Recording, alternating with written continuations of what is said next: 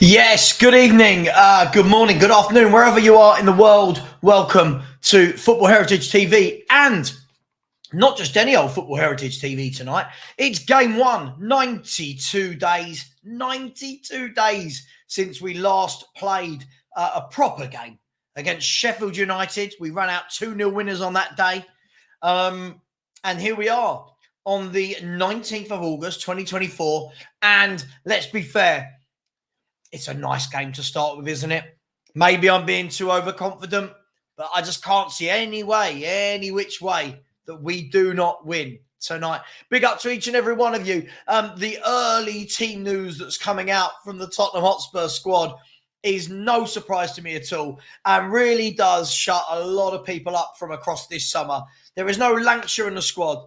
There is no Mikey Moore in the squad. I'm really I'm not shocked by it. I don't know if anyone is. But again, this whole summer of, we're going to be looking at the youth and we don't need to bring in top players because Mikey Moore will be back up and Lancashire will be there as well. And yet the first game of the season comes around, and as I thought, there is no Mikey Moore, there is no Lancashire, even in the 20-man squad. But they're generational, I keep being told. They are generational. 1 second, bear with me 1 second. Let me just quickly... have we got team news? No, sorry, I don't know why. It popped up and said the team, but it's clearly not the team news already. Look, let me know your thoughts on this. Look, we'll get into the team news as soon as it arrives, but let me know your thoughts on it. All summer, people have been talking about Mikey Moore, Will Lancashire, Tyrese Hall, Phillips, Devine. None of them make the Spurs squad again. It's as though what everyone said all summer has actually just been a load of lies or just complete false hope.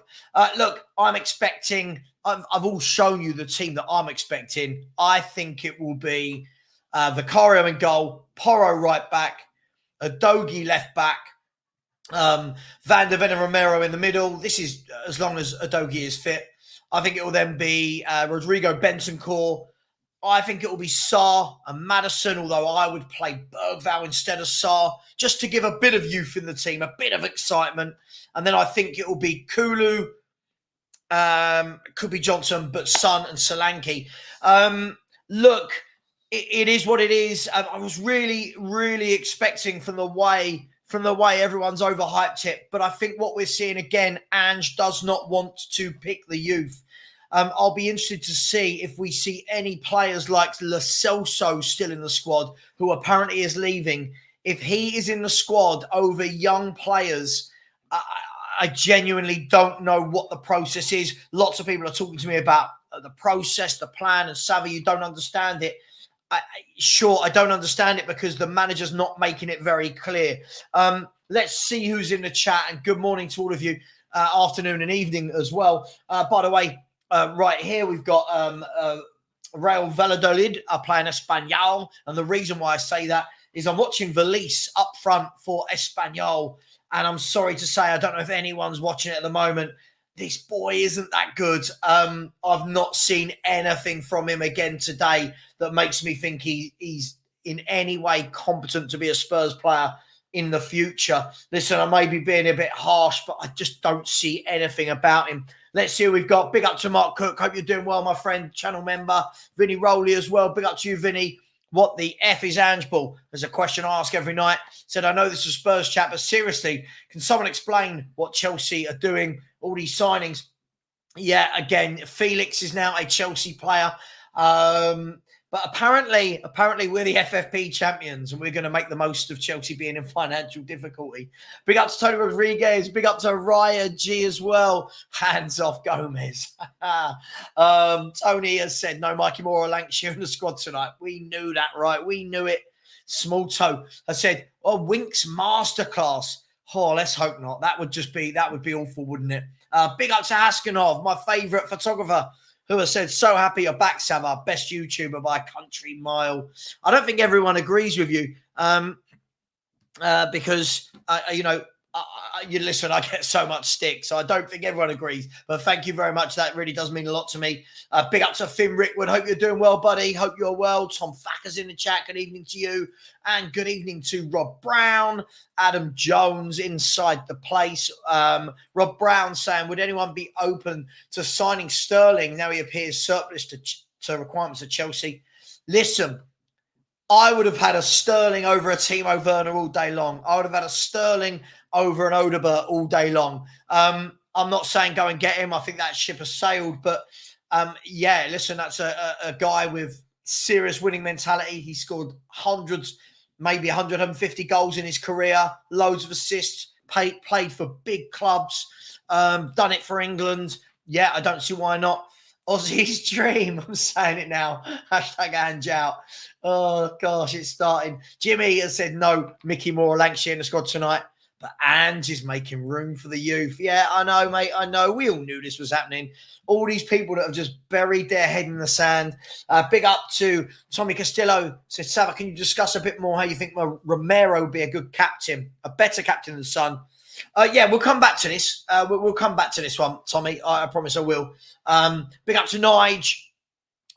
Big up to you, my brother. I hope you're well. Big up to Mario, 2012 inside the house. Howling Mad Murdoch. I won't be able to do this all night, by the way. Otherwise, we'll just be saying hello to people.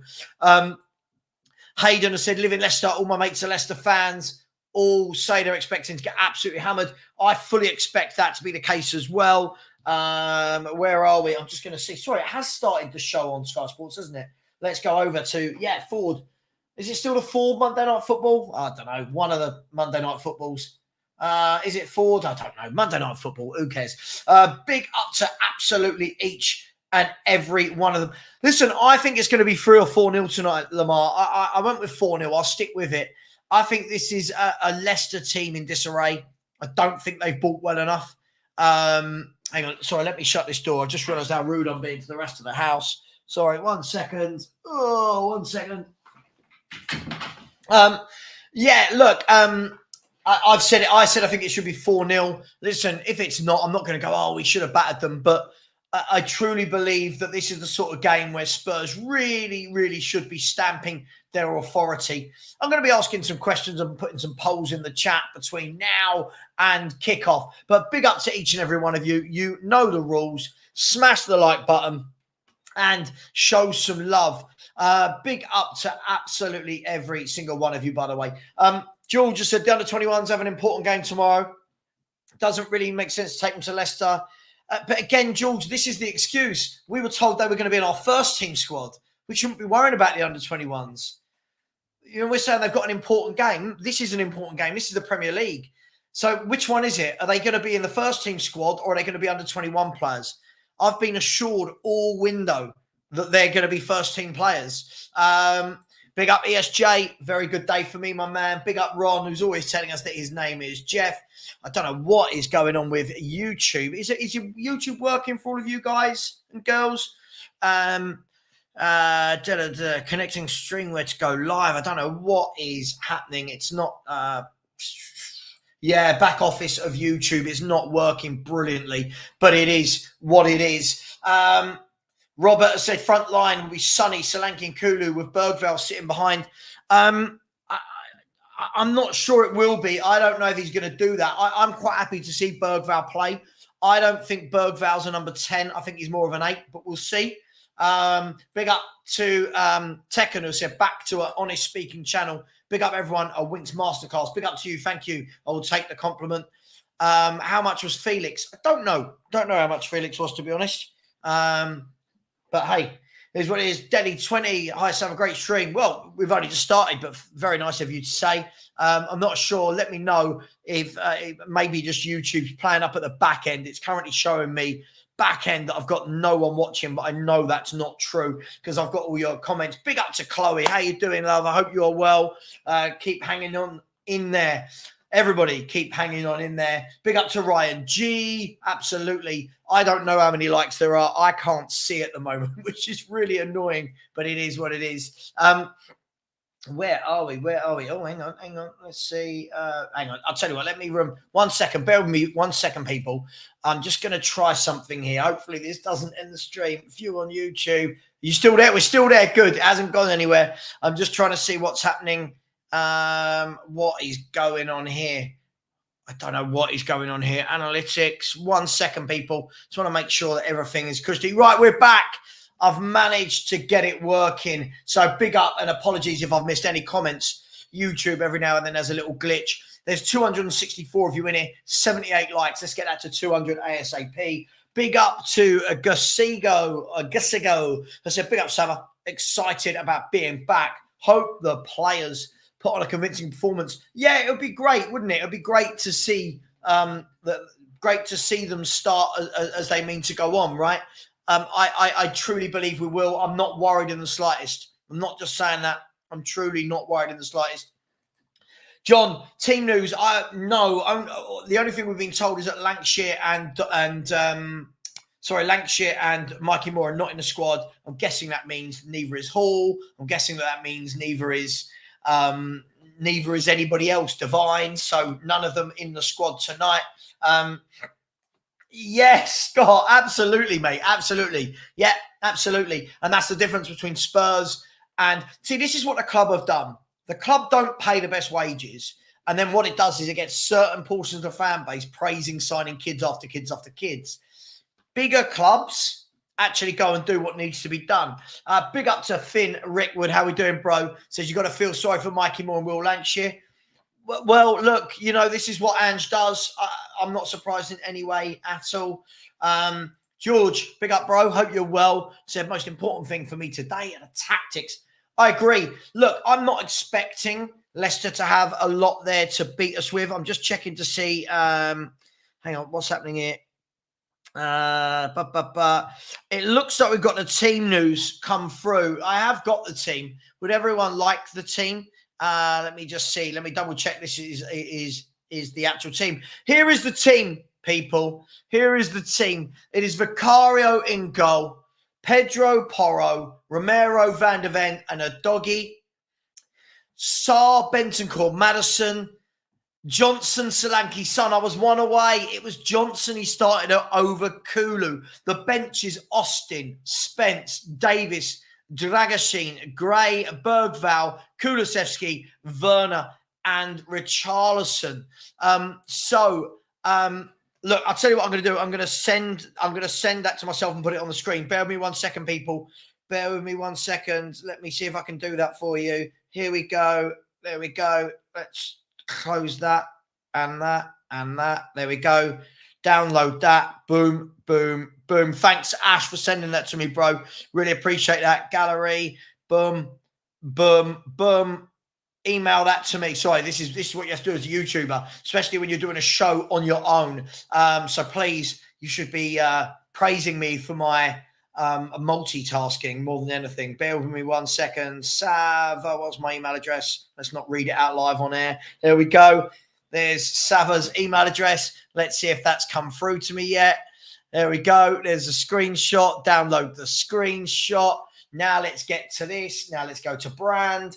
Add the overlay. I'm just talking you through talking you through how YouTube works here.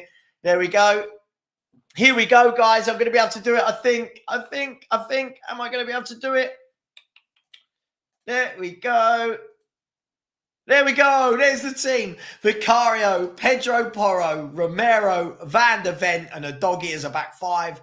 Bentancur, Sarr, and Madison, as most people predicted, with Johnson, Solanke, and Son. So, no, this whole youth policy that we've gone for, no youth players in that team. Not one youth player, but we're going down a youth route.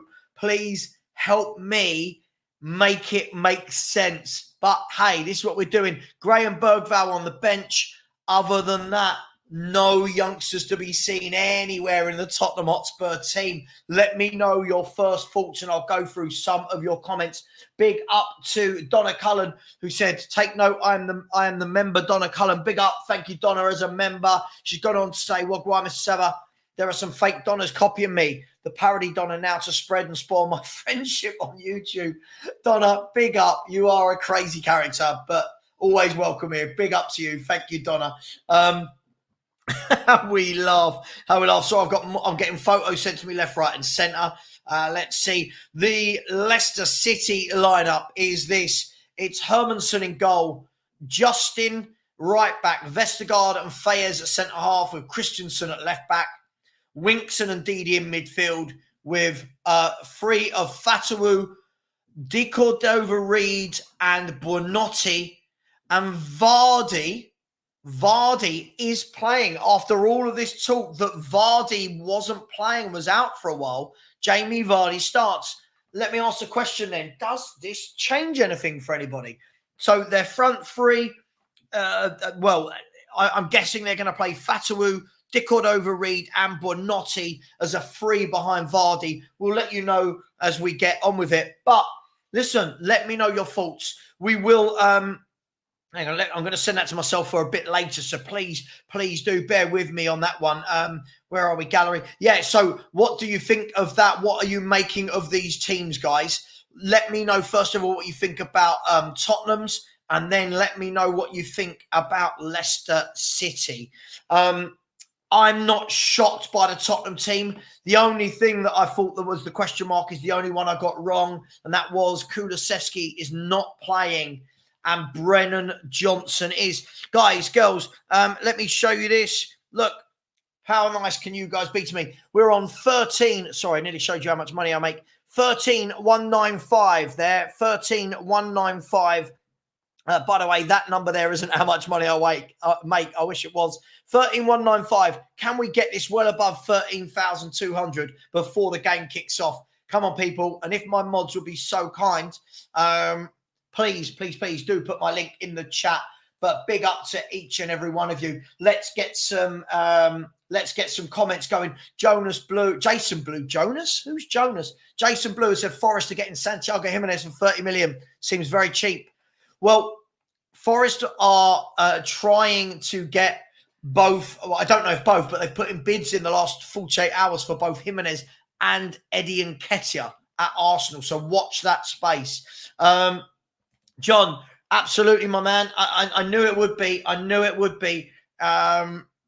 This is why all the people who tell you, well, yeah, trust the process. We see what he's doing. I don't see it. Not that it matters tonight, but I just don't see it. Big up to you. Big up to you, Alan. I hope you are well. Big up to Harlan. Said, Sav, what's the conversation? We're literally just seeing the team news come in and we're just discussing that and literally just started. Vardy starts. He does indeed. Thank you for sending that through to me, Ash. Spurs Forever said, personally wouldn't want Sterling. Pep got the best out of him and he's on the way down now, slowly and too bigger wages. Same with Grealish. Oh, I tell you, oh, God, Grealish walks into our team and some. I mean, Sterling maybe, but Grealish walks into our team and some. Johnson was always starting, says Nicola. Well, yeah, I mean, listen, managers, as we said, managers live and die by their decisions, don't they? They live and die by their decisions. Thank you to the person that did just subscribe. Really appreciate it. It is an 8 p.m. kickoff. So in the next hour, we're going to be doing some polls just to see who would have started Johnson there. Would anyone else have started somebody else there? I probably just Kulu for Johnson. But let's be fair. These are the games where Johnson normally does better. Against lower level opposition, this is where Johnson normally excels. What do I think of the lineup? Yeah, it's what I've expected, barring one player. I think it's probably the strongest he can do without Basuma. For me, a lot will depend on Leicester City. A lot depends on Jamie Vardy getting in behind, Fatawu getting in behind, Bobby Di Cordova-Reid, can he get in behind us as well? So there's a lot of things to take into account here. But I just think we've got way too much for them. I really, really do. I think we've got way too much for them. Let me know what you think. I just think he's got way too much for them. And thank you for choosing to spend it with me. I'm sure there's a couple of other people. I know the Irish Hotspur are doing a watch along. I'm not sure who else, but Jay Yearder said Kulu should be starting. Unfortunate. Well, I mean, it's strange. He's played all pre-season as a kind of false nine or attacking midfielder, and then it gets to the first game and he's nowhere to be seen. But it is what it is. The manager's got to make decisions. Big up to Robert. Said, yeah, I wasn't buying that Kulu on the wing stuff. Well, we'll see. I mean, I don't think Brennan Johnson's a good winger either, but we'll see. Look, as I've said before, we should have more than enough. We should have more than enough to get us through today. Stinky bench with little quality. Yeah, if I talk on this, I get in trouble. Listen, I think he'll do well tonight. This is one of those games where he does well. This is a newly promoted team. I don't think they've properly strengthened. Odegaard is not in the squad. My understanding is that he needs to get a work permit. Is that correct? Can somebody confirm that to me? This is an interesting one. Apparently, we've had a great window, and I would argue the bench has got worse. Well, let's have a look. What do people think? Has the bench got worse?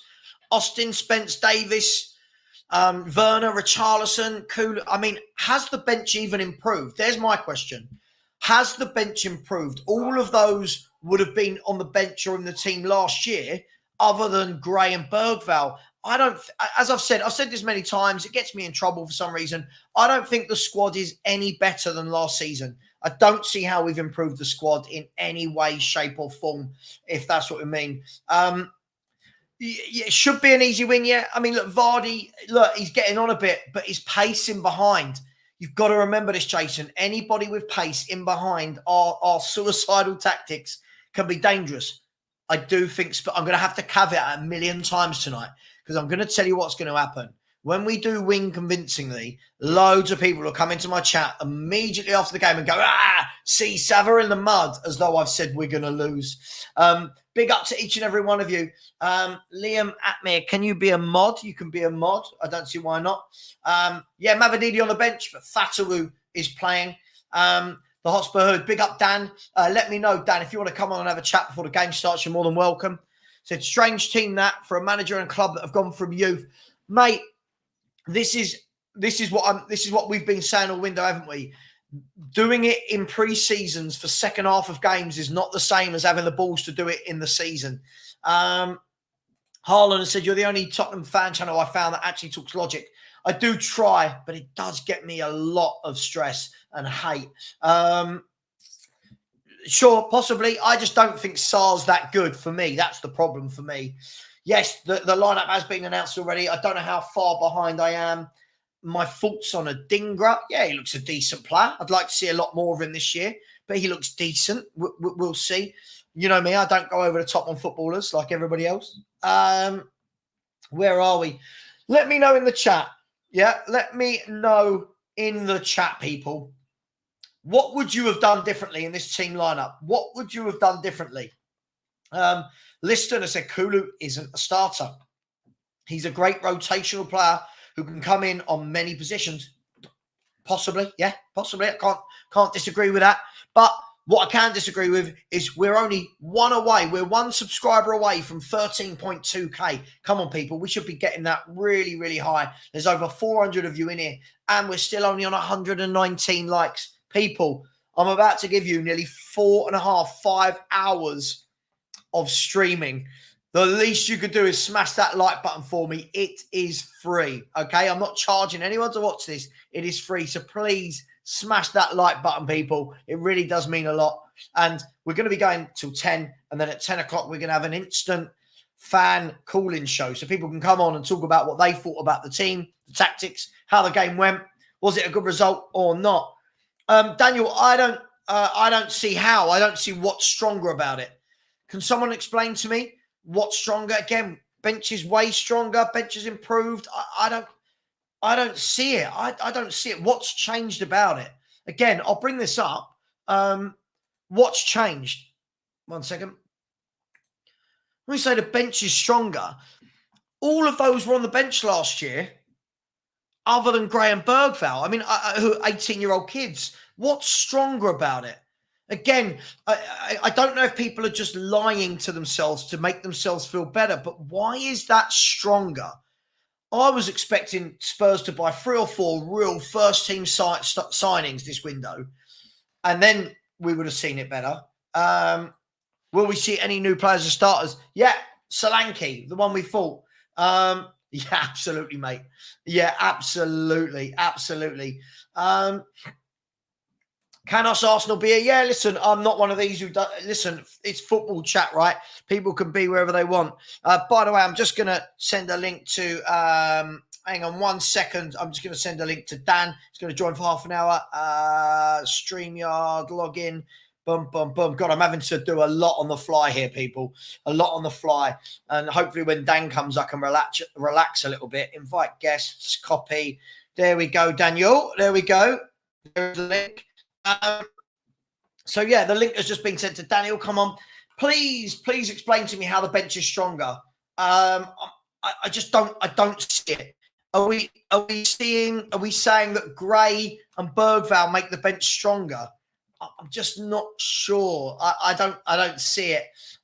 Kulu instead of Mr. Johnson. THFC20 says, Savva, what are your thoughts overall on Sarr? Are you happy for him to be a regular starter? I think Sarr's a bottom half Premier League player. I don't know. I don't see what he does. I think he's got a fantastic engine, and I know that Ange needs that. But I think as a player, I'm not really sold on him yet. I think, again, he looks really good against the lower clubs. Against the bigger clubs, I don't really see him standing out. Big up to you, Sam. Big up to you. Thank you so much. Donna Cullen again has said YouTube is tough. Even we are not safe from trolls. Absolutely, Donna. It is tough in here. Big up to George, who has gifted a YouTube channel membership. I don't know who it went to, but please do smash the thank you button to George, who's always very, very generous. Have Spurs employed a set piece coach? I don't believe so. Last year, we had WATCHALONG on the bench. So that's not true. We've got the exact same striker on the bench that we had last year. Well, I don't need to put up a bench from last season. It was Davis, Dragoshin, the same goalkeeper, Kulu, if Johnson was starting, Werner. Like, it was the same bench. I don't know what we're doing here. But, hey, it is what it is. I just don't see that enough's changed. Yeah, true. Bench is instantly improved. Listen, I Acid Twin. Remember I used to call you Acid T Win. I do not have a big enough following to need a producer. I don't know how to quite take that. But hey, it is what it is. Big up to Stewie, who's just joined us for the match. Stewie is down here in bed, ready for us. Where are we? This fan base are clueless. Love it. Big up to my friend Danny. Danny in the house. How we doing, bro? Oh, I'm all right, mate. Only been out of bed about half hour. Make sure I've got an hour's kit before the game. Yeah, mate. Listen, I'm jealous. I've been working all day. Straight onto this. Dan, listen. I'd love to. We could do pleasantries all day, but should we talk Tottenham? Would that be fun? Talk a bit of Tottenham. Let's start, Dan. We'll start with the team. Any shocks in there for you? If you look at that first 11, I'll bring it up again. I know you know what it is, but any shocks for you in this 11? Nothing whatsoever. No? I mean, about the only things you could have had a debate with was, is Kulusevski going to start over Maddison or Johnson? Yeah. That's about the only thing, really. We all knew Solanke was going to walk straight into that team and Son was going to go on the left. And I think quite a few of us knew that Gray was not going to walk in and take that place. Even though I had a lot of people tell me he will easily walk into that team from day one and take Basuma's place. Well, seeing as Basuma's suspended, where is Gray? Give him time, he'll get better. But I don't think they're going to walk into the team quite as easy as people think. No, completely agree. And I think this is what we talked about the other night. It's all well and good people sitting and talking about, I think Bergval's going to start. I think Gray's going to start. And you know, Mikey Moore's going to get games. We've seen already there's a 20-man squad there, which doesn't include Basuma, who's out injured. And as it stands, there's no place for Lancashire. There's no place for Mikey Moore. And what I'll ask you is this. By the way, George, big up. Yeah, Saar and world beater in the same sentence is absolutely madness. If you look at this squad, Dan, if we look down at the bench, if I was going to say to you, right, Mikey Moore, sorry, I know it's quite small, but if we look at the forward areas there, Kulu, Werner and Richie, if I was going to say to you, well, Moore and Lancashire might be on the bench next game, he's not dropping Richarlison, who's £65 million a striker. He's not dropping Timo Werner, who he's paying 170 or 165 grand a week to on a year loan. And you're not dropping Kulusevski. So in what world do more, without injuries, by the way, I mean, if we get injuries, it might change, but in what world do the Lancashires and the Moores and the Devines and the Halls, in what world do they ever see a Tottenham squad? I think this has been what a lot of us have been debating since day, basically. If we're this youth, if we've gone down the youth end, fine. I think most of us can accept that. If that's the way the club's going to do it, then so be it. Well, where is it then? Yeah. And Ange wants to try all these youth players out and everything and that. Okay, first game of the season. Let's see what happens after 5 games. But we can only go by what we see. He hasn't really taken much of a youth route there. And that, bar one player, is exactly the same team that we played last season. Yeah. So where's the improvement? Yeah, mate, absolutely. Absolutely. Look, Dan, just quickly, sorry, it's on. I've just paused it on my screen from Sky. And they're talking about Tottenham last season. And what they've got is they've got the stats up for the lot. We've got time, by the way. We've got 54 minutes till the game kicks off, people. So they've got the first 10 games versus the last 28 games. And the first 10 games, it was 2.6 points ratio per game, a win ratio of 80%. Points dropped from winning positions was 2. Points gained 90 plus minute was 5. And then you go to the last 28 games. The average points per game was 1.4, nearly half. 43% win ratio, nearly half again. 18 points dropped from winning positions. 3 points gained 90 plus minute. It goes to show, doesn't it? For me, I know that you're probably on the same wavelength as me. I know you are. It does show that for all of the positivity that's flying around at Spurs, we've got to start the season well, right? Because the last 28 games showed it wasn't good. The last 28 games. So it wasn't. It's got to be a good start from Spurs today and the next 5-6 games, isn't it? Well, of course it has. I mean, any team that wants to do anything, it's got to be a good start. I mean, Leicester, we should do these today. I mean, at first I was thinking more of a 2-2, but now over the days and today, you find out a lot of their players are missing, but they have got a striker where we didn't think they had. We should still do these 2-3-1. We are better than them player for player. But for sure. But I personally think that with these tactics, if he doesn't change, this is where we're going to see if he has actually adapted or not. Yeah. You still got to be bloody careful because there's only 2 centre-backs on the half with the 2 inverted wing-backs up there. Pretty much a championship team could, well, this is how we're going to do it. Just put it down the wings and there'd be nobody there. We're open to concede goals if he hasn't adapted. This is where we see if our manager has truly adapted in any means or manner. Yeah. And we're not going to have those 10 games that we had last season to cover our arse, basically. Yeah. That's what we had last season.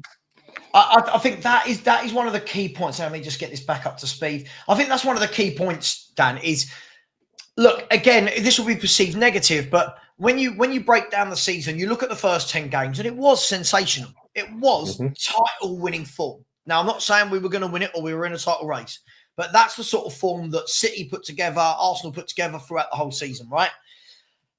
However, the chances of that happening again this year is small. So for me, I was having this chat with a friend this afternoon. For me, what that means that Spurs need to do is we need to make sure that the rest of the season is a bit more consistent, because last year, the inconsistency from the last 28 games was really poor, wasn't it? Well, I think after those 10 games, it was pretty poor. I mean, there was 2 stages we went through that season where we lost 4 games straight out of 5, wasn't it? Mm-hmm. That's not good. And again, it was because he got sussed out after 10 games.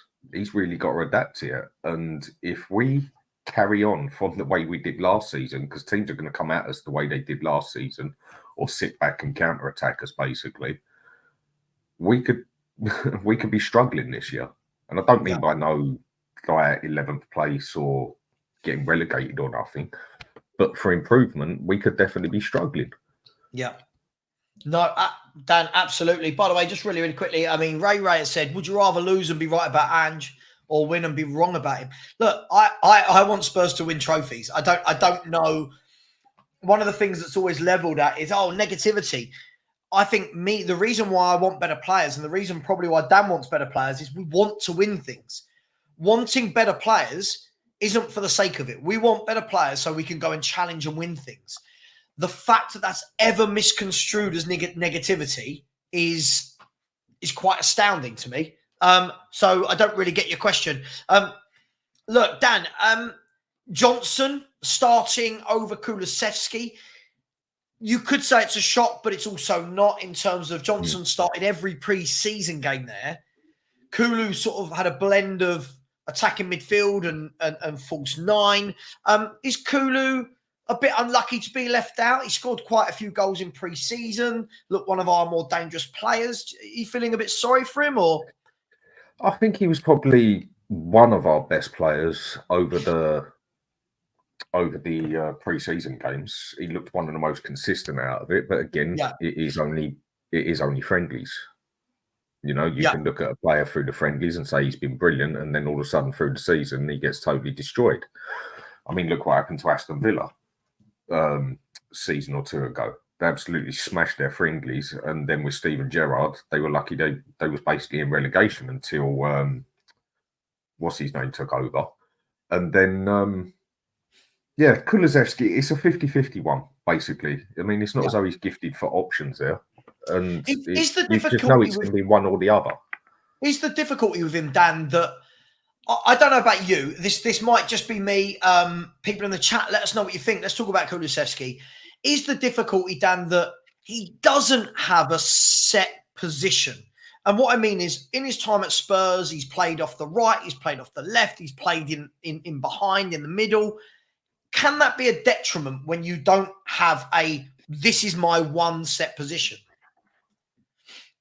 Well, I think every player knows their set position, what they're best at.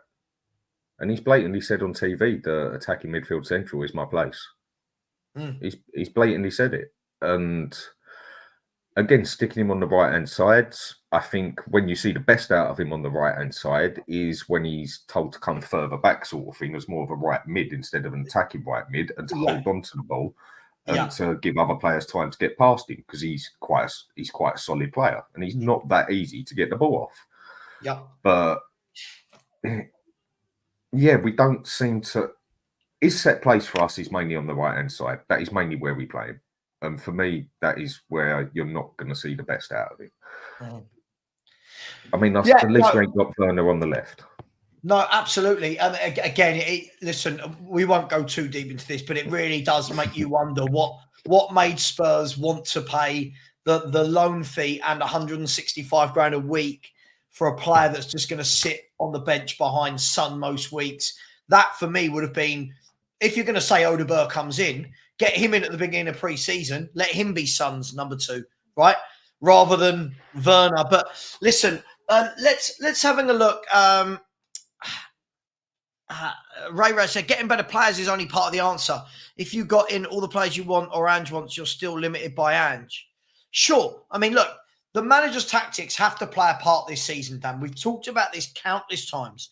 I don't think that will matter so much today. I don't know what you think. We've not talked about this game privately, but off stream.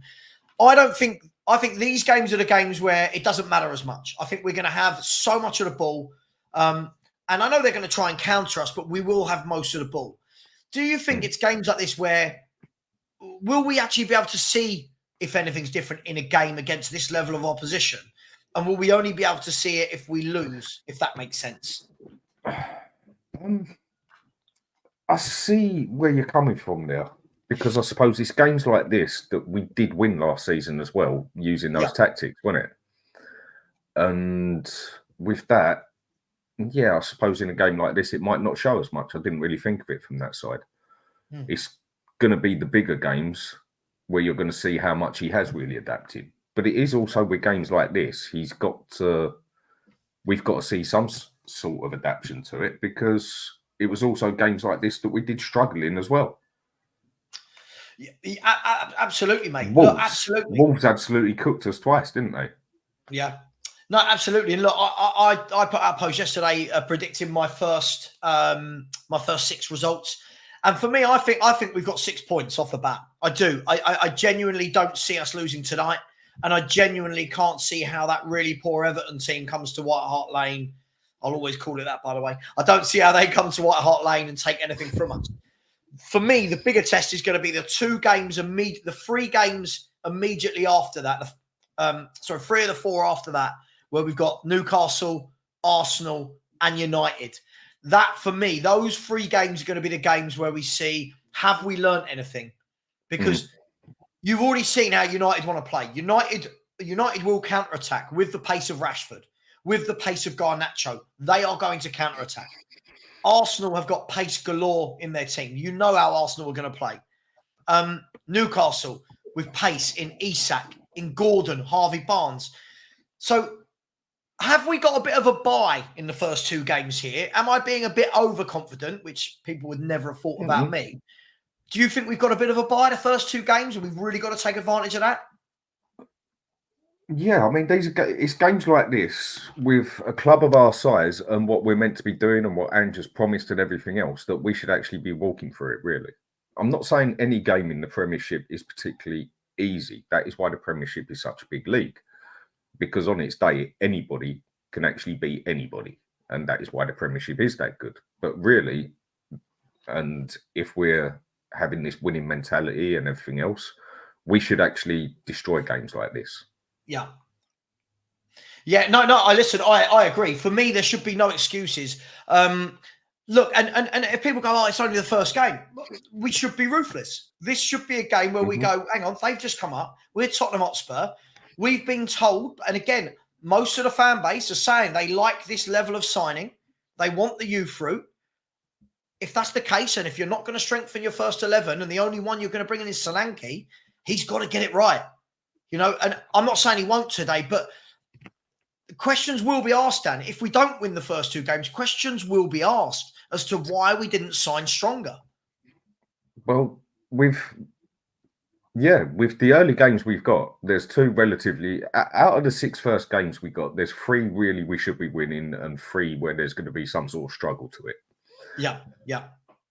And if we don't win these first 2 games, just example, we go and lose the first 2 games, which obviously I hope we don't. And I would rather this whole season, Ange gets it 100% right, the team absolutely smashes it, we get an FA Cup and get at least 4th place. I will quite happily sit here and say I got it totally wrong and well done, Ange. And I'll have a big smile on my face when I do it. Yeah. It's just, do I see that actually happening? No, I don't. If we lose those first 2 games, you watch how quick some of this fan base starts turning. Yeah, sure. Because we lose these first 2 games, and then we've also got Arsenal, Man U, Newcastle, if I remember right. Yeah. Then things could start looking very messy. And then next thing you know, you could lose 5 out of 6 games. Yeah. We've got to win these first 2 games, come love nor money. Yeah, got to. I think we can. It's got to be 6 points. Yeah, it's got to be. I think we can. I think we've got the quality to do it. I haven't got no worries really about Solanke. It's like I said, I just think 65 million was very heavy for him. But I think, especially in a game like this, he's got more than enough capability to put in a couple of goals. Sure. But you know what this fan base is like, though. We'll win a game like tonight and people will just start going crazy. These are the games, you're right. I want Solanke. This is the game he should be bullying their back. Their 2 centre-halves are Fayez and Vestergaard. That should be nice and comfortable for him. I'm not saying if he doesn't score today, it's been a waste. I'm not saying that before anyone has a go. But these are the games why you bring in a Solanke. These are the games where he's got to be getting his points, right? For his fantasy league teams. These are the games where him, Son, Johnson, especially Johnson, these are the games where those players have to show why they're at Tottenham Hotspur. Mm-hmm. Yeah. Yeah, I mean, people are saying Solanke for a brace. Ronnie said Man U are dusty. Listen, I never ever talk badly of Man United. They're always capable. They're always capable. You know what they do, and they still win trophies. Dan, listen. So I know you're going to be here for half an hour. So let me get some questions out of you while you're here. I want to talk just quickly. We'll go away from the Tottenham team. Leicester City's team has come out. And I'm going to, oh, hang on, I didn't save it. That is really poor of me. I should have saved it. Here we go. I'm going to bring that team up now, Dan, and I'm going to get your opinion on whether or not what we should be looking out for as an issue. Here we go. There we go. So there's the team. Hermanson in goal, Justin, Vestergaard, Fayez and Christensen. Winks and Ndidi will be central midfield with Bonotti, Dick Cordova-Reid and Fatawu, with Jamie Vardy, who they've said all week won't play, is playing. What's the danger there in that lineup? If I'm going to be honest, I can't say I know much about their lineup. Sure. Didn't really follow Championship last season, but a couple of players that do recognise on there. Both their wingers got a bit of pace on them. Yep. Vardy may be 37, but we all know he can quite easily put it in the back of the net when push comes to shove, basically. So we're just gonna have to watch it on where we're meant to have watched it before on the wings, but that's where we've been done every time. But again, I think we're going to overall have too much power for this lot. But we're definitely going to have to watch the pace on the sides. That I think is their main threat from what I know of the team and the players. Rest of their players, centre mid and that, bar one of their defenders, I can't say I know that much about, to be honest. Yeah, I mean, look, Harry Winks, written in the stars for Harry Winks to have a barnstorming game, control the midfield, or will he be drowned out by Bentancur and Sarr? Well, he should be. But you know how things like this can go just in football, full stop, forgetting that it's Spurs and Leicester and whatever. It would just be one of those moments in it where the player can sort of turn around, stick his middle finger up and smile, sort of thing. But again, I think we've got too much for them. We should dominate them basically in literally every position. Yeah. No, we should. And again, for me, these are the games, Dan, where players I'm critical of, for me, I want to see them stand up and be counted. Because if you can't do it against the promoted teams, I have little faith that you're going to do it against the top half teams. And again, that was, you know, when Stella always shows his stats about Brennan Johnson, Richarlison, these types of players, who do they score against? So games like this for me is where Brennan Johnson has to excel. But Papa Sarr as well. I wanted to talk about Papa Sarr. And I really do need to quickly go to the toilet. So hopefully I can leave you to talk about that just for 60 seconds. Papa Sarr, another one that really seems to divide the Spurs fan base. I've not in the last few years, I don't really see the fuss. I think like he's got a great engine. He's got good long legs and he likes to run about. What do you make of him? Because I don't actually see what it is that he's actually great at. I think Sarr's a good player. I think he was our best midfielder last season. But I think a lot of that came down to his consistency. Where the rest of the midfield was very, very inconsistent. 5 good games here or there sort of thing. But so inconsistent. He was the most consistent midfielder we had last season. No two ways about that. That's how I see it anyway. But the way Sarr comes across to me at the moment, he's got a lot to learn, obviously. He's still young. And I think there is a lot of potential in the lad to end up being very good. Do I think he's as good as a lot of people make out at the moment? No, I don't. Do I think he actually stood out more last season because everyone else was so inconsistent? Yes, I do. But the other thing I see with Sarr, there's definitely what would you say, like raw talent there as such. There's definitely that. But I haven't actually quite seen anything he's in. How do people describe it? I haven't actually seen anything he's actually special at. Agreed. I've seen him being good at several things, but nothing in particular to stand out as such. You know, like a lot of players, they'll be good at this, this, and this, but the thing will stand out is their passing, something like that. Yeah, I mean, this is out with him. This is my, and by the way, I've heard every single second of that, by the way. This is my thing with him. I just don't know. If someone said to me, why is Sarr a good player? I struggle to say, oh, it's this or it's that. Do you know what I mean? It just feels like he's there. And I think the word I heard you saying as I was off screen was consistency. And Dan, anyone that knows me knows that I've been talking about consistency for ages. And just to prove it, look, this was the first ever overlay I had on my screen. If you can see, someone made a picture there of Savva saying context and consistency, bitches. And my worry with all of our midfield, Dan, is that, and we've talked about this at length, but it's not that any of them are bad footballers. But again, Bentancur, for me, good footballer, has a great game, don't see him for 2 or 3. Basuma has a great game. We all think he's going to kick on. Don't see him for 2 or 3. Same with Sarr. It was being the same for years with Lo Celso. Are we seeing, is it that these players are overhyped? Is it that they're being played out of position all these years? Or is it just quite simply that we haven't signed top midfielders that show that level of consistency? With Bentancur, he's a very good player. I don't think he's quite spectacular like people make out, but I don't think he's as poor as other people make out. Yeah. He is a very good player. But ever since his ACL injury, I don't think he's actually had time to recover properly, because he's always been jumped into the games early where we've been so desperate to get him back in. And then he's had another kick in the leg, in the knee or whatever, that's either took him out again or slowed him down again. I don't think he's had specific time as such to actually get back to his standards. Yeah. He's going to be one where we're going to have a couple of games to see. But again, inconsistency.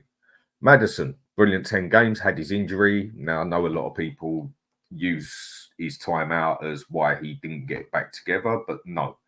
I'll get that for the first 5 games, but he had the rest of the season to get his act together, and he really didn't.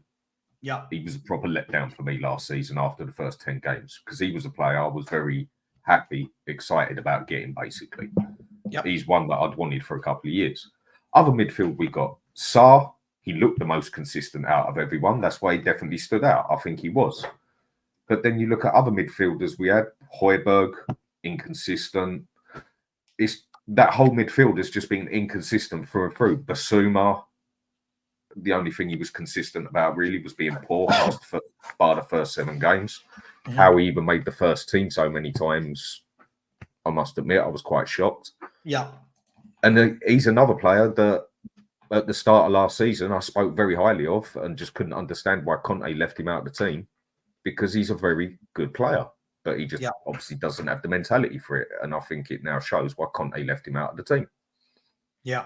There is no consistency in that midfield. Alex Scott, I don't know what, hey, where is my comments? I don't know what you mean, mate. Let me know what you mean. That would really, really help me out.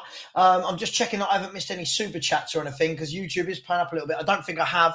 By the way, people, smash that like button. There's just under 600 of you in here. We should have 350 likes. It's free, so please do smash that button.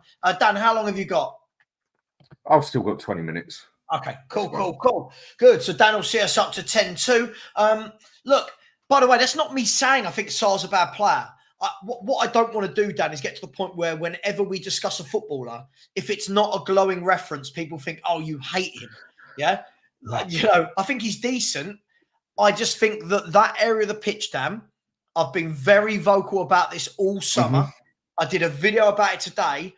I think we need one that goes in there and stands out. I think we need a top midfielder that goes in and we all go, he has to play. He's got to. And I mean collectively, everyone says it. Do we have a midfielder that actually walks into that midfield basically without even considering the others? I think that's the point you're trying to make, basically. Absolutely. I do think one of the problems is the way they get played, especially with Basuma. He gets played totally the wrong way. That's all I've heard all window is he needs to get the 6, he needs to get the DM, this and that. We don't even play with a bloody DM. Yeah. So I must admit, I've actually found that one a bit frustrating when I know that's what everybody wants. I know that's what we need, but we don't play with one. So forget about it, basically. Well, look, he And lives and dies by the sword on that one. That we've yeah, talked about number 6. I think I've never heard the word number 6 spoken so much by a fan base. He has to live and die by the decision to not want a number 6. And this is what I found really strange. And again, pinch of salt, Dan, pinch of salt. Your namesake said this. Dan Kilpatrick said, a new number 6 is not thought to be a priority before the end of the month, in part due to the encouraging performances of summer signings, Gray and Bergvall in pre-season. Now, my worry about that, Dan, is great, but neither of them are in the first team. Neither of them, for me, are ready as... I don't think... Well, Bergvall's not a number 6. Gray might be, but he's not ready for it. If we're going to use this as the judgment as to why we don't need a number 6, Ange is going... This is on Ange for me, this one, not Levy. He's had money, and none of them have been a number 6. He said he doesn't need a number 6. This is on him, right? 100%. I mean, if I'm going to go totally straight here, I'll only blame Levy 20% for this window as such. 25%, let's say. Yeah. Because, yes, I feel that money has gone... We should not have gone and got Gray and the new fella we just got. I can't even pronounce his name properly. With the money we just spent on that, we could have gone and got ourselves a more solid, a more proven midfielder. Yeah. Or even a winger if that was what we would have wanted. But I think we would have needed a centre mid more. And we could have gone and done that. But we've gone this youth route. And where are any of them? And the amount of times I have people to tell me that Gray walks in as that number 6 place, he's gonna cover it through and through. Well, the first game speaks otherwise. I mean, I've been told his friendlies were spectacular, even though I watched him get absolutely bossed by Bayern Munich twice. Yeah. He's only young. It's going to take him time. I think people are too eager for these young players. Yeah. And Ange is the one who picks it. Ange is the one who said he picks them. But again, people like to decide when it was Levy's decision and when it was Ange's decision. Like Werner, no, Ange ain't that stupid. He wouldn't do that. That's Levy down to a T. Yeah. But then a good player comes in. Oh no, so, say Solanke for instance. No, that's Ange's system, Ange's style. Ange wanted him 100%. He picks the players. Well, make your bloody mind up. One or the other. Yeah. Well, but no, Dan, this year now for most of this fan base, there is no excuse. There can't be now. They've all said they love the process. They've all said they want the youth route. They've all said that Ange picks these players. Dan, I've seen posts today, right, where somebody said, Gundogan is leaving Man City. Mm-hmm. God, can you imagine him in a Spurs shirt for 1 or 2 years? What he'd do for the team? Yes, please. The first response underneath was, oh, this stupid fan doesn't understand Ange ball. He doesn't fit the system. And you know when you're sitting there and you're going, now don't get me wrong, Dan, let me caveat this by saying, I don't think there's a cat in hell's chance Gundogan joins Tottenham. But it was just the notion from a fan that was followed by many other fans all saying they wouldn't want a Gundogan. But yet when an Odegaard signs or a Gray signs, oh my God, look at this new process. I don't know. For me, if you're offering me Gundogan, I'm going, yes. Instead of who? Anyone. Instead of anyone in our midfield. I think one thing football has definitely proved over the past couple of years is that your career doesn't die when you're 30 straight away. Whereas if you go back, let's say 10 years, when you were 30, your career was definitely considered to be on the way down. All right, I get it. Players that rely on their pace so much, like Son, Salah even though I still think he's going to bang the goals in. I don't think Son's going to struggle with goals, but in due time, they're losing their pace. You're going to see their game go downhill because they rely on their pace so much. Yeah. But players, that, especially midfield centrals and slow attackers, their careers are lasting a hell of a lot longer now. And wouldn't you just love someone like Gundogan in your midfield with the experience he's got, the quality we know he's got? He's never relied on any sort of pace.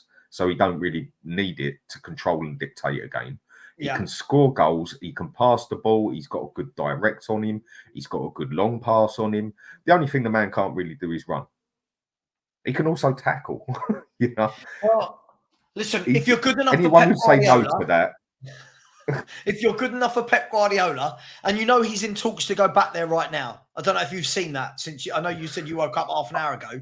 I've read a couple of things this morning on it on the internet on what is it Spurs 24/7 sort of thing. That's why I look at a lot of the stuff on there. Well, Romano's confirmed that Man City have reached out to try and bring him back. Now he's got offers apparently from Saudi and that, but I mean I think it just makes sense. They've just lost Oscar Bob for 5 months to an injury.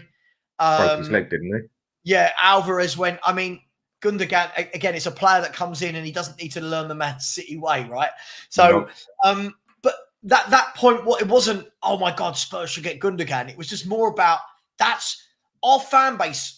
A large portion of it has been brainwashed to believe now that signing quality players like that isn't right. Oh, they're 30 odd. But so what? We need some quality. And I've just looked at the Juve team, Dan. So Juve are kicking off in 10 minutes. They're playing against Como. And I just looked at their team because I've got them in an ACCA. So I've got them in a 5-team ACCA. 3 of the teams are already in.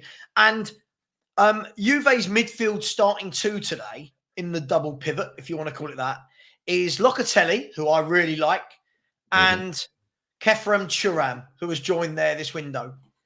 So when people are saying, who would you get? Who improves us? Who can play Ange ball? I'm looking at these teams, Dan, and this is the point I want to get onto, is on my video this morning, I talked about, look at the teams above us. Look at Villa's midfield, men, John McGinn, Anana, right? Kamara, they're all big, strong men, yeah, that give you 7, 8 out of 10 every week. You know what you're going to get from them. Liverpool, Arsenal, City, they're all playing senior pros who are very good. Spurs have just bought 2 18-year-olds in midfield. Doesn't that show you what those clubs want versus what we want? For me, yeah, totally. I mean, the player you mentioned there, McGinn. Now, if I'm going to be honest, I don't think he's a very good footballer at all. But I think he's extremely good at what he does. Maybe I should say it different. I don't think he's a special all-round good footballer. If anything, I think Sarr is significantly more gifted than he is. But at what McGinn does, he's perfect for what he does. Go and get him to try any other thing or whatever and that. No, he's just perfect for what he does. And he is literally perfect for it. He anchors that midfield through and through. The minute they lose him, they lose a lot of their team because that's where a lot of their strength comes from as such, I would say. Yeah. He's not one to get the ball and then muck about of it and do a cheeky little pass. Or get the ball, get rid of it, or get the ball, get it to you. I'll stay here, get on with it. He's perfect at what he does, but he's not exactly a special or gifted player. And that is like something we would definitely need in a 6 position to cover that back 3 if we keep having our wing backs going all the way up all the time. But I struggle to understand Ange ball as a whole, if I'm going to be honest. Yeah, no, I agree. I agree with you. What he actually wants sometimes. I get it, but I struggle with it at times. Like, what are you actually trying to get this team to do? What do you want them to do? Why do we take more chances in front of our own goal? Okay, I get it. We want to pass it out, but come on, you don't want to take a 50-50 chance in front of your own goal when, if anything, we take a 20% chance in front of our own goal. But up front, we just don't seem to take no chances with it. This is just where I struggle with his system and what he actually wants to do up there. You know what? It's blocked up in there. Take a chance. Have a smack at the goal. No, the players don't do that. Why don't they do that? Are they not those type of players? Well, no, hang on a sec. I remember Maddison for a long time doing it. Or is it the manager who's told them not to do it? This is where I struggle to understand things. Yeah. Listen, just a couple of comments that make me laugh. First of all, how does a player become a senior pro if he's not given game time? Listen, I'm not saying everyone has to be a senior pro. But the thing is, if you are looking at what those teams above us do, yeah, those teams will start with senior pros that have been there, seen it, done it. And then they start bringing younger players through behind that. What Tottenham are doing is we've got a weak midfield. So the 2 midfielders we go and buy are young. Like, we haven't upgraded the midfield. That's the point. No, and again, Ken, I'll ask you, when you're saying this, again, Dan, you bored of me saying this. What do you want Spurs to be, Ken? Because here's another one. Randall saying, you're saying that you wouldn't play Mainu. I mean, first of all, I've never said that anywhere. But No. if I'm going to play a Kobe Mainu, I want to play him next to a couple of really experienced senior footballers. I don't want Kobe Mainu to be, go on, Kobe, go and run a midfield. No, let him build, let him learn, let him grow. So people really aren't listening. At the end of the day, Man U weren't in that mix that I mentioned, because at the moment, Man U haven't gone and got those strong midfielders they need. Now, they might with Ugarte, but look at the teams above us and tell me if I'm wrong, Randall. The whole point is to try and chase those teams above us. And for me, the midfield, Dan, is the most important part of any team, the engine. And for me, it's again another year where I don't think, well, I know we have not upgraded the midfield again. It's the same set of midfielders every year. We've not upgraded it. I think the thing is with Mainu, yeah, he has proved he's a quality player, very good player. His potential, on top of how good he's proven he is as good as you want it to be, basically. Only time is going to tell with his limits, but he looks like a very, very good player. But again, for me, purely with his age, he is not ready to, when I say boss of midfield, I mean be the boss of midfield. Agreed. Like a Roy Keane, like a Patrick Vieira, like a Pirello, like a Gattasu, like even a Gudonson, like you said earlier, yeah? He also needs that older player next to him to also learn from as well. Because I don't think he's ready to be the teacher, if you get where I'm coming from there. I still think he's got a lot to learn. And really, bar Bentancur, who have we actually got in midfield who could be a teacher in any means or manner? What are you telling me? Archie Gray's going to come into that team and then be the teacher, basically, and be the controller when he's never actually even played a Premiership game? He's never even played in top football. The closest he's played to top football is either a cup game against Chelsea or a friendly against Bayern Munich. Yes, he looked very good against Chelsea. That was the only time I ever see him play. But we haven't got no midfielders that we've gone and got that can boss that midfield, that can run it as such. Yeah. As all we've got. And not in a one-off game, Dan. No, not talking about a player who has one good game in midfield and we go, oh, he ran the game today. We're talking about a midfielder that every game you go, yeah, he's comfortable. He's going to, I watch McAllister for Liverpool. I know what I'm going to get from him. He's comfortable on the ball. He knows his position. His positional sense is good. He's good with the ball. Same with Arsenal. You look at that Arsenal midfield from Saturday. Partey, Odegaard and Rice. That's the three that can't win a league, right? And we're going with Sarr, Bentancur. The level, the drop-off from those clubs to us, Dan, is huge. And all I would have liked to have seen is just try something this winter. Try and get a Kefram Turam. Try and get a Locatelli. Maybe try and get a Yao Gomez from Wolves. Try and get a Lobotka, a Baumgartner. Try and get a Kone from Borussia Mönchengladbach. Try and get somebody that comes in and you go, yes, that is a powerful central midfielder that you know what you're going to get. And unfortunately, we've not done it again. We've literally replaced Lo Celso and Højbjerg with Gray and Bergvall. And I'm not knocking them because I know people will have a go. I'm not knocking them, but surely they're the players you bring in once you've got your first team sorted, aren't they? Surely that's not your first two signings. I think the other thing that we're definitely... I think Adrian is the one who puts this one down perfect. Whenever I've spoke to him and I see him on other channels and that, is that one thing this team severely lacks is any sort of aggression, bar maybe two players now. Any aggression we did have in midfield is now totally gone. I think the closest you've got to aggression in midfield now is Bentancur, and that's not because he's aggressive, it's more because he can be a bit of a wind-up, I would say. Yeah. Whereas at least with Højbjerg, you could see there was aggression in there. And there is no one in that midfield who's got the aggression, even the passion even. Does any of our midfield even look like they play with passion? I don't think they do. It just looks a bit lackadaisical to me. Do you know what it looks like? For me, we've got midfielders that are being asked to play a game where they have total possession that don't naturally play that way.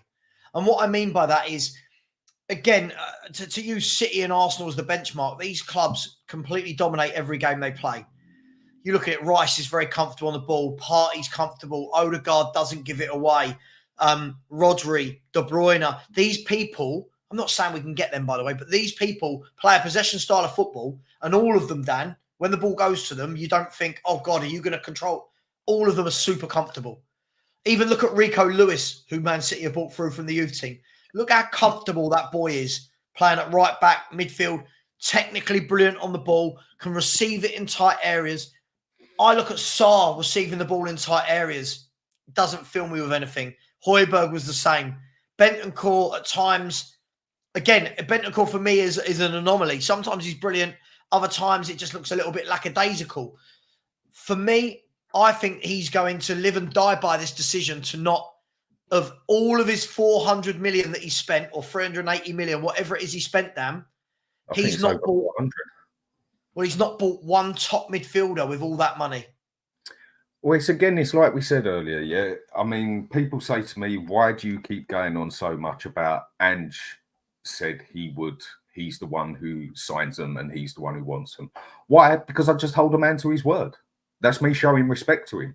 I mean, if I was to turn around and say, oh, don't worry, he's just chatting BS anyway, it's only Ange, that's disrespectful, isn't it? So me holding a man to his word is showing him respect, isn't it? Absolutely. Absolutely. And I hold him to his word. We all know how Levy works, and we know that.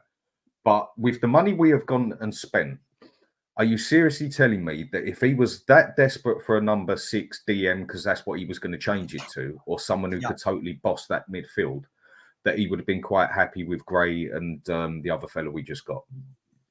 That he wouldn't have put his foot down and said, look, Levy, this is what I need. This is what I want. Give me one of these 5 players, will ya? Even if it's got to be the cheapest one out of them, it's one of these 5 I need. So out of those 5 he desperately needed to boss the midfield, Archie Gray was the one who come in. Yeah. No, this is on his head, 100%, as far as I'm concerned. And the last bit I'll add to it, if you actually check it up on the money wise and everything, and Ange gets to pick his players, like he says, I think he's been more backed up than any of our past 5 or 6 managers.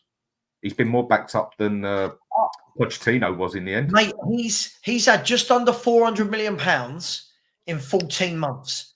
That's a lot of money. Yeah, that's what we've been asking Levy to do. He's done it. Maybe not in the way we want, but this is where we have the question: who has asked for the players? Is it actually Ange, or is he just, or does he just shut up and take what he's given? Yeah. Well, I'll give him this. He's definitely flip-flopped on a lot of his comments, hasn't he? Compared to how it was at the start. Hang on, Dan. Have you seen what he said again today? All the comments today, he said, in the second, I win things in my second season. Oh, right. Again, yeah. I saw that on Facebook. I win things in my second season. Again, usually. The pressure he puts on himself. He's putting this massive pressure on himself because, like you said, Dan, I will hold you to your word. If you turn around to me, Dan, and go, Savva, I'm meeting you at this place at 8 o'clock. I'm holding you to that. I don't mean for a fight. I mean like for a beer or whatever. I know what you mean. Right. I'm holding you to your word that you're going to be there. I'm holding this man to his word. This man has said he brings in the players. They're his choice. He keeps reiterating it as well. No other manager we've had has done this. Now he's saying, I win things in my second season. I just think no matter what I think of his tactics, he's putting unnecessary pressure on himself because, look, he spent £400 million. In the time he's been at Spurs, the midfield hasn't improved. If I'm not wrong, Basuma, Sarr, Bentancur, Skip, Højbjerg, Lo Celso, all of them that have played in midfield were all there when he arrived. Right? 3 of the back 4 were there when he arrived, if I'm not wrong. Porro was there, Adoghi was there, and Romero was there. Mm-hmm. So from this team, if you look at it, Solanke's his for 400 million, by the way. Let's have a look at this. 400 million and 400 million, and Vicario's his, Van der Ven's his, Johnson and Solanke. So in 400 million, 4 new players into the 11. Maddison as well is his, isn't it? Oh, Maddison, sorry, 5. Yeah. And then you look at the subs bench as well. the whole team as a whole, he's had a lot of players come in there that he supposedly has been his pick, basically. So as far as I'm concerned, this is on his head. And if we end up going tits up, basically, I'm not going to blame Levy so much for this one. Not at all. I'm going to hold this one to Ange. Whereas if it all goes right and it all goes good, I'm not going to put it on Levy. I'm going to put it on Ange and say, well done, mate. You've adapted. You've learned. You've proved you're a quality manager and you can actually handle the Premiership. You've got my credit. But is it with him that he's just, I mean, everyone goes on about it. He's won everywhere he's been. I couldn't care less whether you tell me everywhere he's won. For me, the Scottish League, for a fact, is ranked lower than the American League, for God's sake, which just about says it all. You can go and win everything you want in Australia, Japan and Scotland. Coming to the Premiership, the best league in the world, is where you've got to learn and show how good you really are and where you've got to adapt to it. Well, let's see if he can actually adapt to it in the next 5 games. Yeah. I mean, as I said, I'll be interested to see once this man leaves in however many years, right? And he's written an autobiography or whatever, I'll be really interested to see, did he want to go down this supposed youth route? And I'll tell you why I don't think he does. Because if he wanted to go down this youth route, there's not one young player in the 11. And what I mean is that he's bought, by the way. I'm not talking about Sarah, who was already here. There's not one who's 21. There's not one young player in the 11 that he's signed. Yeah. And then all of the youth that have come through that everyone's been raving about. Look at all these people. I'll call them out. All this, like they're that Alice girl that makes her videos. All these Spurs fans going, Spurs youth team is ridiculous. It is the best academy in the world. Who from our academy? Let's have a look again. Game 1. Who from our academy is there? Austin. Yep, I can see that one. I'm struggling seeing the bottom. I think Austin is about the only one from our youth team there. Right. So there you go. He's only there. He's not there because he's good. He's only there because that's all we've got. Yeah. He's not there because he is a good goalkeeper. He's not even bang average. He's not even Premiership quality as far as I'm concerned. Otherwise, his face would have been shown a long time ago, or someone else, one of the smaller teams, would have snapped him up. He's not even Championship material, basically, yeah? And that the best thing we have done this season with our youth academy is sell Oliver Skip. But listen, Dan, I'm not. That's about it. I'm not knocking it, apart from the fact that I'm watching the Ben Bowmans of this world, the Mitch Strettons of this world, Sonny of this world. I'm watching all of these people doing these videos about our youth team is amazing and our future is brilliant. You get to match day 1, and the only one in the squad is Brandon Austin, who is only going to play if there's ever an injury. You know, it's... I just question when people are going, back Ange, back the process, back. I don't know what the process is, Dan. What is the process? I'm not worried, by the way, I'm not worried about today's game. We're going to win that easily. But what is the process? This is what I said to you the other day. I honestly don't know the process. And the more and more over the past year, basically, that I've been doing this and watching this a lot, the one who I will give the utmost credit to is Alex.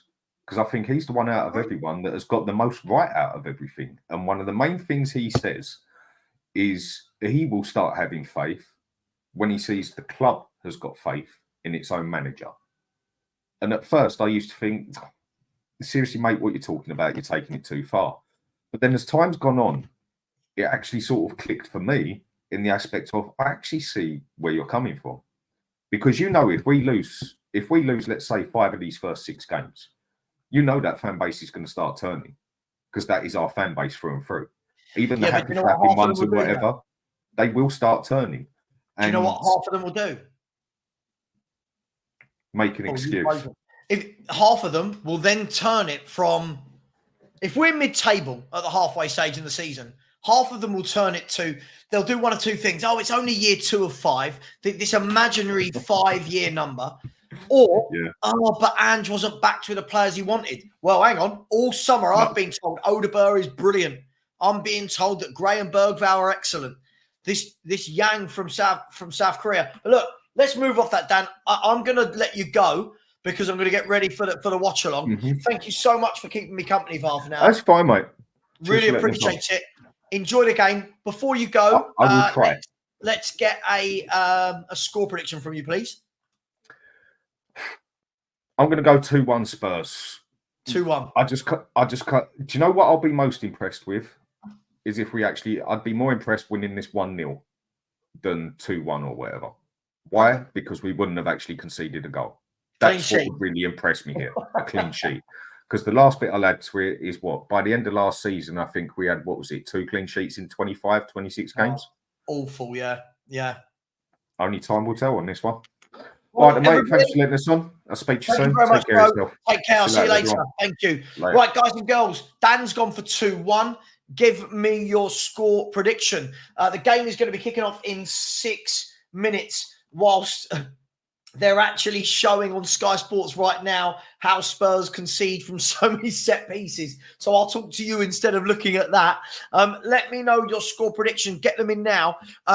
And as always, here we go. Oh, here we go. Here we go. Fabrizio Romano, Fulham. This is hot off the press. This is from 1 minute ago. Fulham have agreed a deal to sign Sander Berg from Burnley. Here we go. McTominay deal off as Berg joins on 20 million plus 5 million fee. Medical book. So it looks like they're going to replace. It looks like they're going to replace Paulinho with Sander Berg for 20 million. The players are coming out onto the pitch. Let me know your scores. Let me know how much of a commentary you need, as always. Keep it clean in the chat. And what I'll ask one favour. We've got 296 likes. Can we get that to 350 in the 5 minutes before the game kicks off? Can we get those likes up? Leicester City, here is their team. Mads Hermansson is in goal, the Danish goalkeeper. He is in goal. The right back is Justin. Fayes and Vestergaard at centre half with Victor Christensen at left back. Harry Winks in midfield with Wilfred and Ndidi. And Fatawu Buonotti, who's on loan from Brighton, and Bobby De Cordova-Reid in a three-man attacking midfield behind Jamie Vardy, who wasn't meant to play. That's the Leicester City team to play Tottenham Hotspur. Their substitutes are Ward, Okoli, Mavididi, who I like, Chowdhury, Ricardo Pereira, Samer, and there was a couple of others, but I didn't get there quick enough. Tottenham line up like thus, or thusly. Vicario in goal. A back four of Porro, Romero, Van der Ven, and a doggy. Sarr and Bentancur in the two-man midfield, so to speak, with Son on the left, Brennan Johnson on the right, Maddison in the hole, and up front is Dominic Solanke, the only signing making his debut for Spurs today. And on the bench, I'll try and rattle these off really, really quickly. On the bench, here we go. Austin, Dragushin, Richarlison, Gray, Bergfall, Werner, Kulusevski, Spence, and Davis. So, just Foxy, I don't see how not.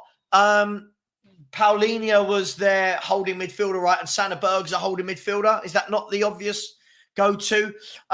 Guys, girls, we're about with 2.5 minutes from getting underway. The season is back. My prediction, as I said, my prediction, I think it's going to be 4-3-0. I'm going to change that to 4-1. No, I'm not. I'm going to stay with it. I'm going to stay with it. Thank you to everybody who's subscribed so far in the show today. Thank you to everyone who has liked so far. I really, really do appreciate it. I won't be able to get to as many comments as we go through the game. If you see me sitting like this, I am not being rude. That's where the game is, all right? So I will be watching the game and talking to you at the same time. Nordic Spur, look, I would like to think we'd go for a little bit better than Sander Berg, but I don't think he's any worse than anything we've got in defensive midfield, so to speak. Here we go. How many will we concede? Big up, Peter. Hope you're well, my friend. Hope you're well. Don't forget, guys, there is going to be a call-in show at 10 p.m. for people to have their say. Mikey Moore, as suspected by anybody with half a brain in the Spurs fan base, is not in the squad. Us Arsenal fans hitting the like button, putting you Spurs fans to shame.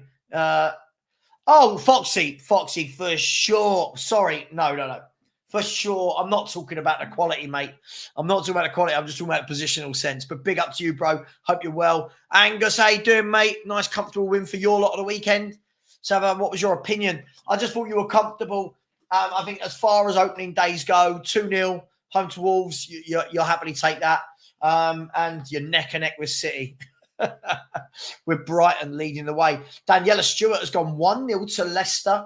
Where's Morgan in the stands there? I know, Joshua, big up, bro. Thank you very much. Always hitting the like button, as does BT. Big up to you all. And guys, girls, smash that subscribe button if you haven't already. There's 374 of you that have stayed here, apparently, to watch this game with me. So big up to you. Really, really appreciate it. And as Vindaloo, an Arsenal fan, says, right, here we go. The game, it will kick off very, very shortly. All the officials are now looking to make their way off the pitch. The men in suits, whoever they were, the cameramen are leaving the pitch. Valladolid beat Espanyol 1-0, by the way, and Valise was subbed off after... Valise, I don't know, I can't see it here, but yeah, he was subbed off early doors. So we're about to get underway. Dominic Solanke in the picture there. And the referee is calling the players to start the game. Let's see if I can get this timer in line.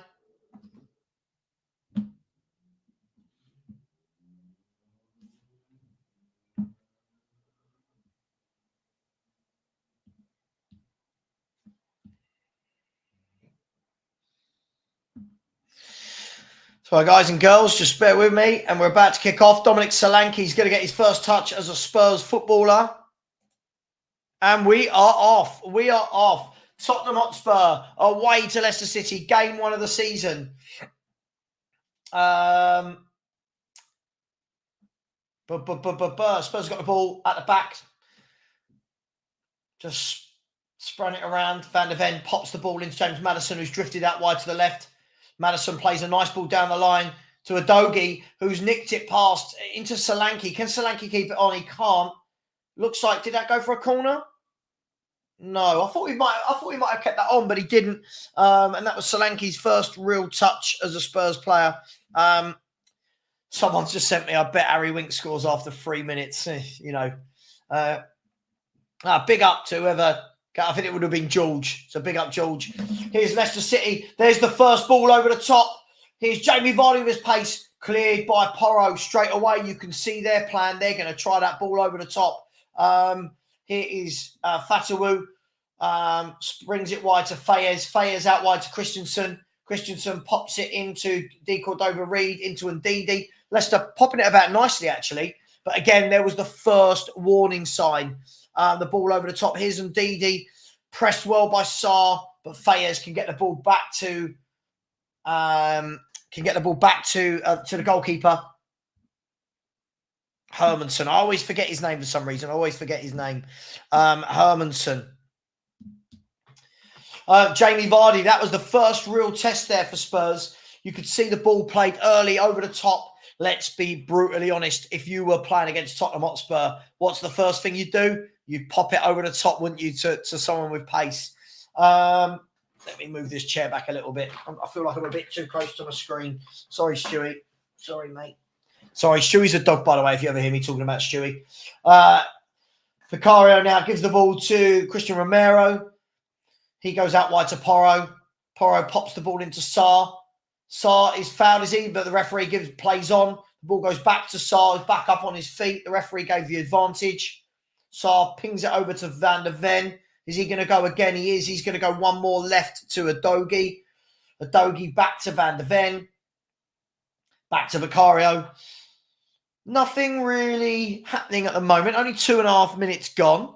Still 0-0.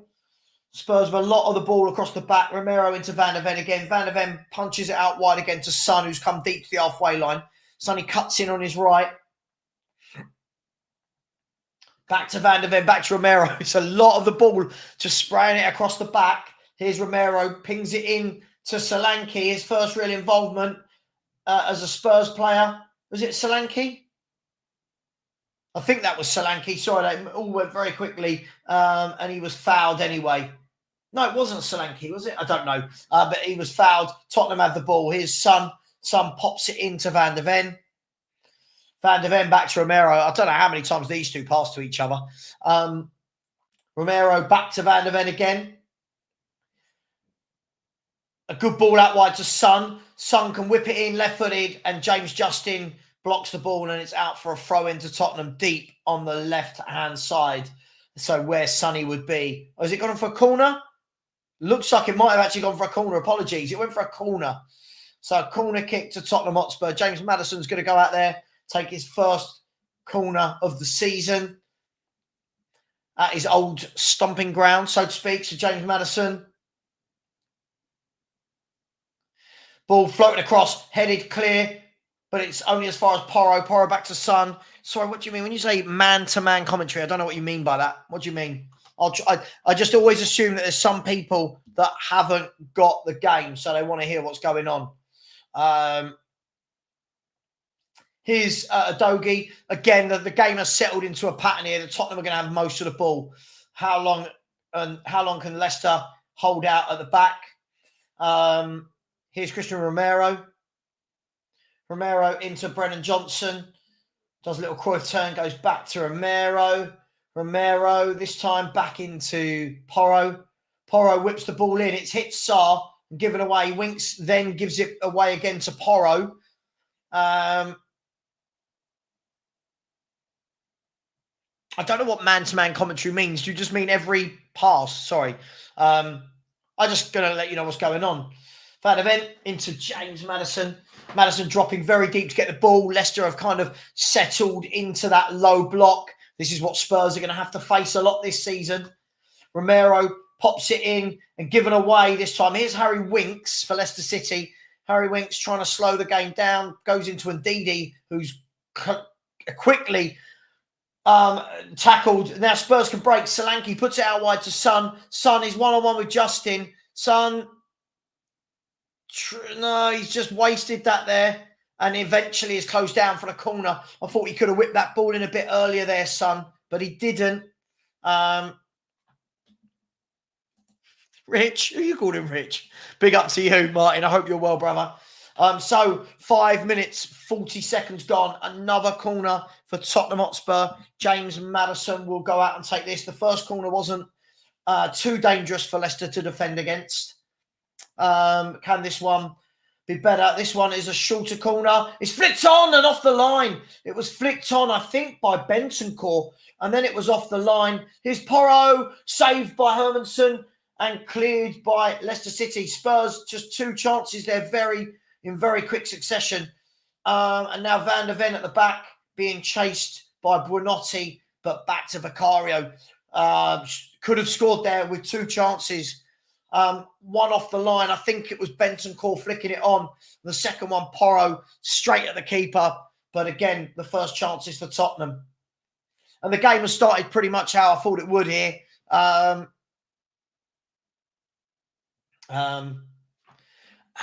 What group are you in with me, Martin? I don't think you are in a group with me, mate. But let me know. I'm not in it. I'm only in one WhatsApp group, and I know you're not in that. The ball's gone out wide to Brennan Johnson. He plays it down the line to Sarr. Sarr, whose cross is deflected off of that Valles for another corner. This time on the other side. In the other games, Juventus are 1-0 up, if anyone cares. Juventus are 1-0 up. Mbangula with the goal. And Weir with the assist. So Juventus 1, Como 0. Wonderful defensive work from Ndidi off the line. The corner's taken short this time. It's gone out wide to Son. Son puts the ball to the back post. Diving header from, was that Solanke? And straight at the keeper. It wasn't really a good header in the end, but a great ball from Son. And at the moment, you can't see how Leicester are going to contain Spurs. It's exactly what I thought would happen. Happen is the right word. Here's Harry Winks. Leicester putting their foot on the ball. And that's a nice play there from, I think that's Buonanotte. He goes out wide to Christensen on the left. Christensen plays it down the line to De Cordova-Reid, but Romero will get there first. Romero to Porro. Porro with a ball out to Johnson, who dinks it forward to absolutely no one. And Wout Faes can bring it out. And Buonanotte's got the ball. Really poor that from Johnson. Just pumped it up the field to nobody. And now Vestergaard into Winks. Winks back to Vestergaard. To Wout Faes. And all the way back to Hermansen. All the way back to Hermansen. So far, Spurs have had 3 shots, 3 on target, 75% possession. It's got to be a matter of time before we score. And there we have it. Fatawu was offside. It was a good ball. Sonny got the ball.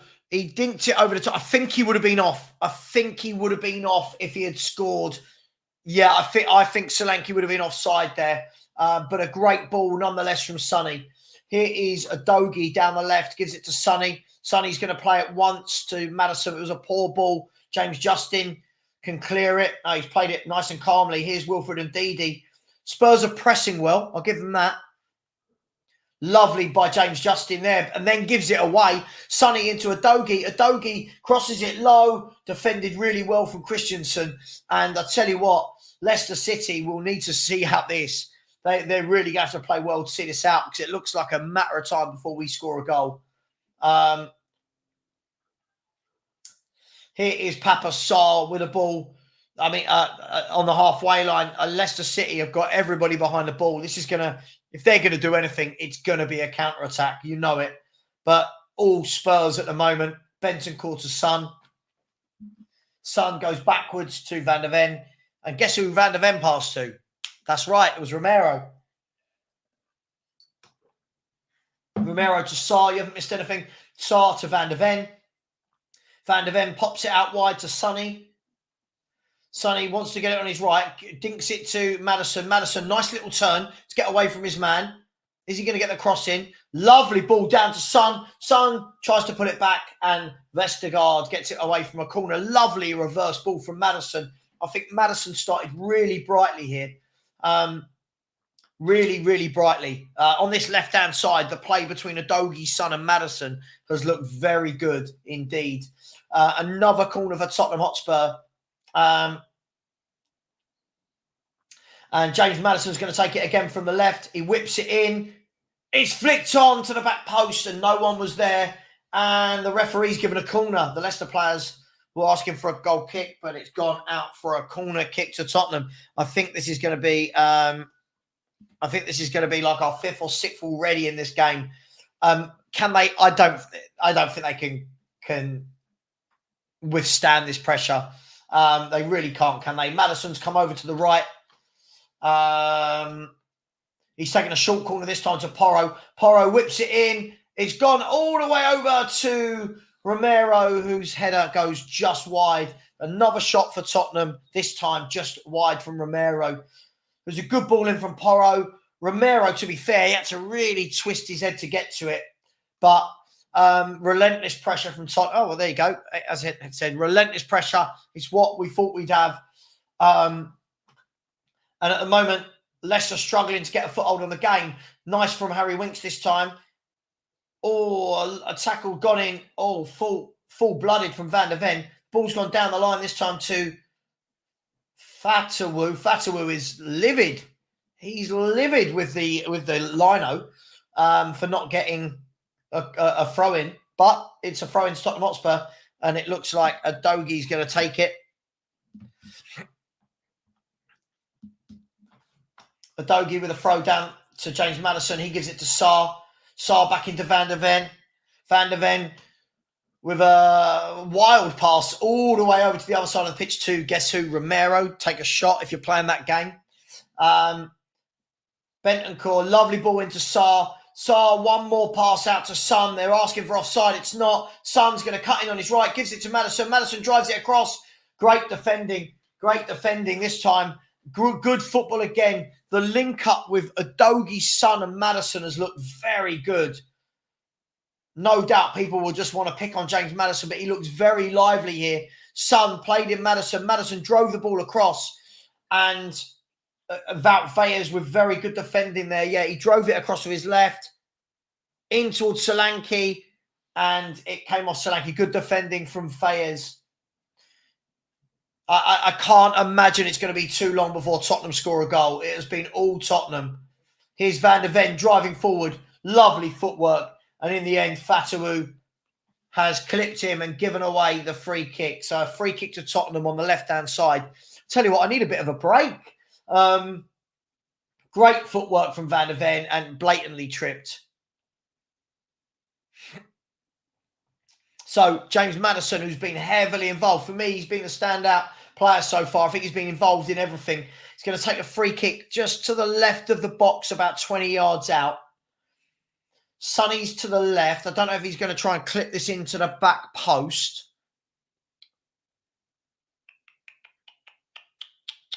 Here we go. Maddison is doing the old one hand in the air. Maddison whips it in and cleared this time by Leicester City, but only as far as Porro. Porro, he crosses the ball, header down. This time the header was in by Dominic Solanke, straight at the keeper again. So two harmless headers from Dominic Solanke. But Spurs getting a lot of balls in the box. And I tell you what, look, coming up to 15 minutes, the goal's got to come soon, hasn't it? Great tackle there from, who was that? Was that Rodrigo Bentancur? As Leicester looked to break down the left.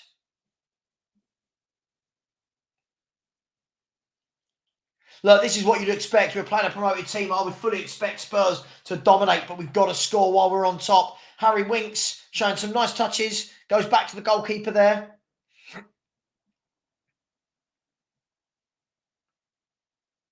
And played well this time by Leicester. And this is where Leicester could hurt us on the break, but that's an awful ball. That's an awful ball from, I think that was Ndidi. He had a really simple ball through to Christensen and really poor. I mean, if they've got any hopes of scoring against us on the break, they're going to have to do better than that. But this is domination from Tottenham Hotspur. Got to score while we're on top. But the chances keep coming.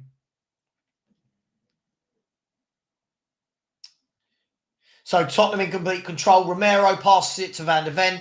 Van de Ven puts it down the line to a Doggy. Spurs have looked the strongest on the left. The Doggy into Son. Son into Maddison. That three have really combined well.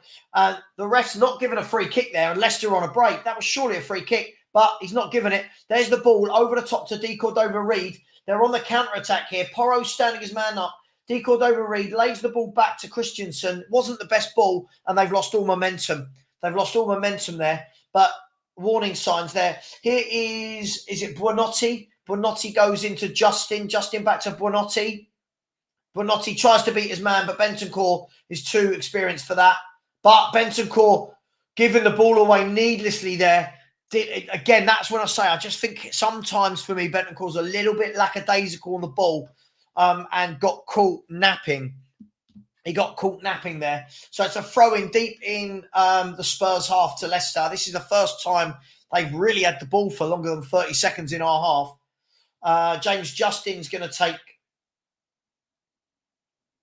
the throw. He goes, again, poorly given away by Fatawu. His Son. Spurs can break now. Son, really poor from Son. Luckily gets away with it there. Again, Son, wanting too long on the ball, some of these players. He had the chance to break and didn't. But luckily, we get the free kick out of that. Sorry, I haven't got to any of your comments. I mean, but, you know, I'm sure he's rather me concentrating on the game. Big up Hector Rico. Here's Adogi again. Everything going down the left. Son, Maddison, Adogi, back to Maddison. Maddison with a wonderful pass. He's playing really well today. Into Brennan Johnson. What you got, Brennan? Brennan crosses it and hits Sarr. Did it hit Sarr? Sorry, it hit somebody and went out. I think it's gone for a corner. The first time we've really seen Brennan Johnson, everything is coming down this left. It's no surprise. Guys, girl, for me, Maddison, Adogi, and Son has been that triangle has looked very, very good. Yes, Bergvall is on the bench. Yes, he is. I try my best. It's a corner kick. This is our 6th corner. James Maddison whips the ball in. And Fayez with a good header out to Son. Son's going to have a shot. And it hits the defender, does it, for another corner? It looks like it's going to be another corner. Let's see. Corner came in. Wout Fayez with a good header. Yeah, he's given a corner. He has given a corner. Surely we've got to score soon. I mean, we are now approaching 20 minutes and it has been absolute domination. His Son into Porro. Porro out to Son. Son takes his man on, leaves him for dead. And then, that's an awful cross from Son. It's a really poor cross from Sonny. Got to be doing better there, mate. Got to be doing better. And now they've just gone to Ollie Skip in the stands, who just signed for Leicester today. What must he be thinking?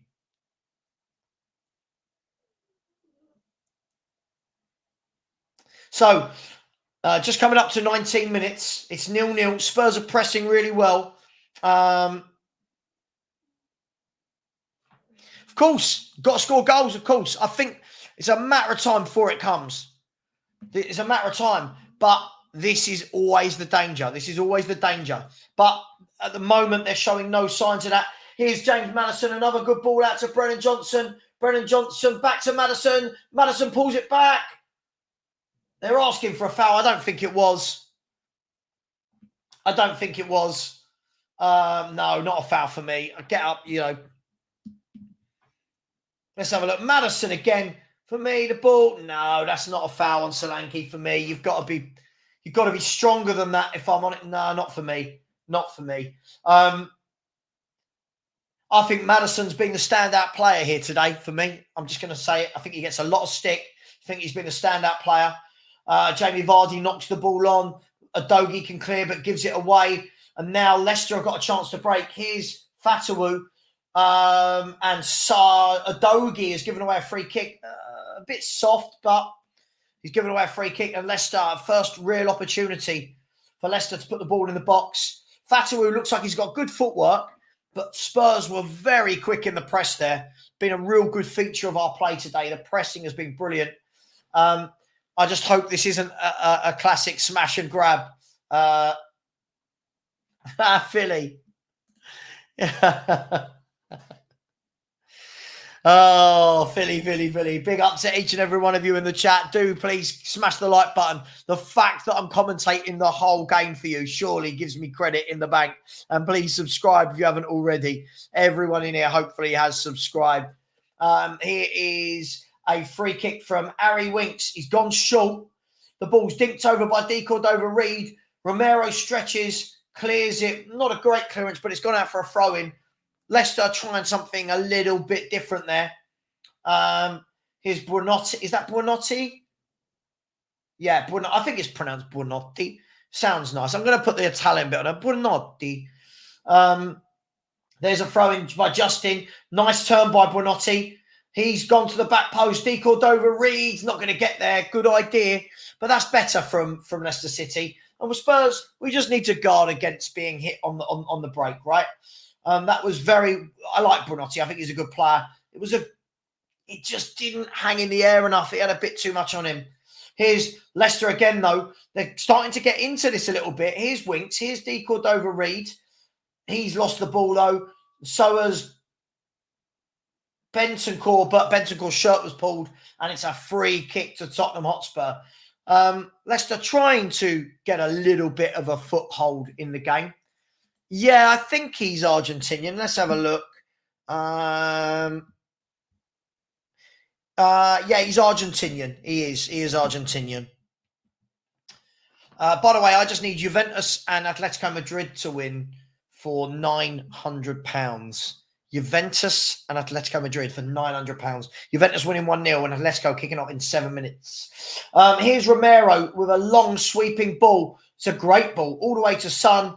Son's ball wasn't great, but it did find Bentancur. And now Leicester can get it clear, do they? They're making a meal of this. And Fatawu will he get it clear? He finally gets it clear. And there's the long ball cut out by Van der Ven. You can see the game plan. You can see the game plan. We're not winning because we're not clinical enough. Got to be clinical. James, who was on that ACCA? I had whoever beat Valladolid. I had who else? I had a few teams. I'll show you at half time. Spurs. Oh, he can't quite get there.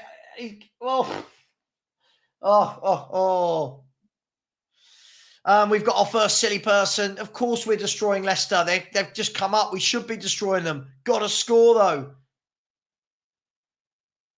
His name means good night. Buonotti. Oh, okay. I didn't know that. Graham, go away. You don't like me and I don't like you, so just go away. It's pointless putting in silly things like that. Here is Son. Son back to Van der Ven. This is how I fully expect the game against Everton to be as well.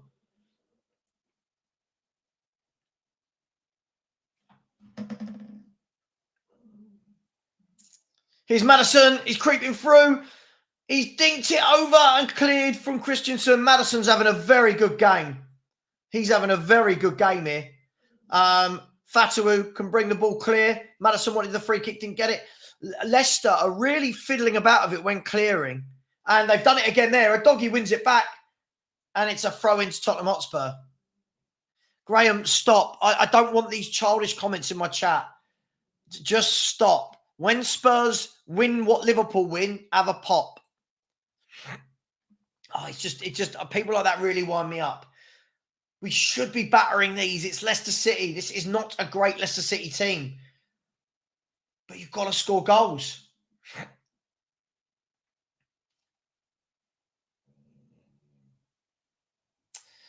Here's Romero into Papasar. Every Leicester City player in behind the ball. Here's Maddison. Gives it to Udogie. Maddison, Udogie and Son. This triangle's worked well. Here's Son to Udogie on the overlap. He pulls it back. There's no one there. And Winks turns and Winks clears. And again, the ball's just coming back. But Spurs have given it away there. And can Leicester break? We've got a lot of men back. Leicester City can break here. Here's Jamie Vardy. Plays the ball out to Christensen. Good tackle by Johnson. Good tackle by Johnson there. And Johnson's going to drive forward. Go, Brennan, go. Oh, Brennan Johnson is so bad. I'm sorry, I'm going to say it. He is so bad. He had all the grass to run into. And he tried to turn back and lost the ball. What are we doing? Oh, what are we doing? Come on, Brennan. He's just not a good player for me. I'm sorry. I just don't get what everyone sees in Brennan Johnson. Any winger worth their salt there had all the grass to run into. Oh, what is he doing? And here's a free kick to Wout Faes. I just don't rate him. He'll probably score a tap in and everyone will go mad. But, I expect so much better. Watch him and watch Mohamed Kudus at West Ham. Brennan Johnson cost more.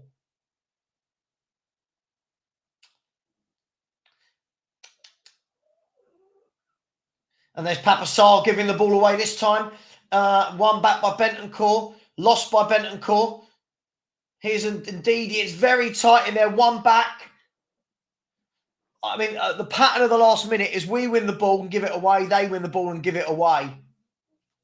Honestly, D&B, I don't know. When people keep telling me what they see in this guy, he'll score a 5-yard tap in and everyone will lose their mind. Here's Sonny, left-hand side, run at him. One-on-one with James Justin. Plays it down the line to Udogie, back to Son. Son, great turn. Drill it across and away. Udogie's still there.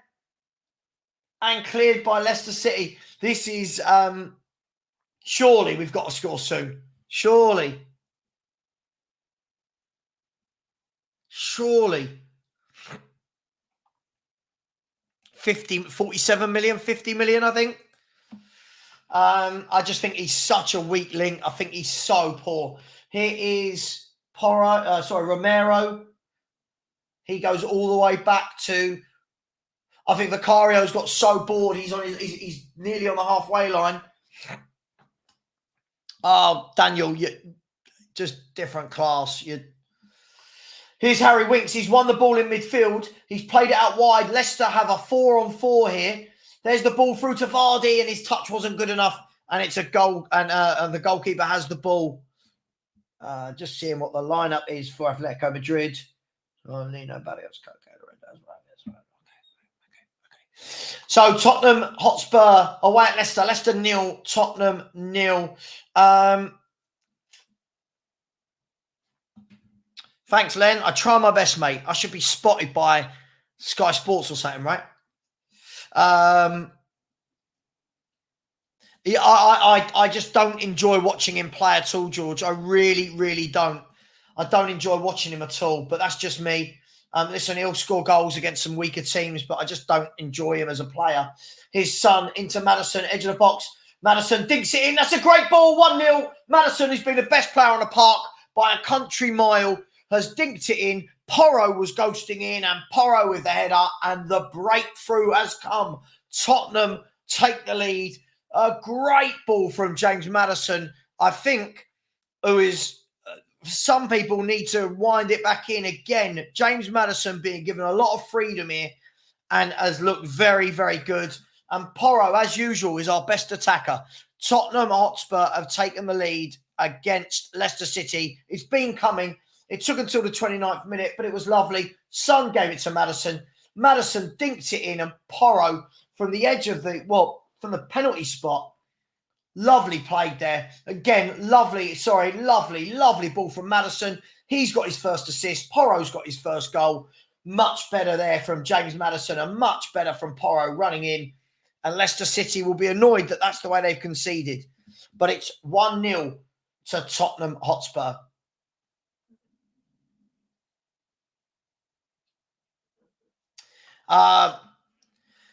So Tottenham won. Now, can we go on? And I mean, a second goal kills the game for me. I can't see any way back for them if we get another goal.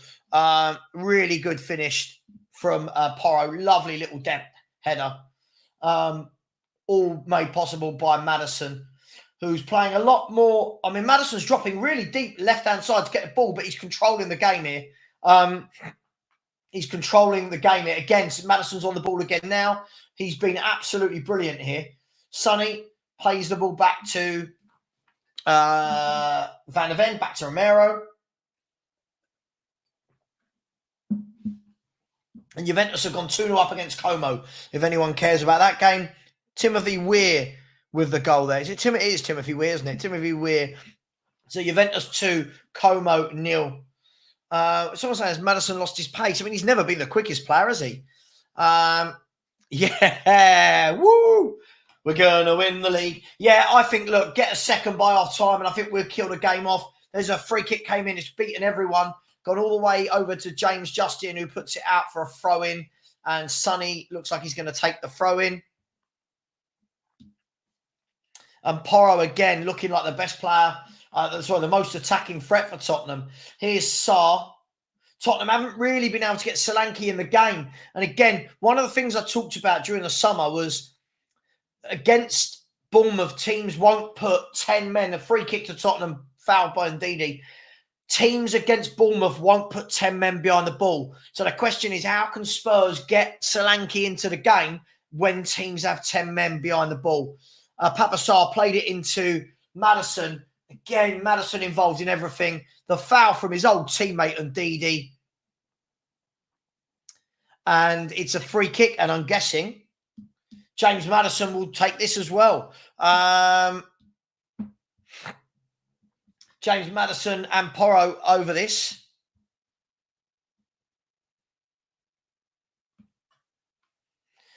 I don't know, maybe Porro will have a shot, but James Maddison's there. He looks like he's most likely to take a shot.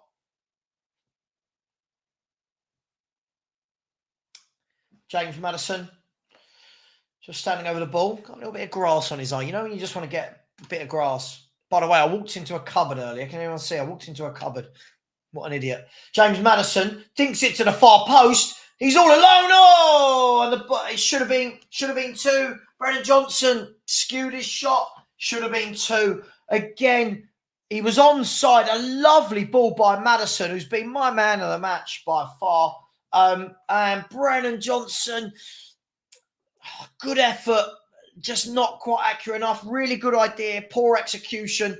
The ball was dropping. He volleyed, volleyed just as the ball was about to hit the ground, and it skewed just wide. Should have been 2-0 to Tottenham Hotspur there. Should have been 2-0.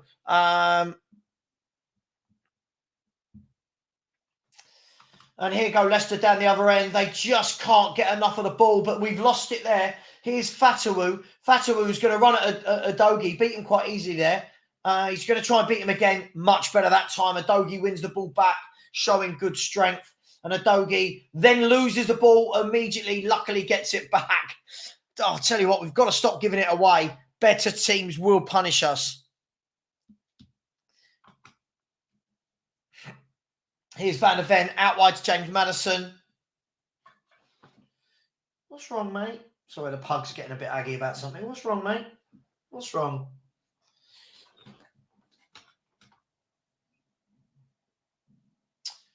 Maddison, lovely ball into Udogie, who gives it away. Udogie does give the ball away quite a bit, doesn't he? Here is Winks into Justin, back to Winks, back to Justin. And here's Fatawu. He goes back to Winks. They can't really get out here, Leicester City. They're struggling to get out. Winks plays it wide to Christensen. Christensen back into Winks to Ndidi. Winks is actually, when he's getting on the ball, he's showing some nice touches. It's just very hard for them to get out. They don't really have an out ball. Wout Faes is running through everyone but gives it away. So now can Tottenham break? No, really poor ball. Was that Bentancur? Really poor ball, straight out. Yeah, got to do better with your possession there, Spurs. And it's a throw into Leicester City with Christensen. Look, what I don't want to see is now we scored that we drop. Let's get the second and kill the game. Here's Christensen. He's being chased down, but he's done well there. Yeah, it's been really hard. We haven't got Solanke into the game, really, have we? Here's James Justin out to Fatawu. He's got a chance to run at Udogie on the right-hand side. Fatawu whips the ball in. Really poor cross straight at Vicario. And Vicario, is he going to throw that quickly? No, he doesn't. He holds on to it for a little bit.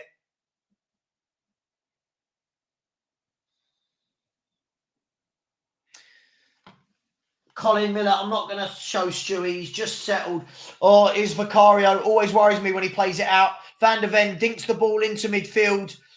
And Solanke brought it down on his chest, tried to fire the pass out wide, and it went straight out. We're starting to give the ball away a little bit in the last 2 or 3 minutes. And Sarr's just absolutely clattered into D. Cordova-Reid. The ref says play on. Leicester City have the ball. There's the ball over the top. Jamie Vardy. Vicario comes out. Vicario has come out. Hang on. No, you haven't. No, you haven't. No, he didn't. Wow. So the ball was played over the top to Jamie Vardy for anyone that can't see it. Vicario comes racing out about 30 yards. Headers it clear. D. Cordova-Reid just outside the semicircle, sees him 20, 30 yards off his line, tries to dink the keeper at an awful effort in the end. But Vicario, for some reason, don't know. Wout Faes back into Leicester, just having a little bit more of the ball. Here's Harry Winks. They bypassed the press that time. I should be a commentator. Someone write into Sky and tell them I should be a commentator. Here's Fatawu taking on Udogie. He's played the ball in. Oh, they could have been in there, but a mix-up, and now Tottenham could go down the other end.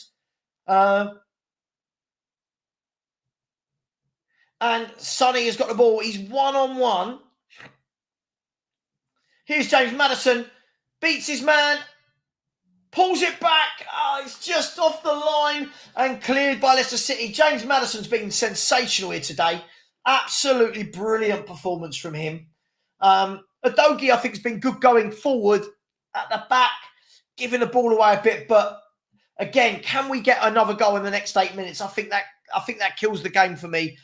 Famous last words. I can't see this Leicester team scoring 2 goals. I just can't. At the moment, I can't see them scoring 1. Here's James Maddison again, dropping deep, trying to get on the ball. He has, giving it to Bentancur. Bentancur to Sarr. Sarr looked at Johnson, changed his mind. Ball goes back to Romero. And Romero slows the game down. And here's Son. Son into Maddison. Out to Son. And Son's given the ball away again. He does give the ball away a lot, Sonny, doesn't he?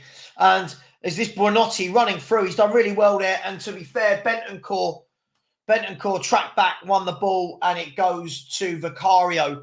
I've got to be a little bit careful here from being caught on the ball. Got to be a little bit careful. Otherwise, all of this dominance in possession is going to go out the window.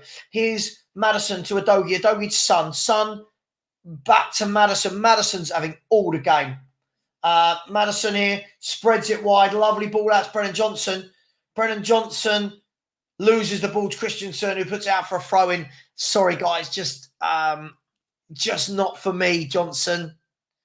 Just not for me. Not for me at all. I'd rather they brought Gray on at right back and or Spence at right back, and put Porro right wing, if I'm honest. Here's Van der Ven.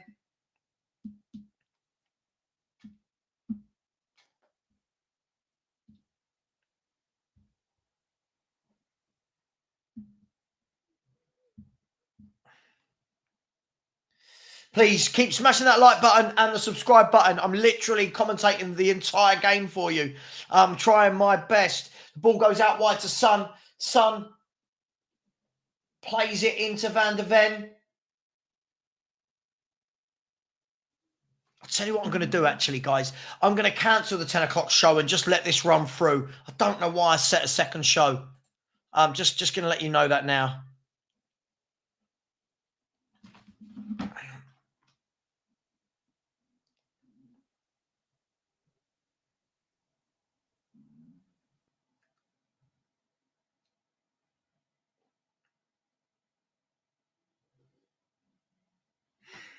There you go, that's deleted. That's deleted. So we just carry this show on. I don't know why I set a second show. And I'll get people on afterwards. Again, Udogie gave the ball away really poorly there. And then, yeah, for me, I do think a lot of people talk about Udogie. For me, too many times he gives the ball away. I can think of 4 or 5 times in this half alone he's given it away or been caught on the ball. But Tottenham won. Leicester 0. Leicester with 4.5 minutes to try and catch up.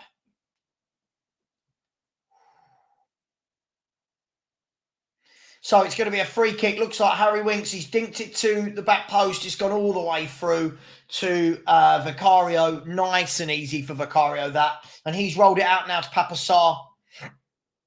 Papa Sarr goes out to Porro. Porro down the line to Johnson, but Porro was clattered. I don't think the ref's given a foul. For me, I definitely want to see Kulu or Spence or someone on for Johnson at half time. I think he's been really poor. I mean, they can praise all the signings they want, but we're seeing here we've got one new signing in the 11. I don't know how we can praise all our signings. Here's Wout Faes. Wout Faes goes back to the goalkeeper.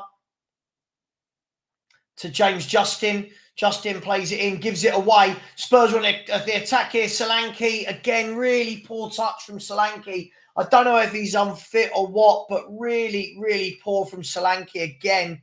But Spurs get a corner, luckily there. Sarr just tried a crazy shot.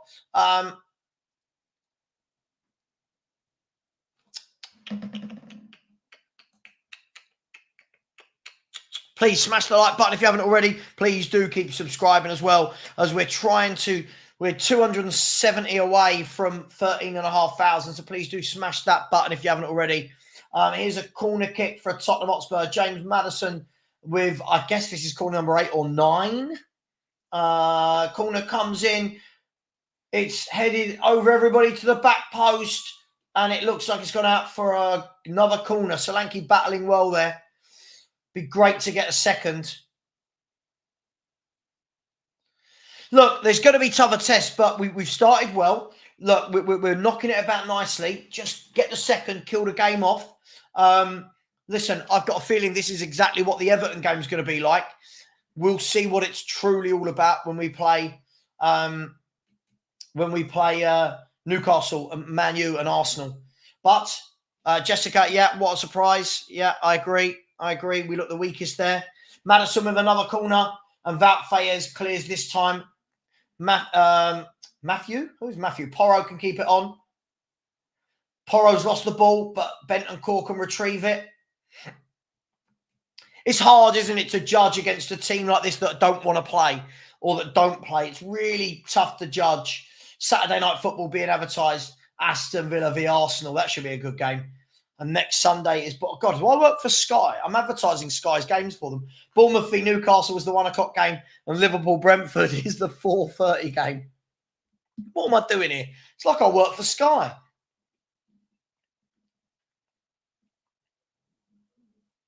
I would love to have been a commentator. Yeah, I would have loved to. I should have maybe done some broadcasting training when I was a kid. But hey, it is what it is. Here's Rodrigo Bentancur, plays it down the line to Son. I can't wait for half time, actually. It's quite tiring doing the commentary.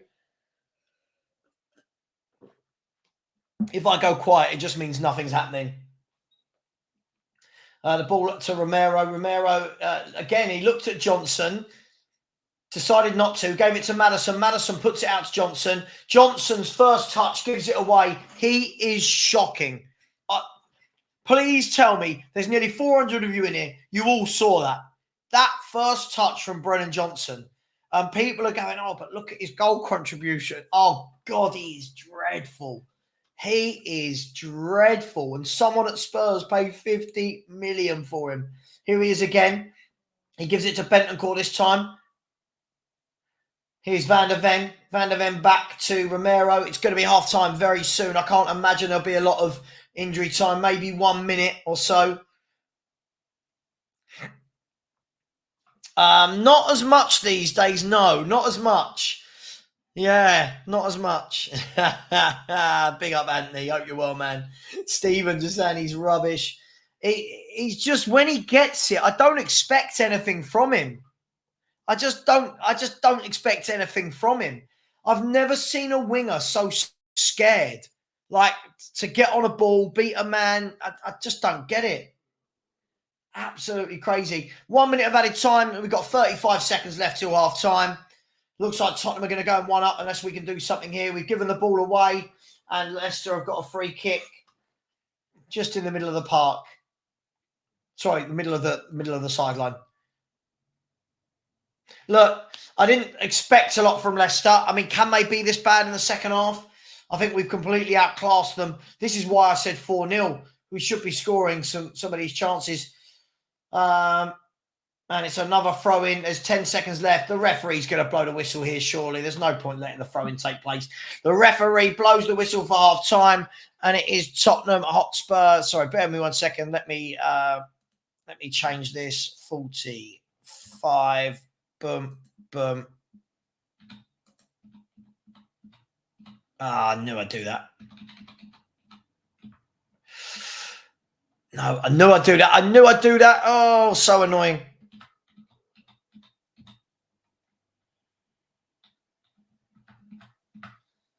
There we go. So, Tottenham 1, Leicester 0. Guys, girls, you know, anyone who's on my channel, you know, 5 words. 5 words to sum up the first half. Let me know. 5 words. I'll try and get to as many as possible. You know I like my 5 words. Big up to absolutely everybody in the chat. For me, I think Leicester are showing us too much respect, and I think we've got to capitalise. There's nothing wrong with, you know, they're showing us respect, but we've got to capitalise. Surely we've got to capitalise. Oh, 1 second. Sorry, what have I done there? Yeah, we've got to capitalise.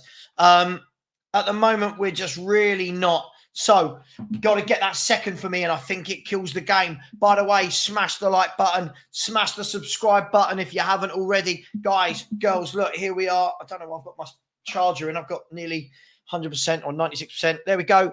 13,227. Excellent today. Can we get that to 13,250? That's 23 more subscribers at half time. Can we do that? Alex is saying Brennan Johnson is pissing him off. Every game I watch, he pisses me off. Tony said, I'm unbeaten with this new radio. Big up to Tony and his lucky new radio. 5 words. Johnson can't control a ball. It's embarrassing, isn't it, how poor he is. I think Lee McQueen said he's got the potential to be world-class. Big up, Lee, wherever you are. Absolute waffle from the lad. Good goal, but Brennan Johnson. Maddison has been, I think Maddison's been absolutely excellent. He's been my standout. Sonny, for me, has to do a bit more. I think Sonny should be beating his man a bit more down that left-hand side. Adogi has had some good moments. Looks a bit rusty, giving the ball away a little bit. Matthew, with all these corners, Tony could be making money with Ladbrokes. Yeah, big up, Ivan Tony. Looks like he's off to Saudi, doesn't it? Hey, it is what it is. Can you please replicate? Can you replicate this versus Arsenal? No, we won't. You're just not going to have this much of the ball against a dominant Arsenal team. Hey, it is what it is. In Big Ange, we trust. Got to take Johnson off. Get Johnson off for the second half. Villarreal are beating Atletico Madrid. I knew Atletico Madrid would be the ones to let me down.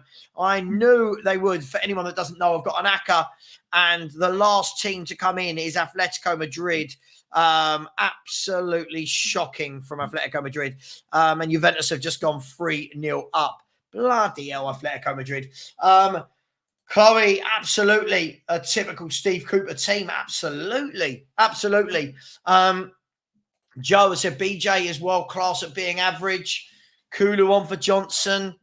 Still shaking off the cobwebs. Son, Johnson and Bentancur off. I didn't think Bentancur did too bad in that half, to be honest. But hey, Michael Rogers said a snatch and grab coming. At the moment, we haven't seen it. At the moment, I just think they look, I don't know, they just don't look strong as a team, do they? They don't look strong. Him and, was it Darren Lewis when they were on last one of Spurs? Darren Lewis from the Mirror or whatever? Both sat there and go, oh, Brennan Johnson's brilliant. This is his year. He's going to be world class. Guys and girls, come on, smash that subscribe button. 2 of you have since. Please, could my mods put the link in the chat? That would be much appreciated. I don't ask for money. I don't get many super chats. All I ask for is we get the likes and the subscribers up. That would be absolutely amazing. So please do smash that button. Most dominating performance by any team thus far. Okay, yeah, we must be winning the league then, Graham. Johnson is so poor. Leicester shocking. Nigel said, yeah. Yes, Atletico Madrid have equalised for anyone that cares. Lorente with the equaliser. Go on, Lorente. Where are we? Solanke has been poor, says Rasmus. Johnson, oh my God, what a waste of a player. Still lack a bit of magic. Need to be more aggressive. Kulusevski on at half time, please. I'll try to get to as many as possible. Credit. I had Atletico in mind. They've just equalised. Don't worry, Chloe. They've equalised, all right? So at the moment, it looks like Atletico Madrid at the moment are 1-1. And my cash out, it's either 900 if Atletico win, and the cash out they're offering me is 500 right now. What would you do? Daniel Harris has said, credit to Leicester. They've defended well at all times. Big up to you. Gregio has said, 5 words, Johnson will be world class. What? Tiddlywinks? Joshua Jones said, we need to be more clinical. Come on, guys and girls, smash that like button, please. Come on, let's keep this moving. Keep smashing the like button. There's 640 of you in here, 442 likes. We should be at 600 likes. And do keep subscribing. Spurs Forever said, Odegaard for Johnson in the future will make even a difference. Johnson can't dribble. It's unreal. Called Bentancur to be man of the match, and he's looking good. I don't think Bentancur's got any claim on man of the match. Maddison's been absolutely brilliant. I would do that all day long. I would do that. I've got no problem with that. I'm not really, again, Saar for me does a lot of hard work, but not really a lot of quality for me. I did them in an ACCA, waiting on you. Juve are 3-0 up. Don't worry about Juve. Juventus are 3-0 up, or was it? Sorry, it might have been disallowed. Juventus are 2-0 up. So if you're doing it with Bet365, you are home and dry. Last word. Look, I just want some honesty. Johnson is a championship level player. Sorry, that's a fact. I agree. Look, what will happen here? Right? You know it. Brennan Johnson will score a 5-yard tap in, and everyone go, "Oh my god, he's brilliant." I'll two make Savva look positive. Two. I don't know what that means. 11 make Savva. I don't know what this means. Big up to you anyway. Savva thoughts on Solanke. Non-existent, really. The couple of balls whipped in, which he headed straight at the goalkeeper. His all-round plays look pretty poor. But is he fit? This is his first game. It is what it is. Look, I'm not expecting miracles in game one. But so far, his touch has looked very, very poor. I agree. Not a lot to be critical about. The only thing is we should have scored. What are we expecting? Are we expecting Leicester to come out the same team? Are we expecting Leicester to come out and be slightly different? Wayne, here we go. This is a Leicester City fan. Big up, Wayne, saying we're nothing special. We'll lose every week. Yeah, you look sloppy when you go forward. But I mean, you've got people like Mavadidi on the bench. Let's see. Big up to you. Where are we? Kusal says, Savva, who will let us down? ACCA, Spurs. I don't put Spurs in my ACCA. I just can't. I can't do it to myself. Cash out. Yeah, some people are saying cash out. We'll see. I'm going to put the game on in the background so I can see it. Let's see. Here you go. I've now got the game on as well. I've got the Atletico Madrid game and the Spurs game on. Johnson poor but needs to capitalise. Yeah, absolutely. This should be 5-0. BSD29 said midfield has been solid and easy on the eye. Yeah, look, I expect them in games like this to look solid and easy on the eye because it's a game where they've got all the ball. I think the tests will come when we play better teams, but we've got to see this game off first. This should be 2, 3, 4-0 by now, but at the moment it's not. So we'll see. Is Alvarez? No, he's not in the squad. He's not in the squad from what I've seen. I might be wrong, but I didn't see. Big up, JK said, I've jumped on to smash the like. Big up to you, man. Cash out. Do a second half bet with 50 quid from the cash out. Yeah, could well do. Listen, you know me, I like to play it a little bit risky. Big up to absolutely everyone in the chat. I'm trying to get to comments. I really am. Big up to Oryx Beats. Thank you. This is the first super chat in over an hour. So that's really, really appreciated. It makes it worthwhile. I said, where's all the Brennan Glazers at? He's terrible. Look, he still could score or assist or whatever, but just for me, it's just not the sort of player I like. Orox, big up. You're always a massive supporter of the channel, and thank you for the super chat. It really does mean a lot when people give super chat. So thank you very much for that. I do appreciate it. My 5 words, Savva, Spurs will get top 4. Sure, if we want to do that on game 1 of the season, sure, okay. Take the 500. Here we go. Blah blah blah. You just know, Hector. To dare is to do, Hector. To dare is to do. One positive of Johnson. He did actually track back. Yeah, he did. So it is what it is. Please, no talk about other YouTubers like that in here. Thank you very much. Cockney Geese said, Savva, you should do the ACCA list for us to follow every week. No, because then everyone does it, and then I get blamed if it doesn't come in. Savva, what is in the ACCA? At the moment, I can't see. It was, here we go. I'll tell you, it was in my ACCA.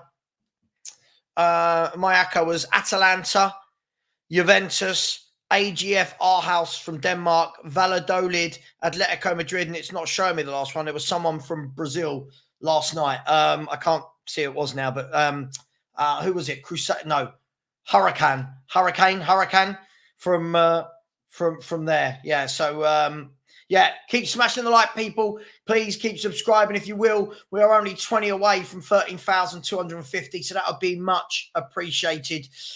Tottenham winning at halftime 1-0. Let me know if you think you think the last sorry, the end score will be. Please put in your prediction for the end score. Harry, yeah, look, it's been comfortable, isn't it? It's what I expected. All Spurs. The big question is going to be, can we put it to bed?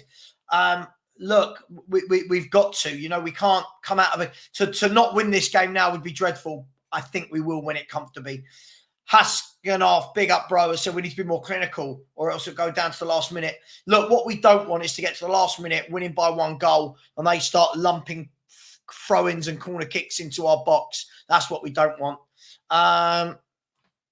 Where are we? Where's Mikey Moore? Yeah, where are all the people who told me all the youngsters were going to be in the squad? He's having a good game for sure. He's having a good game for sure. For me, he's been the best player on the pitch. Where are we? Oh, hang on. Maddison been excellent. I think he has. He does look confident. He's playing well. He really, really is. I remember Dan Zuma. Oh, now Dan Zuma. I remember Dan Zuma. Of course. Dennis Tunic just said, we just keep running down the byline and cut back. We can score other types of goals when Madders crosses. We scored. Yeah, I agree. For me, that was my criticism last year, is how many times do we just pull it back? But we've seen today Maddison's trying different things. Sorry, I won't be able to get to all the comments. There are so many. Johnson, one of the worst players I've ever seen. And I've seen Raziak. I just think he's absolutely out of his depth. I just don't know. Whoever scouted him for 47 million should be sacked on the spot. I don't know who it is. They should be sacked on the spot. Yeah, absolutely. Leicester look like they're. I mean, let's take it easy. I think they will go down, but it's early doors. Hang on 1 second, please, to get this right. Hang on. Oh,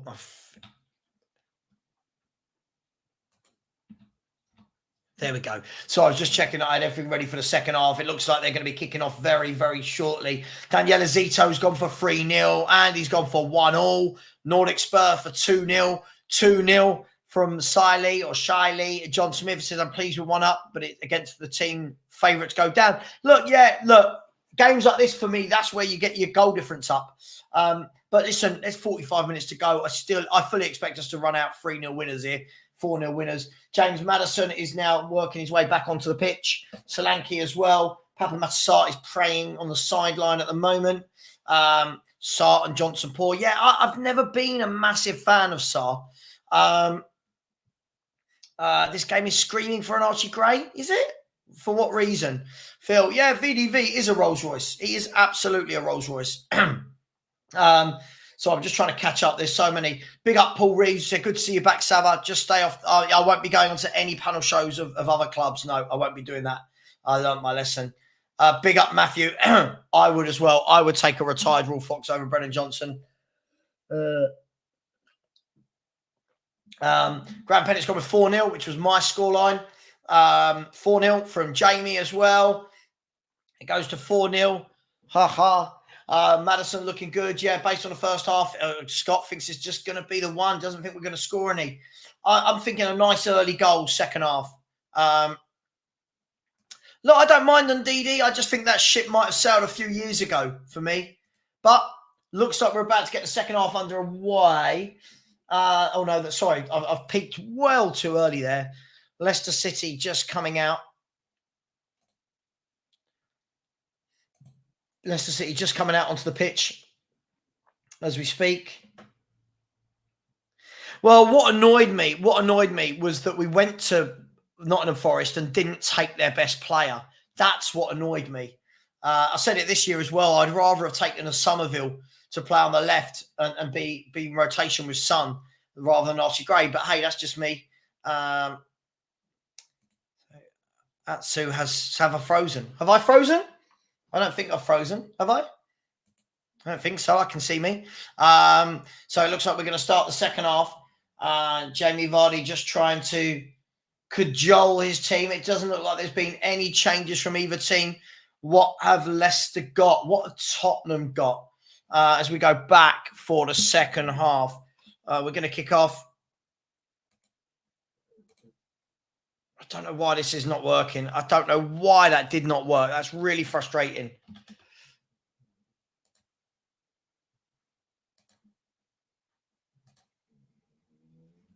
One second. Let's see if this works. There we go. No, I don't know what is going on here. Apologies, guys. I don't know what is going on here. Sorry, I'm just going to get the timer sorted. And then I'll come back to you.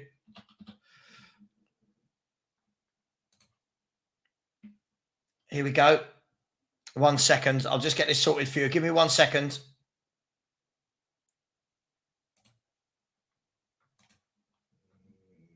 I don't know what is going on here. Sorry, I don't know what's going on with my timer. I'm trying to get it sorted. Hang on.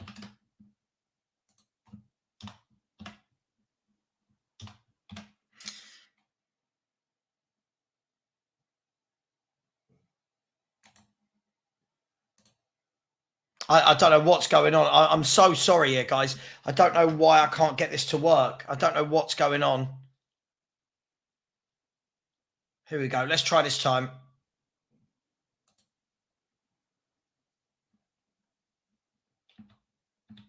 There we go. I think that's now up to date. Yeah, sorry. I don't know what happened there. Yeah, I can't go on them. It's too much. Everyone's shouting. Everyone's biased. Everything is sensational headlines. It's just not for me.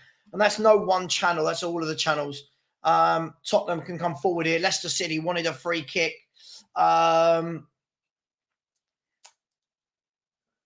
His son puts it into Maddison, who's had a lot of the ball here. Is it going to be a corner kick? Saved by James Justin. It's going to be a throw-in to Tottenham Hotspur.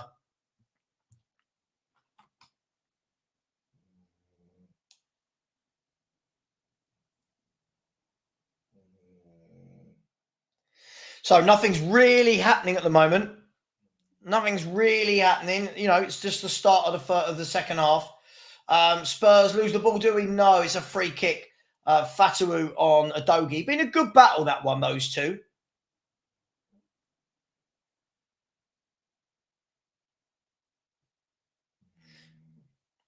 And here's Papa Sarr.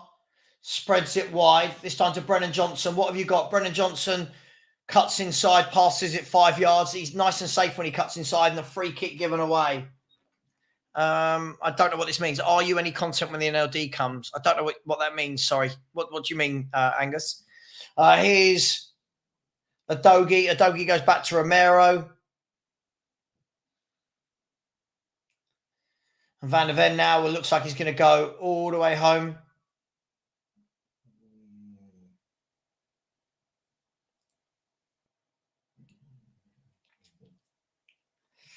Nothing's really happening this half. Christensen heads it out. It's a throw into Tottenham Hotspur.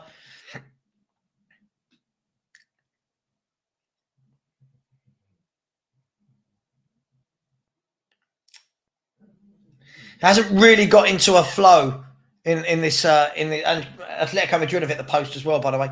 Hasn't really got into a flow. But here's Brennan Johnson. He gets the ball out of his feet, passes it back 5 yards. This guy really isn't confident. He's got a chance here to whip it in, and he tries to beat his man, but it comes off Christian and goes out for a corner.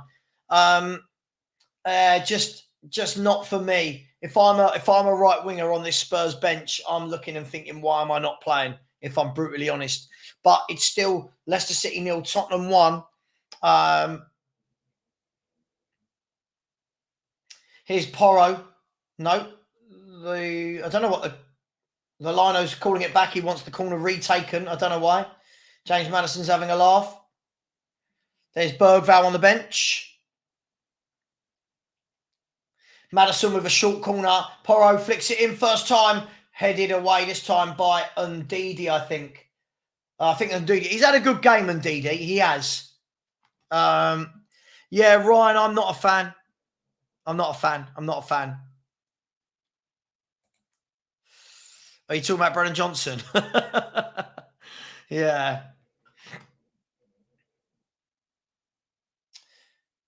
Some good footwork there by Solanke, but then his pass given away. Son can win it back. He lays it off to the edge of the box. Here's Porro.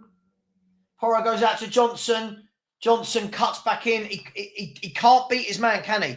He literally every time has to cut in 5 yards because he can't beat his man. And Villarreal have gone 2-1 up again against Atletico. Bloody Atletico Madrid. Here's Maddison. Twinkle toes. Dips. Has a shot. Hits the defender. And a free kick given away by Pedro Porro. A free kick given away. Tottenham just starting to turn the screw again here. Problem is, every time this ball comes out to the right, Johnson can't do anything with it. Everything is breaking down on Brennan Johnson.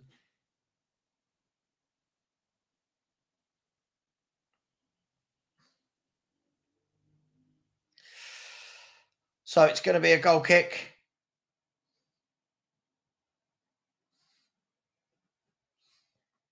And it's gone all the way through to Vicario. Van der Ven into Bentancur. Bentancur to Udogie.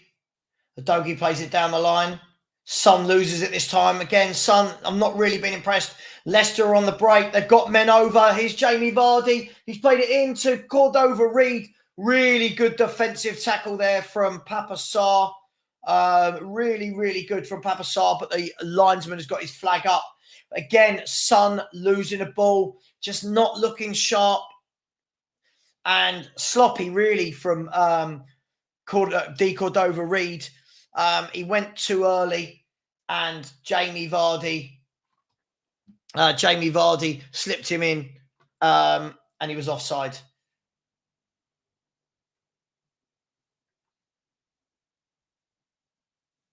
So here's Bentancur with the ball on the edge of our own box. He's got the ball again. Out wide to Pedro Porro. Back into Bentancur. Into Udogie. Udogie back to Van der Ven. Out wide this time to Maddison, who's pulled wide. Nice little ball in by Maddison. He's really dictating this entire game, isn't he? And you think there were people who didn't want him to start. Here's Papa Sarr down the line. Looks like that should be a Leicester throw. It's a Leicester throw. Here's Bobby De Cordova-Reid goes into Ndidi. He goes back to Hermanson, the goalkeeper. Ball goes up to Jamie Vardy. He wins it in the air, actually. He beat Romero a little bit too easily for my liking there. Son plays the ball down the line. He's putting Solanke. He's never going to get there. Solanke's not really been in the game, has he? If we're going to be brutally honest. Doesn't mean he can't be. He's just not been so far. And now Fatawu trying to dribble his way out. And it's a free kick to Tottenham Hotspur. The Udogie Fatawu one-on-one has been quite interesting. Son, for me, is starting to look very, very predictable every game. Get the ball cut in, giving it away. I don't know, you know, but hey, it is what it is.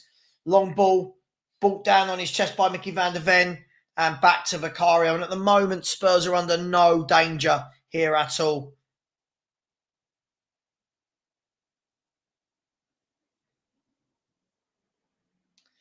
Here's Van der Ven. Nice little turn, gets away from his player. Then plays the long ball. I think the defender should win that. James Justin wins the header. Udogie then wins the second header. Here's the ball flicked on to Solanke, and he's dispossessed easily. I'm willing to go with he's not match fit, but Solanke's all-round game to me, his touch looks really bad. I'm hoping he's just not fit.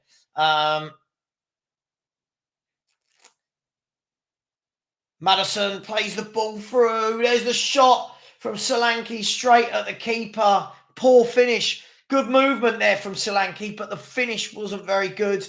Maddison into Sarr. Sarr put Solanke through, and his shot was straight at the keeper. Should have done a bit better there for me, but at least he got into the right place and actually had a shot this time. Guys, girls, let's not be tight. If you're not going to put in super chats, At least let's get a like and a subscribe, shall we? Come on, people. The ball's gone to the edge of the box. His son, he goes all the way back to Udogie.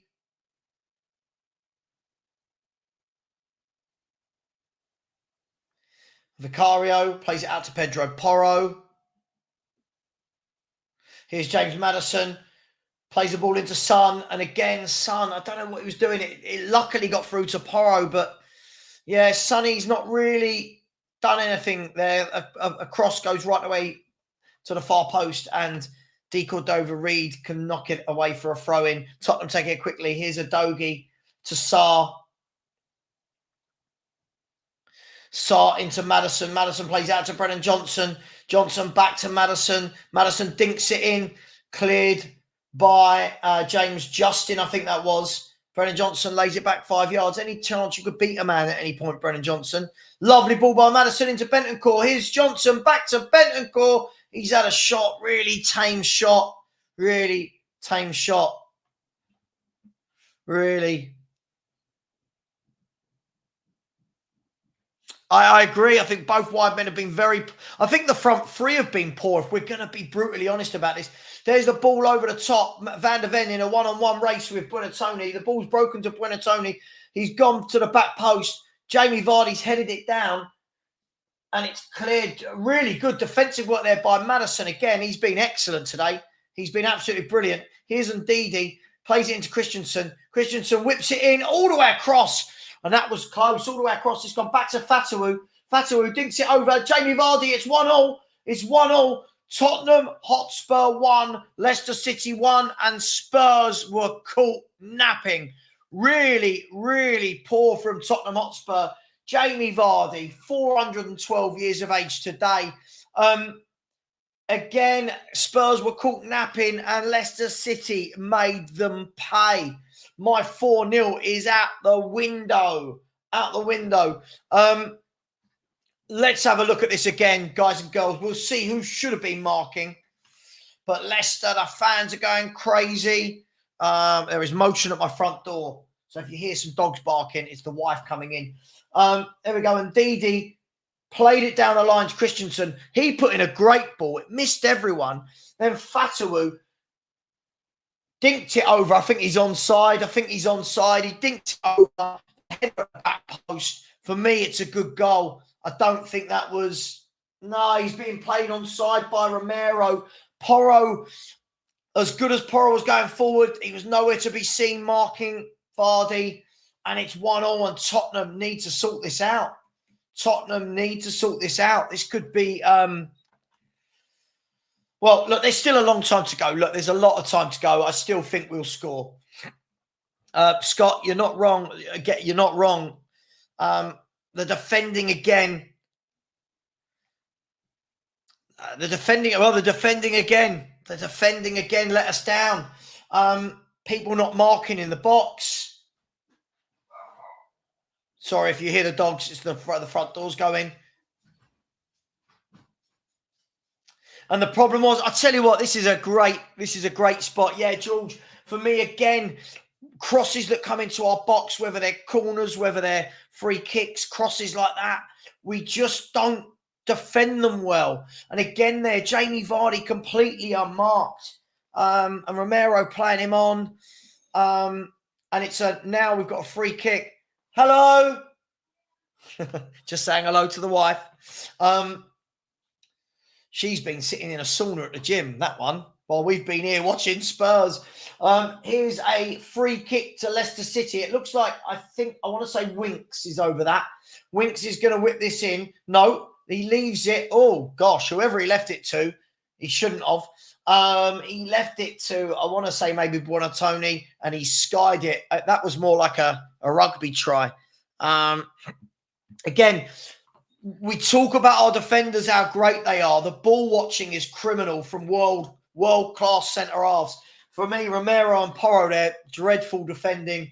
And Leicester City are back into this. Surely we're going to kick on and find a winner, aren't we? Surely we are. And just not made any changes. No one's warming up. Harry Winks, nice little turn into Christensen. Christensen into Ndidi. And now, is that goal going to spur on Leicester City? Here's Hermanson. Header won by Romero, and it's going to be a throw-on for Tottenham Hotspur. Look, John, there's still time, but again, when people talk to me about finishing top four and finishing above Arsenal and Liverpool, I don't see it with the back four we've got. I don't see it. We don't defend well. I think everyone rates our centre-halves just a little bit too much. Here's the left-back. I've actually been pretty impressed with it. Well, it's hard to say because he's up against Johnson, but I think Christensen's done well. Sarr heads it out and Didi heads it forward. And Van de Ven come away with the ball here.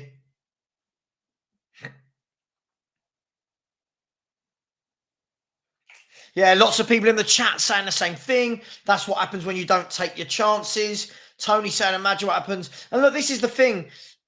You know, this game in Everton for me has got to be 6 points. Here's Fatawu. He's absolutely roasted Udogie. Udogie's tripped him. They're asking for a free kick. They're not going to get it, but they've got the ball back again. The cross comes in. It's flicked to the back post. Leicester are having a really good spell here. Christensen plays it out wide to Bobby D. Cordova-Reid. He whips it in. Van de Ven heads it clear. They win the ball back again, Leicester. Can Tottenham get out here? We can't get out. Again, Udogie. I keep hearing how great he is as a left-back. Fatawu is getting the better of him more times than not. Yeah, he is getting roasted. He is. Again, you know why? He's not a left-back. He's a wing-back. He's not a left-back. I mean, I don't think it was a penalty, but... No, it wasn't a penalty. No, it wasn't a penalty. It was a bit of a dive, but... Leicester are just starting to find the chinks in our armour here, aren't they? And Leicester are, as you said, very much in it at the moment. Still a long way to go. Short free kick. It's dinked to the back post. This time, Van de Ven didn't need to do that, but Christensen dinks a lovely ball out wide again to Fatawu. I like that Fatawu. He offers something different, you know. That was a really odd cross from him, though. Taken down well by D. Cordova-Reid. D. Cordova-Reid to Christensen, and Brennan Johnson did well to get the foot in. It's a throw into Leicester. And at the moment, Leicester are in the ascendancy. And, yeah, we're going to concede again if we don't wake up. It's all gone stale. Christensen with a ball in. Again, Romero was... ball watching, I'm sorry, no one can tell me Romero is world class. Look at this ball watching. His man's behind him. He doesn't know where he is. He gets away with a header in the end, but he doesn't know where his player is. Really poor again. Really poor. It's a throw into Leicester again. Leicester are on the up. There's a ball crossed deep. It's gone all the way over. D. Cordova-Reid's going to keep that in. How are D. Cordova-Reid and Fatawu playing better than our wingers? But Spurs can break. Here's Solanke. Solanke is driving with the ball. That's better from Solanke. He's gone a bit wide. Get the cross in. He's held on to it. He's pulled it back to Maddison. And for once, Maddison's touch has let him down. It's happening to all of them. No, that's not how defending works. That's not how defending works, I'm afraid. Centre-halves have to know where their forward is. They have to know.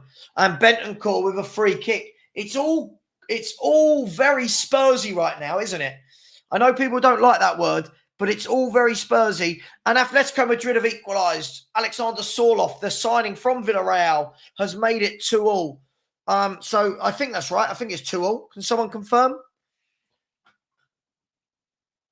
And Leicester City are just starting to win every second ball here. Really poor. Look, GC, I just think he's criminally played out of position. I don't think he's a left back. The problem is, whenever you say our defence isn't good enough, people go, what, Udogie? I don't think he's good enough defensively. I really don't. And Leicester are now starting to have the game. Look, there's 25 minutes left. We can still win this game. I'm not doubting that. But at the moment, it looks very, very, very poor. No one's warming up, or no one's getting ready to come on for Spurs. By the way, please, can we smash that subscribe button, people? We are 15 away, only 15 away from 13,250. I'd really appreciate it. There's the ball through. Vardy chasing it. Romero gets it back to Vicario. He gives it to Van de Ven. Van de Ven, we're trying to play it out. And again, Udogie again. Sorry, I'd take him off. I think Udogie's having a nightmare. I truly think Udogie is having a nightmare. I do not think he's had a good game here at all. We've got to fix up. There are 24 minutes to go. Archie Gray, Bergvall, and Kulusevski. It looks like we're going to make a triple change. Archie Gray, Bergvall, and Kulusevski. Something needs to give because this has looked really, really poor this second half. And Leicester City, who were awful first half, are now starting to believe they can go on. I still think we're going to find a winner. But again, we've given the ball away again. And here is De Cordova-Reid. Plays it back to Buonanotte. Buonanotte's going to put it out to Fatawu. Fatawu plays it inside to Ndidi. Ndidi has a shot and hits the side netting. I'll tell you what, nothing has changed. I'm going to call it right now. Nothing has changed. This team cannot defend. But Van de Ven that time, ball watching. Just ball watching. Look, I'm not worried. I still think we're going to win the game, but we've really, really got to step it up here. Hang on, let me shut this door. Hang on, I don't need to actually. Hang on. Whoa, fingers in the... Right. And Leicester have won the ball off Udogie again. Guys, I'm sorry. Udogie is having a mare. Here's Sarr, plays it down the channel to Brennan Johnson. He's one-on-one with his fullback. His cross straight at the fullback again. It's got to be on the manager. The tactics just leave us so wide open. Agreed, Chloe. Absolutely agreed. Absolutely agreed, Chloe. I think we need a leader. Yeah, awful. He is awful. I don't think it's about calming down, Paul. Is that these are games you've got to win. You've got to win this, right? And listen, I still think we will, Paul. But again, everyone said all summer that he would have worked on it. I don't see any difference in the defensive part of the game. Here's Porro into Maddison. Come on, Spurs. Let's start getting a grip of this game again. And Johnson stretching, gives the ball away. And now Leicester can break again. Here's Jamie Vardy. In for Buonanotte. Great tackle that time from Porro. Given away by Van de Ven. Here's Winks. Winks plays it down the line. Fatawu is one-on-one. Aditya, I don't know what game you're watching. The first half, yes. The second half, we are giving this ball away needlessly again. Here's Porro. What makes me laugh is it doesn't matter how you play. Fans like this will just say the same thing. No critical thinking from people like this. It must be bad. Imagine going through your life not having any critical thinking. Agreed, Dan. Agreed. Yeah, well, listen, it makes sense, doesn't it, for player and for club if he goes there. Let's see if he goes there. But let's be fair. And there's a great ball into Son. The keeper's come out and done really well. Hermanson there.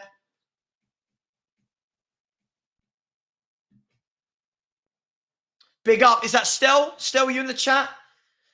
Is that Stel? Let me know if that's you. Do you want to come on afterwards, after the game and have a chat? It's up to you. I think the front three have been really poor as well. I do agree. It's not about the possession stats. I don't think you understand how football works. It's not about the possession stats. Look at them slowly coming into the game. They have now got a 4-on-4. There's the ball played through. Jamie Vardy. Jamie, what a save. What a save from Vicario. And again, Tottenham carved open at the back. We are so wide open. Romero Porro carved open down their side. And Jamie Vardy should have scored there. Absolutely should have scored. We are lucky to still be in this at this stage. That should have been 2-1. Jamie Vardy, great save. You could argue it was close to him, but a good save. Well, guys, girls, please smash that like button. We should be on 500 likes. We are actually on over 500 likes, seeing as you're all tight with the super chats tonight. But I won't hold it against you. Please smash the like button. Please subscribe. Here's a corner from James Maddison. It's gone over everyone, and now they're gonna break again. Leicester City. No, they're not. It looks like someone's down. They're all. It looks like Bentancur's down. They're all in a bit of a panic. I didn't see what happened. They're all in a bit of a panic. No subs on yet. Hadrian, I'm not blaming this on Levy. I'm when I see this defending, this is the manager, I'm afraid. So Spurs are making this is a triple or a quadruple substitution. Bergvall, Werner, Gray are all ready. I don't know if Kulu's there as well.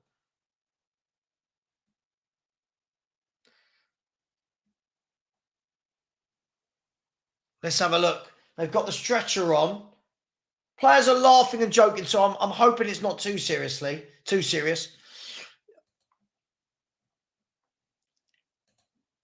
Yeah. Here comes Werner. Do you know what? He can't be any worse than what Son's been down that left-hand side, to be honest. Let's see.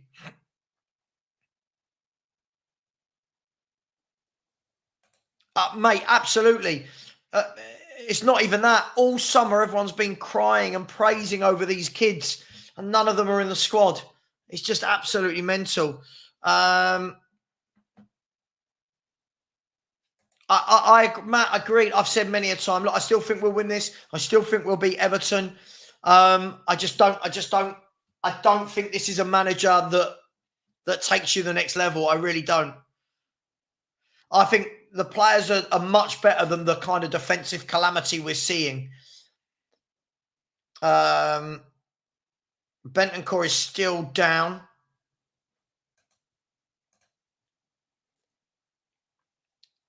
Let's see. Bentancur is still down at the moment. He's not been the best player on the pitch, has he? Again, Aditya, if you're just going to keep trolling, every comment you make I'm sure is designed to wind me up. Bentancur has not been the best player on the pitch in any way, shape or form.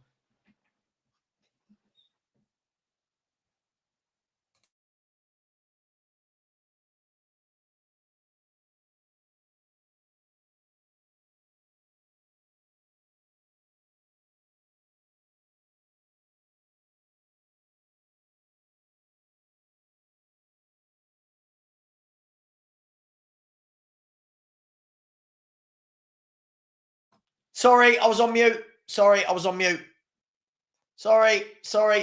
don't know how that happened. I was on mute. I know. They're just showing the boys from We Are Tottenham TV in the stands. Big up to those boys. Look, first game of the season, yeah, but again, we can't defend. We really can't. We can't keep clean sheets. We can't defend. And Fatawu has grown. Their right winger has grown into this game, and he is absolutely roasting every time he goes past. Every time he goes past Adogi. Every time. Aditya, Maddison's been the best player on the pitch. If you can't see that, that's crazy. Is what it is. Absolutely. Look, if you're Steve Cooper right now, by the way, come on, guys and girls, look, there we go. 13,236. Can we get that to 13,250? 14 more subscribers. There's 600 of you in here at the moment. Come on. Come on, we can do it. Let's get some subscribers in, shall we? Show some love and support. As I said, I don't ask for super chats, but subscribers and likes really do help.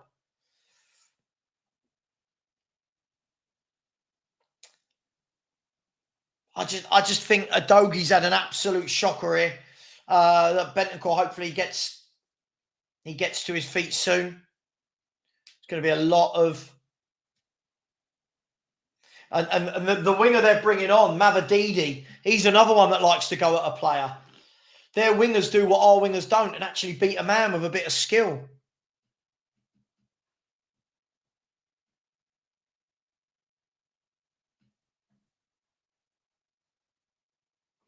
Yeah, Bobby, I think you're right. It's got to.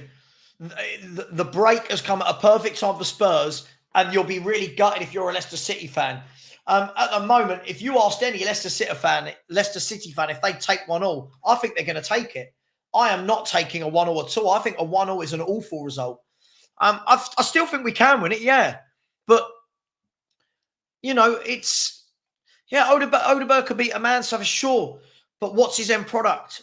For me, Brad Nasher, stop begging. Right, let's block him. What an idiot. Yeah, sorry, Brad, that I give up my time and do free shows for everyone and all I ask is for a like or a subscribe. Yeah, if that's begging, what an idiot. Let's block that idiot. I've got zero tolerance these days. Idiots just go straight away. No tolerance.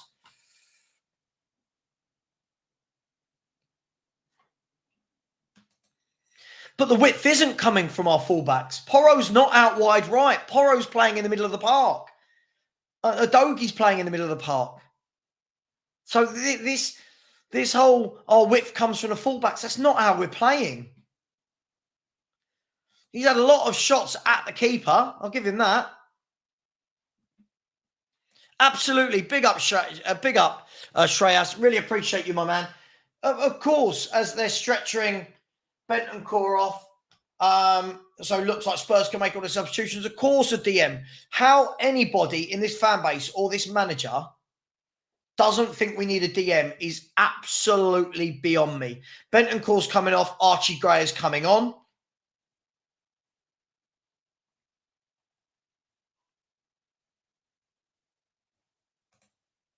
Aditya, can I ask nicely? You're not being rude, but please stop coming here and trolling. It's just getting boring now. It's just really boring. I don't think Archie Gray is a proper DM, and he's a kid. We need a proper DM. Archie Gray is on for Rodrigo Bentancur. Agreed. Bergvall is on. Yeah, at last, Brennan Johnson has gone off. It is on subscribe mode. It is. It is.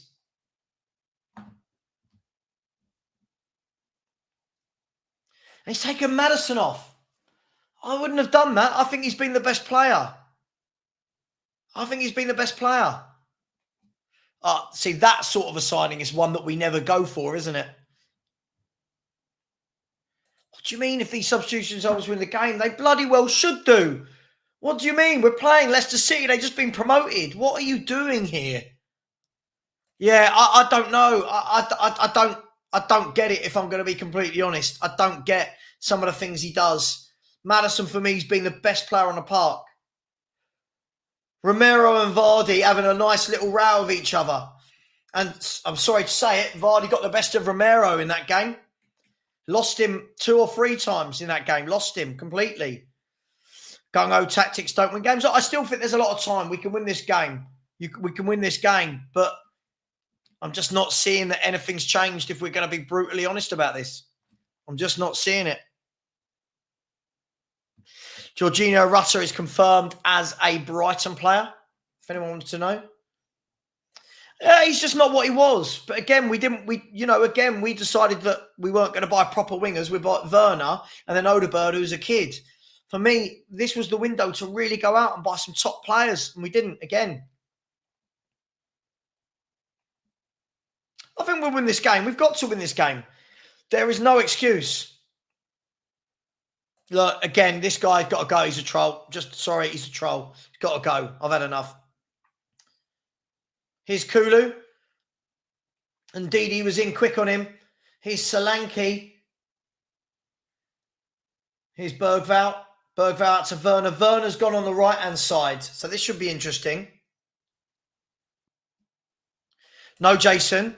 It's not about people who have different ideas. No one's been blocked other than a ditcher. Every day for about a year, he's come on and his sole aim is to wind me up. So no one's been blocked other than a ditcher, all right?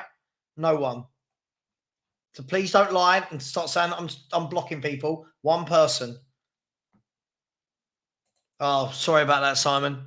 Sorry, mate. I was born in 82 and I've felt the 41 years of pain. So 10 minutes plus, I'm guessing there's going to be another 6 or 7 injury time. So we've probably got the better part of quarter of an hour to still find a winner, and we should find a winner. But again, really good first half. Second half has been really poor.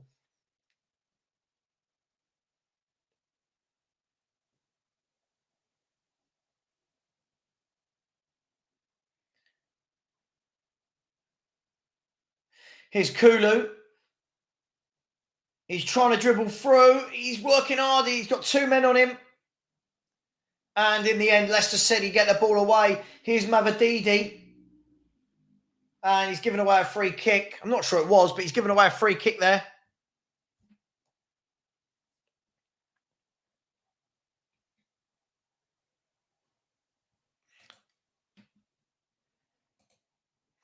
Yeah.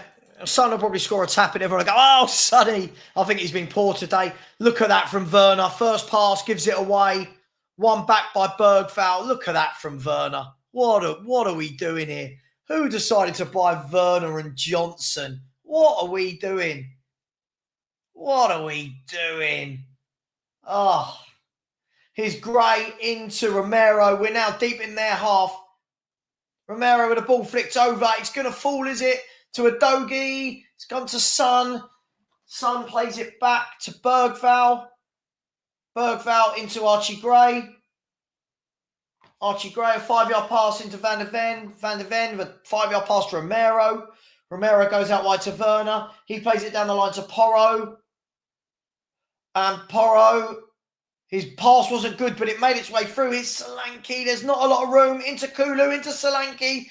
And Justin pokes it away for a corner kick. And Spurs are trying to wrestle back that momentum. I really have, haven't I? I really have been patient with him for a long time. Everton fans. Here's Bergvall with the corner. Bergvall whips it in to the middle. It's gone all the way across everyone. And Bobby D. Cordova-Reid can bring it out, can he? Or is he going to... he's cleared it down the line. And to nobody.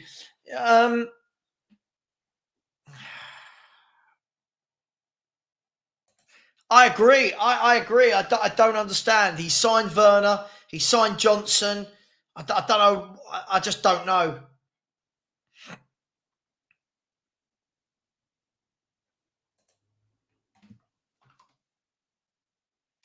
Here's Werner.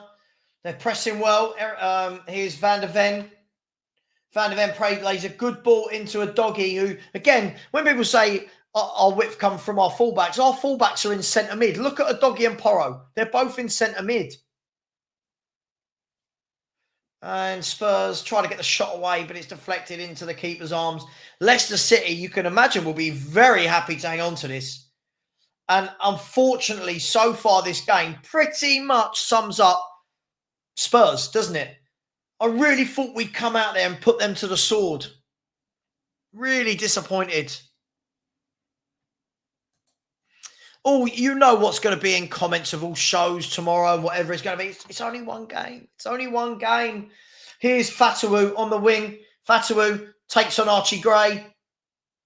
Archie Gray takes him out. Free kick. Archie Gray easily beaten there again. I need to see, listen, he's only young, but I need to see more from this kid. I don't know what everyone... yeah, of course I thought we'd win this. We're playing a newly promoted team.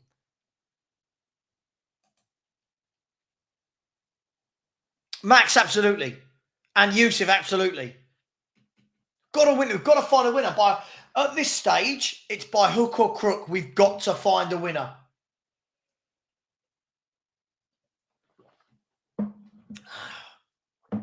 And that's D. Cordova-Reid going off. And who are they bringing on? And they're bringing on Casey McAteer. They're bringing on Casey McAteer.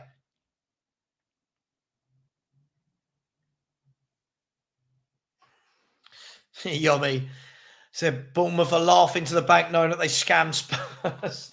Listen, it's only his first ever game for the club, but it's been difficult for him. Here's a Leicester City free kick from the right-hand side, just by the touchline. It's going to be whipped in by Winks all the way across. It's won by, it's just looped over. Jeez, I thought it was going really high and wide, but it was looping and looping and looping. And it looked like it was Casey McAteer at the back post. Again, Romero. I think Romero's had a shocker. I think he's had a really poor game. Here's Werner. Loads of grass to run into. Werner crosses it first time, cleared by Wout Faes, who I think has been actually really good for Leicester City today. Here's Kulu, twinkle toeing into the box. He's trying to note too many bodies there, and Casey McAteer can clear it only as far as Bergvall. Come on, Spurs, let's find that winner. Here's Bergvall, plays it down the line to Kulu, who hasn't got the pace to get there, and Casey McAteer again clears it. Again, Kulu, no pace. So 3.5 minutes plus stoppage time to go. Here is Van der Ven driving forward. He gives it to Bergvall. Bergvall out to Porro. Porro cuts inside, lays it back to Bergvall. Porro's gone down in the middle of the box. Sorry, in the middle of the pitch.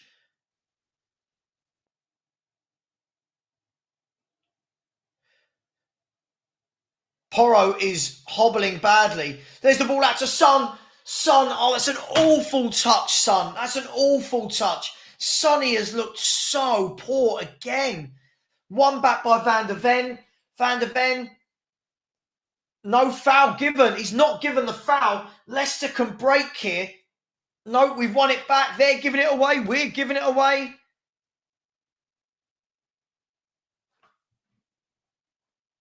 A black Mamba. There's too many times I watch Romero's defending and think, how are people calling him world class? I've never understood it, and I've always maintained it. Here's Son, plays a ball in, and Son gives the ball away again. Oh my gosh, Sonny. Oh my gosh. Wow, big up Philly. So if Son has been awful touches all night, to be fair, I agree with you. Been some really, really poor play. Given away again by Werner. Leicester City are trying to break here. Here's Mavididi, the sub who's just come on. He's given it to McAteer. McAteer plays it into Mavididi. They're not, are they? Mavididi crosses it. Just cleared. Oh my gosh, we are living a dangerous life here. Just cleared away there. Oof. Wow. Here's Bergvall into Gray. Wow. This has not been good second half, has it? This has been really, really poor. We'll wait and see how much time added on. Can we get a winner in the last few minutes?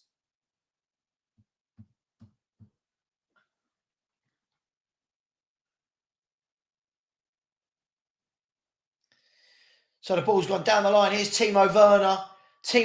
He can't, oh my God, he can't pass the ball 5 yards, can he? Just think, we have fans who think that we're going to finish second or third, and we've got Timo Werner and Brennan Johnson in the squad. I don't know what people are watching. I don't know what they're watching. George, you watch the positive spin on this game, though. Even if we grab a winner, this has been really poor second half.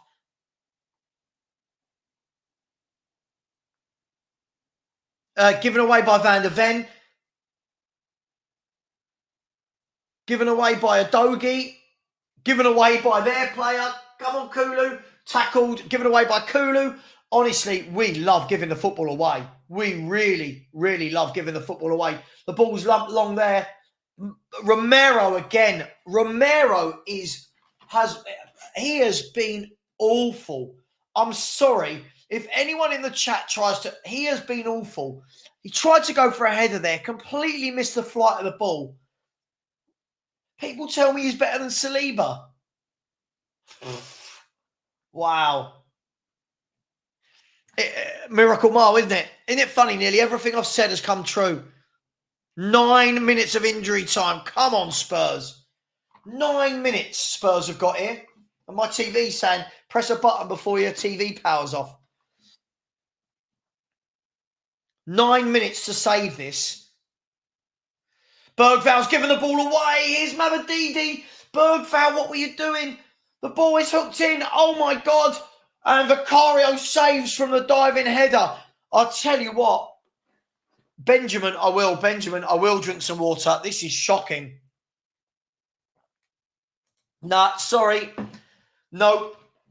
The mistakes he's making are not the tactics here. It's been him. Again, who was marking the player? The cross came in, a diving header, and Vicario pushed it away for a corner. What are we doing? Vicario is going mental, and so he should. So he should. I don't care if you're 18, Bergval. You do not give the ball away there. Son and Porro off for Richarlison and Spence. Scott. Absolutely. Even my TV's going, turn it off, Savva. Corner kick to Leicester. They're not going to nick this, are they? Surely they're not going to nick this.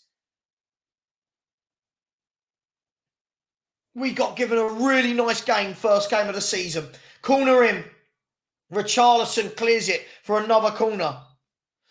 Scott, again, he watches headers. Romero watches headers. And no one, apparently you're not allowed to say it. I love VDV. Romero I'm okay with, but they just sit and watch. And as the cheeks come out and say, I always win things in the second season. Come on, have a day off, mate. Corner kick for Leicester City again. Can Spurs defend this one? The ball, it fell to Justin, whose shot is blocked. Oh, this is not.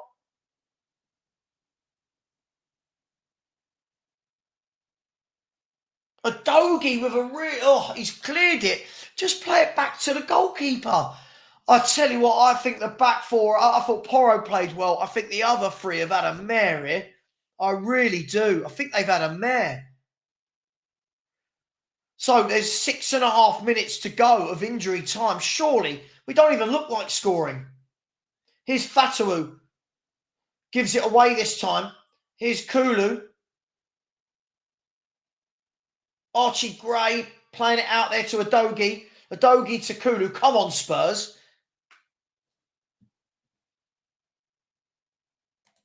I'll tell you what, Rashid. I mean, we had all last season to see what we need, but you're right. If this doesn't show what we need, I don't know what will.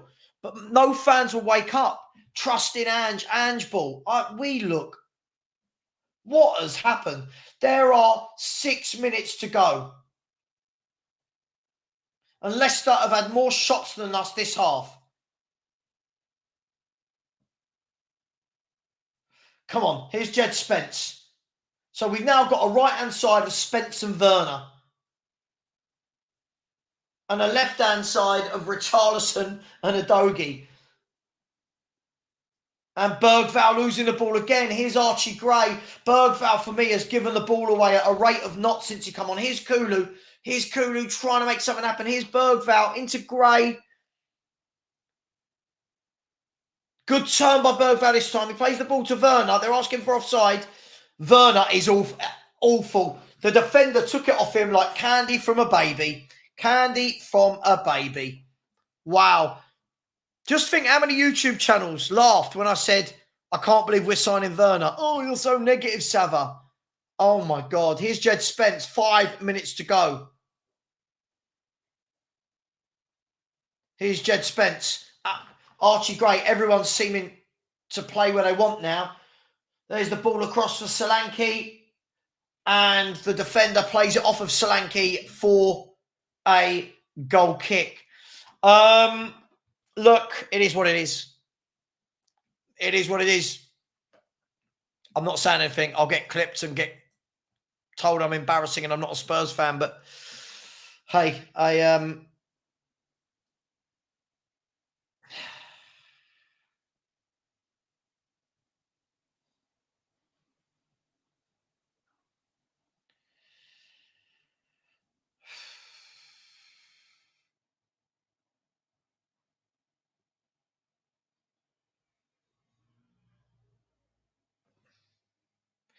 there's the ball over the top for Werner. The keeper comes out and claims it. Werner is literally pace and nothing else, isn't he?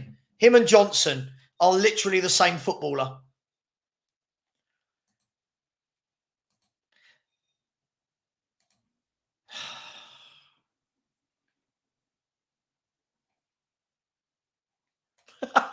I think their defenders have actually defended. Our defenders just, I don't know, they just sit and watch.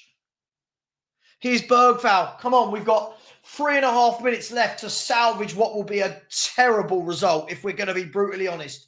Here is Werner, twisting, turning, going nowhere. Back to Bergvall.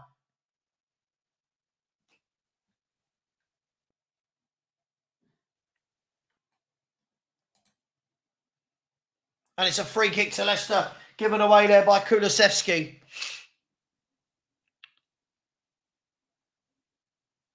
What do you mean if you speak? I do speak live every day.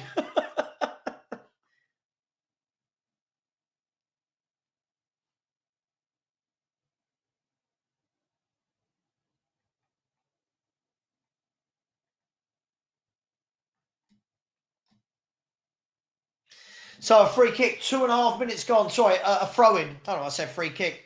A throw-in to Tottenham. A doggy on the left-hand side.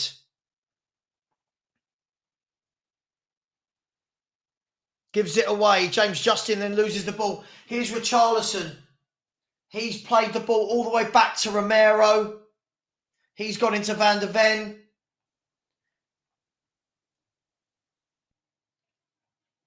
I truly thought we'd go out there and smash these.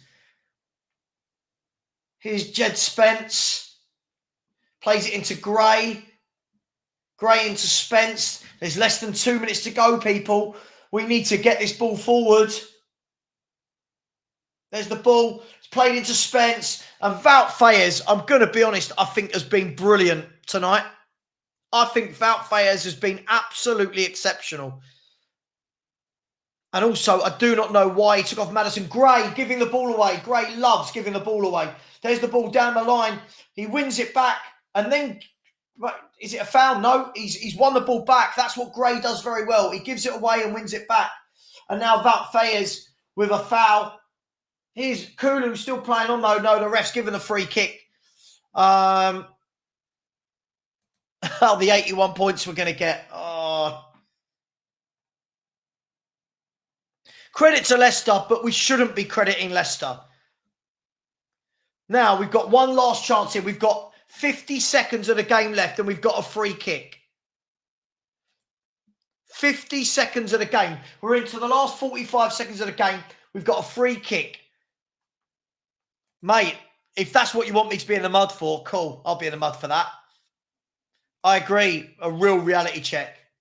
Real reality check. Can we nick it? Can we nick it here? Bergvall is going to take a free kick. We're into the last 25 seconds. Bergvall to whip in this free kick. What have you got? I completely agree. Bergvall whips it in and the header flies wide.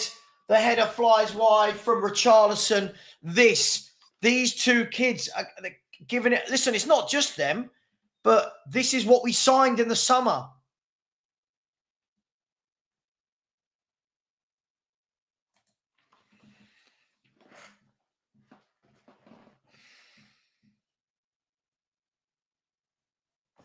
You know it's bad when Wout Faes has had an absolute brilliant game. So we're now into the 100th minute. We're into the 100th minute of the game. Got to be it, surely, unless we can get one more chance.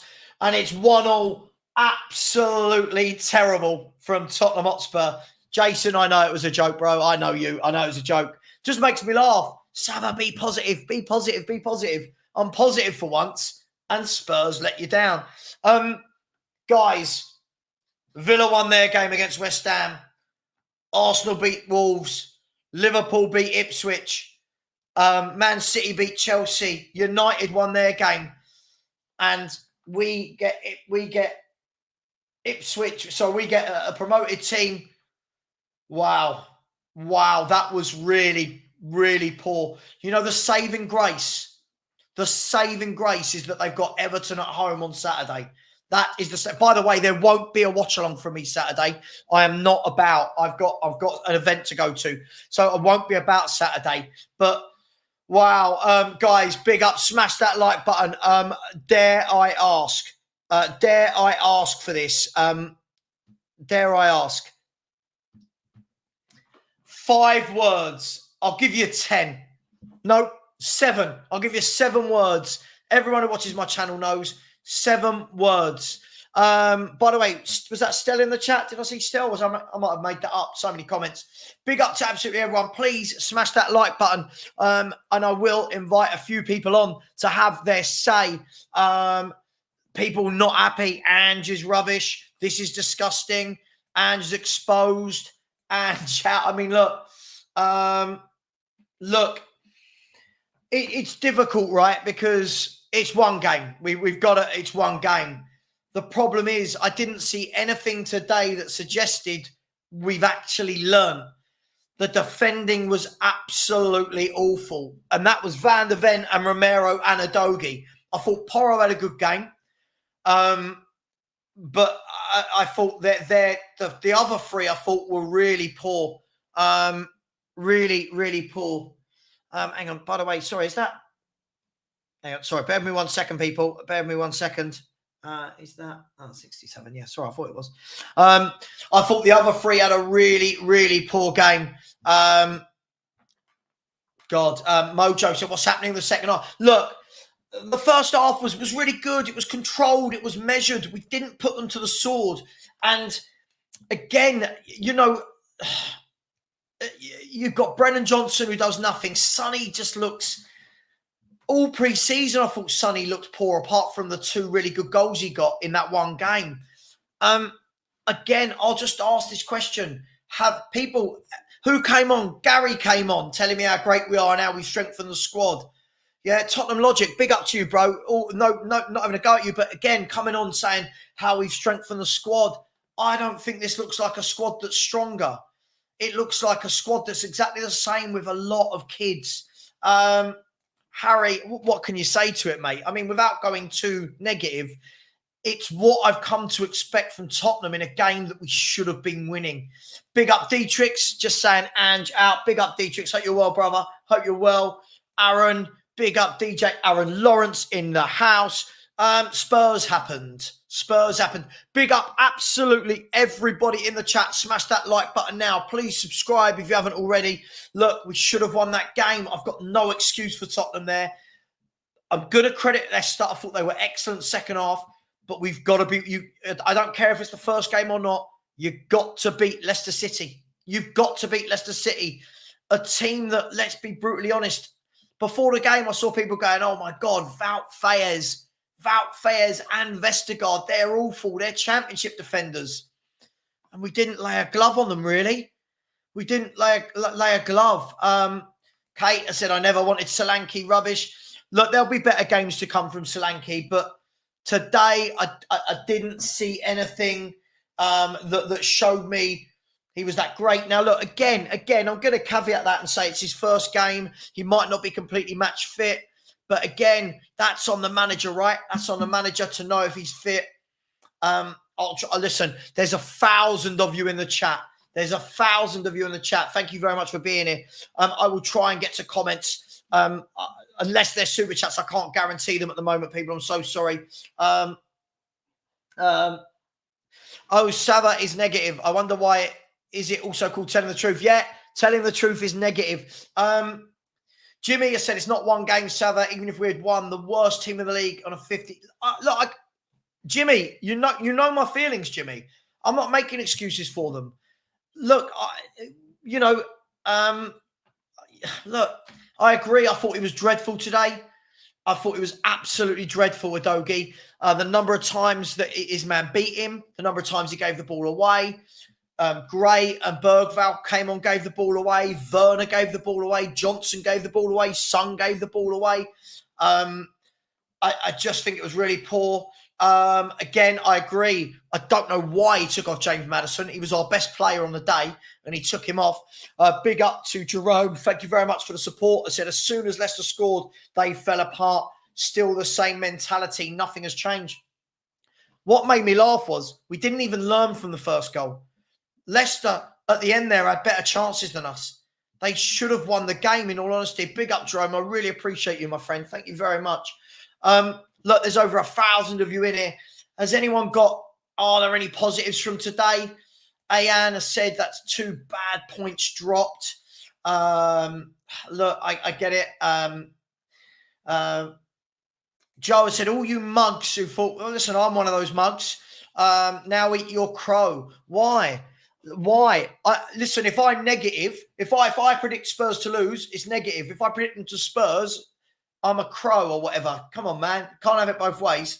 So I'm just going to try and catch up. Savva, Steve Cooper hadn't played Ange yet. He needed one half to figure him out. See to the fourth. This is my point. I think every manager figures out Ange very quickly. I think there's no element of surprise to us at all. Carl said we pass back too much. I do agree with you. We do pass back too much.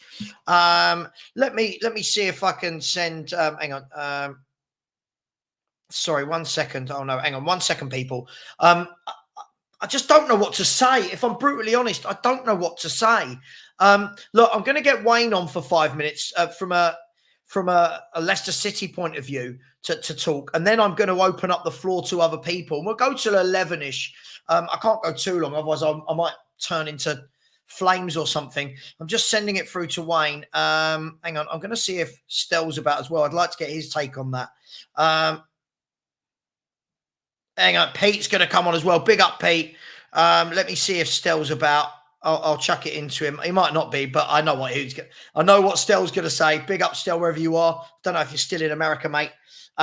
Look, I've put the link out to a couple of people. But look, I don't know what to say at this stage. I really don't know what to say. Mark Lewis has said Son, Werner Johnson, all crap.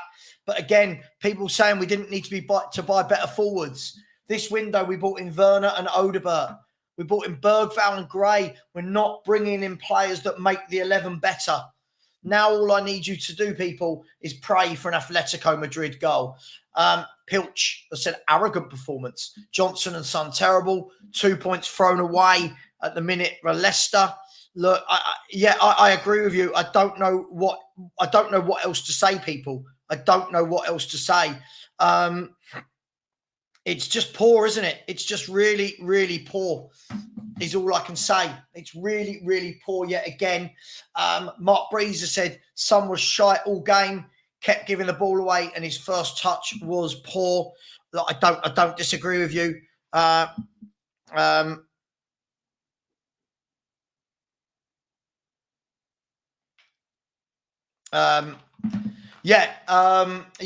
I don't know.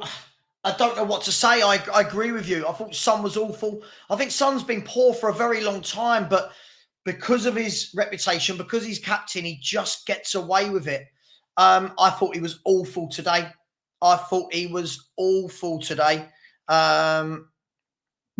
Just me.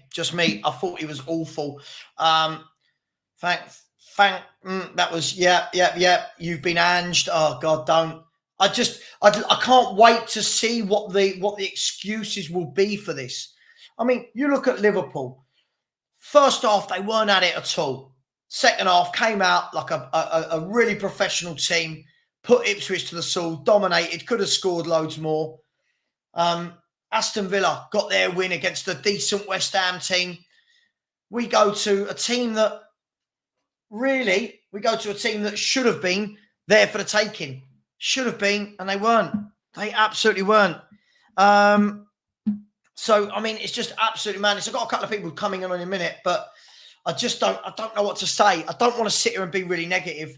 I just don't know.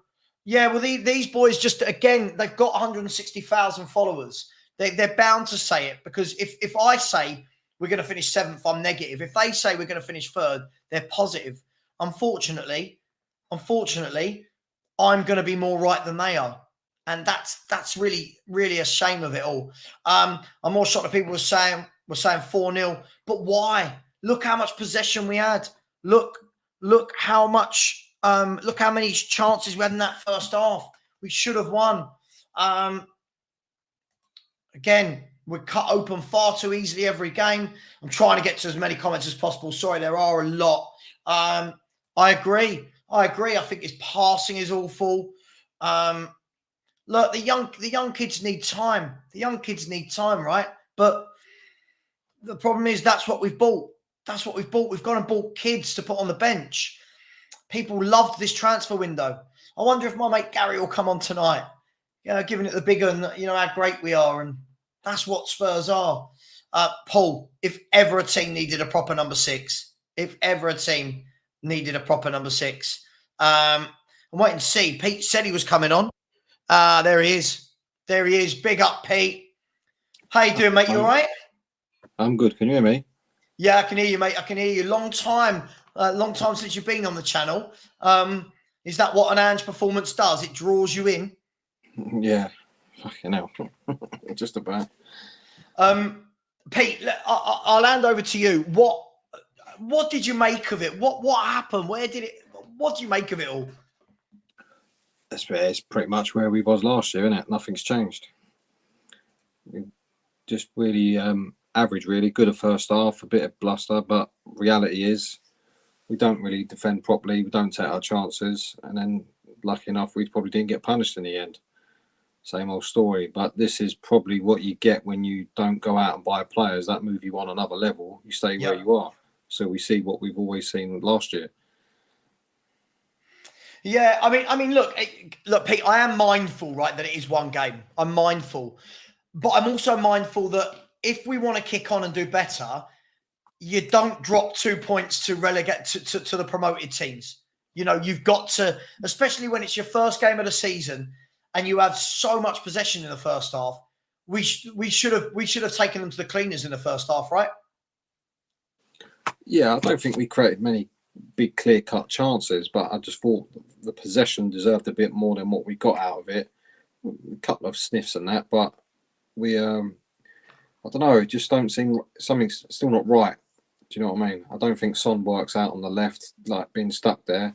I think he needs to sort of, when we transition, instead of Destiny running inside him, Destiny needs to run outside him, and then Son needs to come inside, because he looked lost and he looked bored to death. And every time he did get the ball, he was hopeless, really, today. He was awful. So things like that, and we're still looking for them tweaks that we were hoping we'd see in pre-season that we're not seeing. Yeah, first of all, Spurs rule. I thought, I'll ask you, Pete, I thought Maddison was the best player on the park today. He was. I was disappointed when he took him off. I couldn't understand it. I thought you'd just be brave and have him and Bergvall, and he weren't. He was the only one really that looked like making something happen. I thought when he went off, I thought that was the end of that. Then you just basically you've putting the pressure on an 18-year-old to try and turn the momentum in the game, which I think is unfair on him. Well, 2 18-year-olds, because you bought one Gray as well. Yeah, I think you should have kept Maddison on. Yeah, I mean, I thought it was really strange. You've got the best player on the pitch. He was creating all game. He was getting in the pockets. He was one of the players not giving the ball away, and he gets hooked. The other players stayed on for ages who kept giving the ball away. But what I want to talk about, Pete, is for ages we've heard that it's just the tactics. And look, you know me, Pete. We speak every day, right? And what's in the WhatsApp group. You know I don't like the tactics. But some of that defending I saw there today from Romero, Van de Ven and Udogie, can that be solely to the tactics? We're talking about crosses coming in and none of them knowing where their man is, constantly the wrong side of their player, missing headers. I mean, what did you make of that back four today? I agree. I just don't think. No, I think they're more interested in what they can as soon as they get the ball going forward, rather than actually defending. None of them eat, breathe, sleep defending. Like John Terry, even like back in the day we had a Michael Dawson where they love getting their head on it no matter what. That was Yeah. their bread and butter. Getting their head on it first and then letting other people do the fancy stuff. Our defenders seem to ball watch quite a lot, get attracted to the ball. Well, don't need to. I include the keeper in this as well because he's not really shouting, especially for Vardy's goal. I mean, he's standing there on mark. The keeper should be screaming, "Who's picking him up?" We don't have none of that. None of the back two between them are really the talker that we need. That the best defences have someone who calls the line, does all the shouting. Wait, go and get him. Where's him? Someone pick him up. All that sort of stuff. I don't think they have that. They're just a group of 4 individuals rather than a unit. Do you know what I mean? They're good individuals, don't get me wrong, individually, but as a unit, there's cracks in there because they're not cohesive between them. You clearly tell we don't practice defending in training. We don't.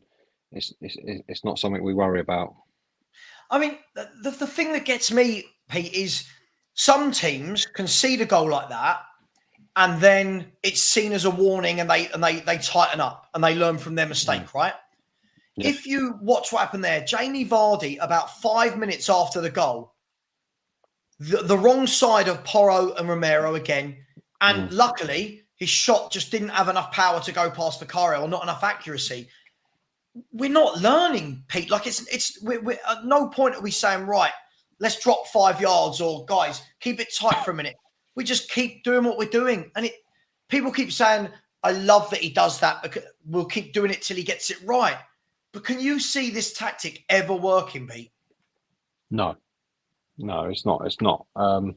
That's not being negative. That's just a fact. It's not. I know people say it's the first game, but it's the first game. It's pretty much the same team. So as far as I'm concerned, this is what we played last year. 49 games. This ain't game 1. This is game. 41 games. Yeah, this is game 42. So this because everything's the same. Everything's the same. There is no difference really. Do you know what I mean? What's changed? What can you see different? That was the same performance we were putting in last season. Do you know what I mean? Any difference now? We've got Solanke. Other than that, it's the same team pretty much. Well, that is a problem. It is the same team. Pete, it's not pretty much. Other than Solanke, it's the same team. Now, look, again, I'm not going to go in on Solanke. It's game 1 for him. For me, he didn't look fit, right? So I'm going to give him that pass because I don't think he looked fit. But my big thing, what I said about when we brought in Solanke, is when I watched a lot of Solanke's goals last year in his highlights, a lot of it is because no one puts 10 men behind the ball against Bournemouth. He's got a lot of space to operate and run into. The difference now you saw, every time Solanke got the ball, he's crowded. He's got players around him. And I don't think his footwork was good enough to get him out of those areas. I'm not having a go at him. He's the least of the problems, by the way. But that's the one first team player we bought, Pete. And that's why you see what you see. Because you line up exactly the same as last year with the same, as far as I can see, with the same problems. It's like pre-season's not happened and we're just carrying on where we left off.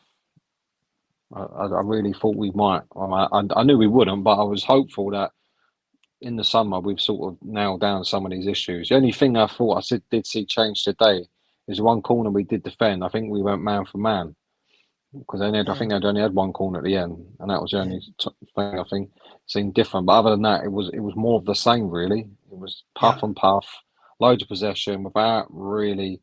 I wouldn't say we created many clear-cut chances. I don't mean they keep making that many saves. I think Vicario probably made more.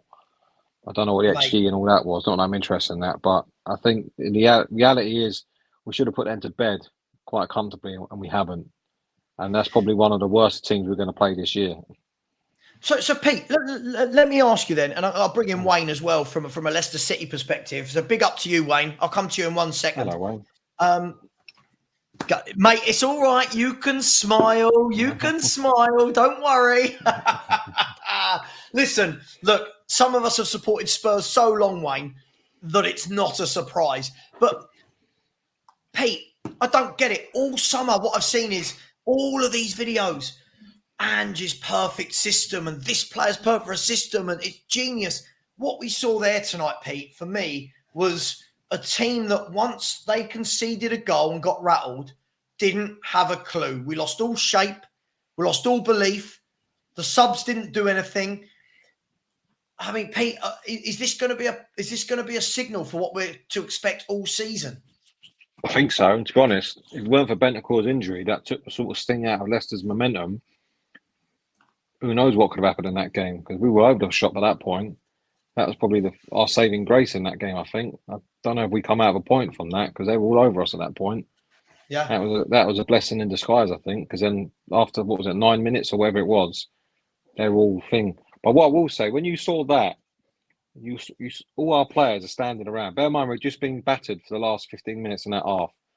The manager hasn't pulled them all in and saying, right, what's going on? Yeah, I'm making these subs. I want to see this, and I want to see this. I want to see this.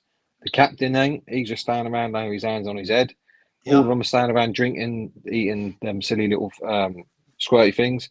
When you watch Arsenal, I hate to say it, but every time there's something goes out of play like that, they have a meeting. They're all in there, right, what's going on? They have a quick 10-minute little board meeting or whatever. Or Arteta brings him in and he's giving it all that. And I want to see. And then normally for them, the outcome is then positive from that. We don't do that. We're all standing around. And it's not exclusive to Ange. It's been a problem at our club for years. Even when Kane was captain, he never did it. Hugo never did it. The big teams get everyone, after you've had a 10-minute, 20-minute spell like that, the big players get everyone in and say, right, we need to stop this. Yeah. Let's have a chat here. Let the physios do their job. You can't do nothing for him. And we need to make sure how we get control of this game again because we're all over the shop. And not once did it happen. Not once. The manager didn't do it. The captain didn't do it. The vice captain didn't do it. The other vice captain didn't do it. And that there is a real problem for me. And you see, that's why we'll never get anywhere in terms of really like winning anything because that's the mentality you want. Well, look, just before I come to you, Wayne, Tottenham Hotspur have won 4 of their last 11 Premier League games, right? They've won 2 of their last 8. Do you want to have a guess who those 4 were against? All teams in the bottom half. All teams in the Sheffield United. Tottenham's last 4 wins, was Sheffield United, Burnley, relegated, and Luton. All 3 that went down. And the other one was Nottingham Forest, who nearly who got were in a relegated. relegation race last year. Everyone else we've played in and around the league table near us or mid-table has beaten us. Wayne, I'll come to you. Look, you could be. I reckon you're going to be a happy Leicester City fan. You didn't think you'd get anything. What did you make of the game? First half, I thought you were brilliant. I thought you were very good. And I think we were very lucky to just go 1-0 down at half time. I think we paid far too much respect to you. We just stood off you for so long. It was like, go on then, Tottenham. Especially to Matt. Now, I know I've paid Maddison. I mean, you've spoken about Maddison on numerous occasions, Savva. But they know how good he is. Don't give him that amount of time. No other team does.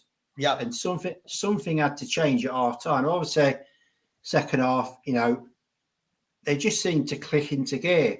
When we got the equaliser, sorry, it was, to me, I think we had the best 2 chances. I'm not saying that we deserved to win because for the first 45 minutes we were really bad. You were really good, but I think not 80 times out of 90, Vardy scores that chance, and it's a really good save from Vicario from Ndidi's head up. But it's almost like you came out second half and like, well, we've got this.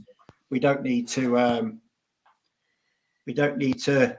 Play any better than what we did. It was almost like you became very sloppy with the ball, very slow. The first half, your movement to the ball was really good. And I'm delighted with a point because I said to you yesterday I couldn't see us getting anything.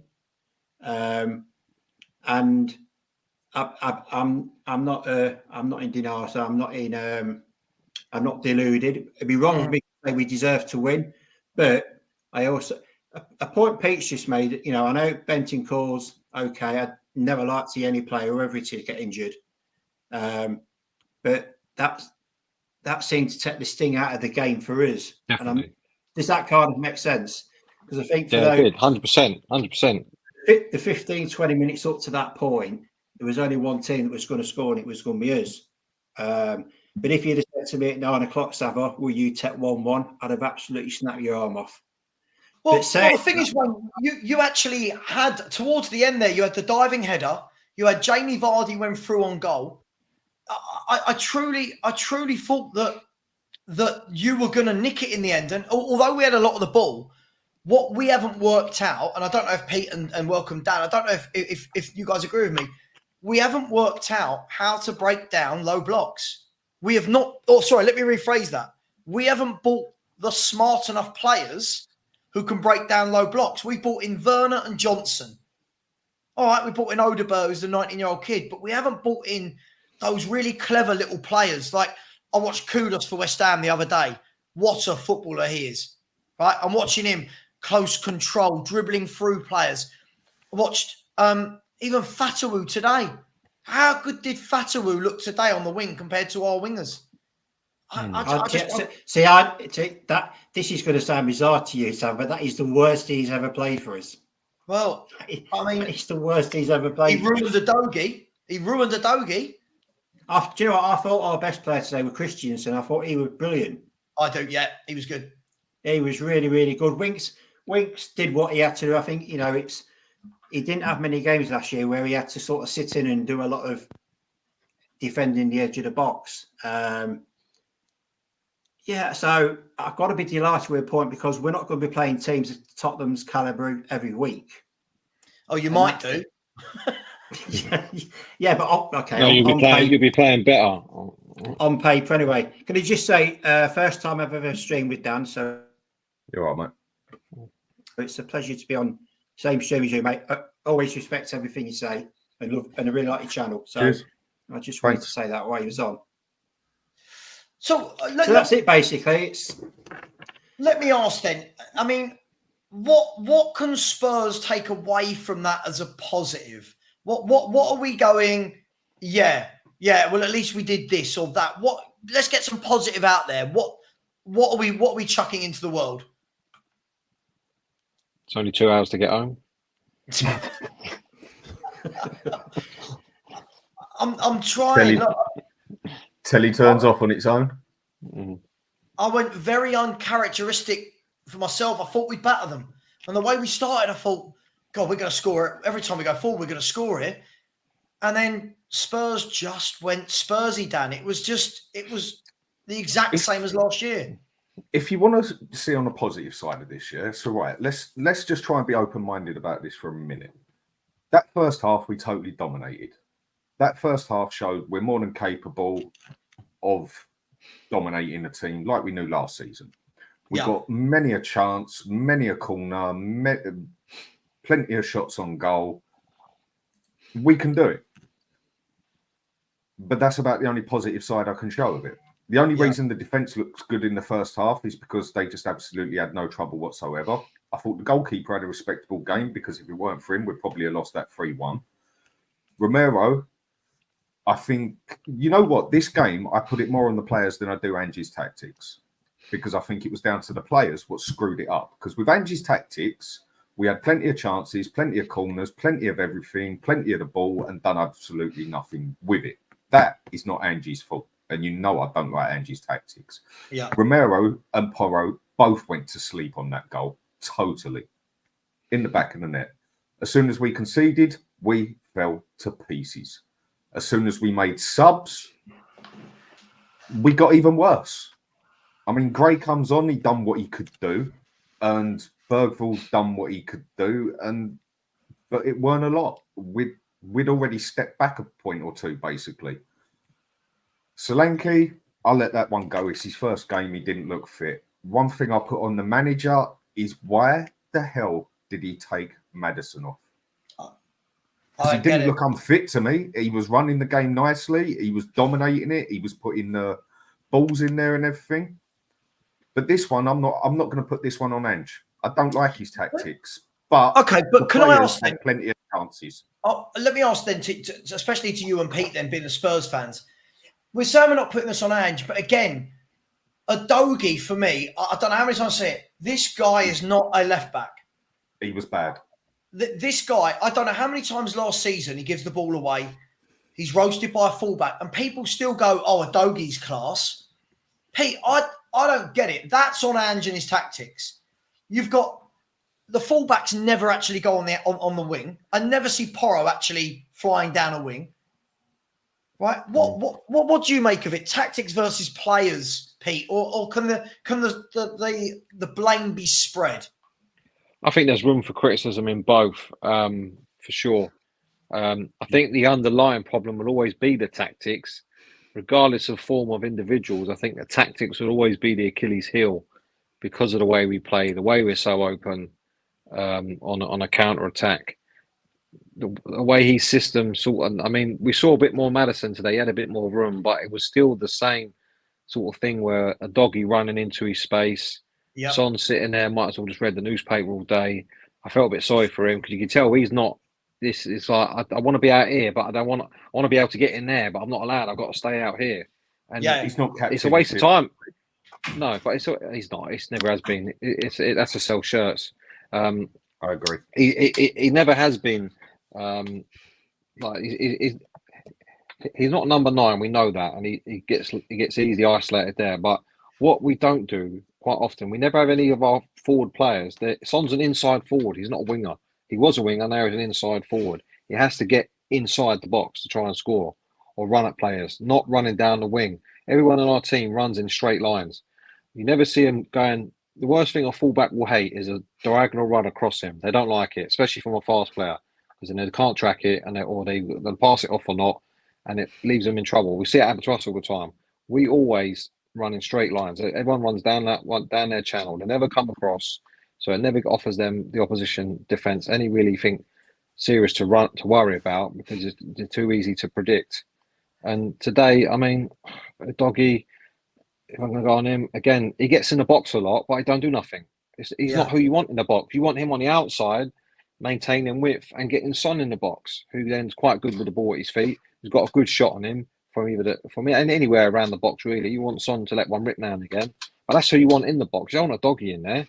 And for me, Doggy's far more useful, sort of hanging back a bit on the outside. So then if they do break, then he can get back and help out on the back line, not power into the box to offer nothing. And the main goal threat, one of the main goal threats is sitting outside and getting chalk on his boots. There's no good out there. I don't mind. I can understand having Johnson wide and Porro inverted, because Porro can get the ball and he can whip a good cross in. Johnson can't cross with Toffee. So I can see, mix it up. But it's the same, whatever one does, the other one's got to do.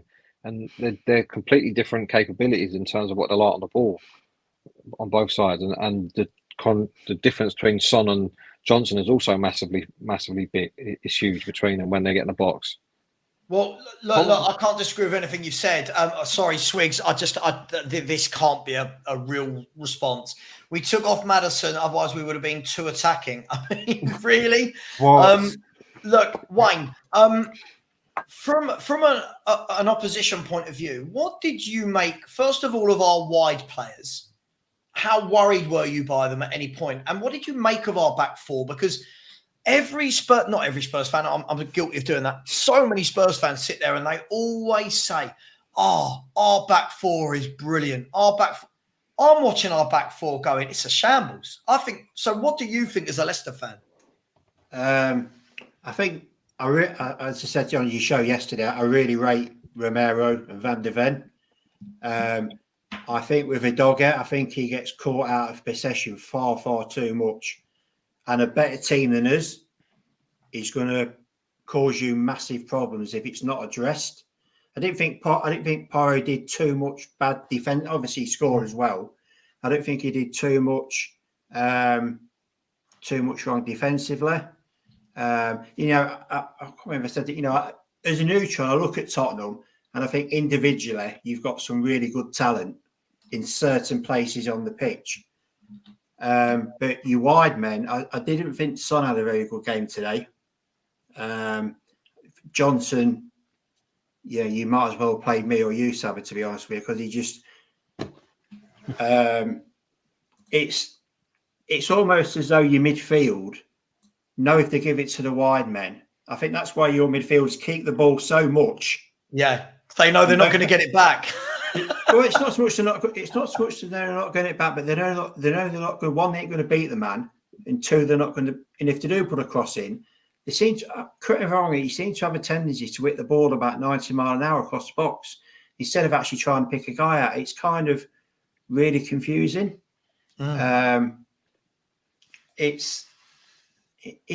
as I say, the team that how you played in the first half, I thought he was very good. And I don't get, I mean, as much as it's not, I don't hate Maddison, but there was no one more relieved than me that he got took off because everything that you was doing good was coming through him.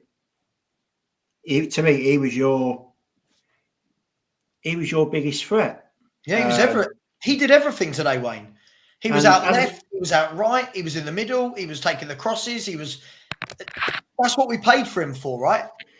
It's hard to comment because I don't want to come on your channel, Savva, and sort of be really disrespectful to your club. That's not who I am as a person. Oh, don't worry about it. I'm always disrespectful and it's my club, so go for it. Yeah, well, you can. Yeah, well, you can because you support them. I don't. So it's, I watched your pre-game show and didn't comment but I've seen a lot of. I am going to say this. I've seen a lot of disrespectful comments towards us that you were going to win 4-0, 5-0, 6-1. Yeah, I said that as well. And I find that, I know we ain't great, and there are going to be games where we're going to get a tonking this year.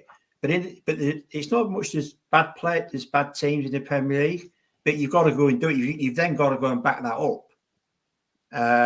As I say, to only be 1-0 down at half time, I was delighted with that because I thought we were so poor. First off, we paid you far too much respect. And when we actually thought, you know what, let's just have a go. And as you say, if it had not been for Vicario, I mean, I think Vardy should have scored, to be honest with you. I think the header from Ndida, I think that's just a normal save. I think that was one for the cameras. Yeah. But the Vardy, I think your goalkeeper saved you there. But what I will say is if we had have won, I think that would have been an undeserved victory because of how well you guys played in the first half. Yep. Yeah, no, listen. Though in this league, mate. Yeah, look, I agree with you. It was a camera save, the last one. By the way, guys, I am going to go for another 10 minutes until 1:45 because I've been streaming for 4 hours now. So, Dan, look, how much pressure does this now put on? Look, again, apologies. I can hold my hands up and say I got it massively wrong today. I've been told all summer how amazing we are. I expect us to come out and beat a newly promoted team. Sorry, Wayne. I expect us to come out and beat a newly promoted team. Savva, I expected that as well. I said on your show yesterday, I expected that. So for us to get a draw, I'm over the moon. It sounds bizarre, but we're struggling at the minute. But to get a point against one of the so-called big six, we're delighted with that. Yeah, no, I completely agree. I mean, Dan, the key thing for me is I said we'd beat Leicester and Everton and we'll get 6 points, we'll be up and running. And then that gives you a bit of a cushion for when in the next 4 games you've got United, Newcastle and Arsenal. How much pressure, I know we're only 1 game in, but how much pressure does this actually put now on Everton, on the Everton game? Because if we don't win that, you've then got Newcastle and Arsenal. Suddenly it can go from last year having an amazing world-class start to the season to this year looking dreadful. So suddenly there's a lot of pressure on Everton at home, isn't there? A lot of pressure on it now because this is a game we should have won. It's no disrespect to anyone. It's just football. It is what it is. Yeah. We should be winning a game like this. And fair play on Leicester in that aspect. It came down to the players not taking advantage of the chances they had. I don't like Angie's system, but this one was more for the players for me. They had many chances to finish it, and they did not do it.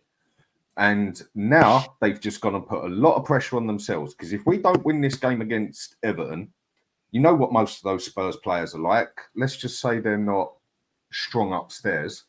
A lot of them, their face will go through their face will go through the floor. That's true. Their face will go through the floor if we don't beat Everton. And then, Son, he'll have his head down all the time. He should not be captain material. Still a good finisher, but he's not captain material. Purely for money, basically. If we don't do that, and then we come up against Arsenal, then we come up against Newcastle, and then we lose them too, then we're going to look like we're in big trouble. I mean, you're already seeing on a lot of fan bases that all of a sudden a lot of people are saying Ange out already just after that game. So think what it's going to be like if we get 2 points out of the next 6 games, basically. This is games we got find a it win. difficult, Dan. I find the Ange out talk difficult, and I'll tell you why I find it difficult. Is because I don't rate his management, right? So for me, I'm of the opinion that if people want this football, if people really like this manager, and that's fine. These are the same people, Dan, that have told me he's been backed. He wanted the youth players. He wanted Johnson. These are his players, I've been told. He's always going to win in the second season. For me, there's nowhere to hide this season. He's had year one of let me change up all the tactics, but now he signed something like 14 players into this squad. 14 of these footballers in this squad are Ange Postecoglou's, right?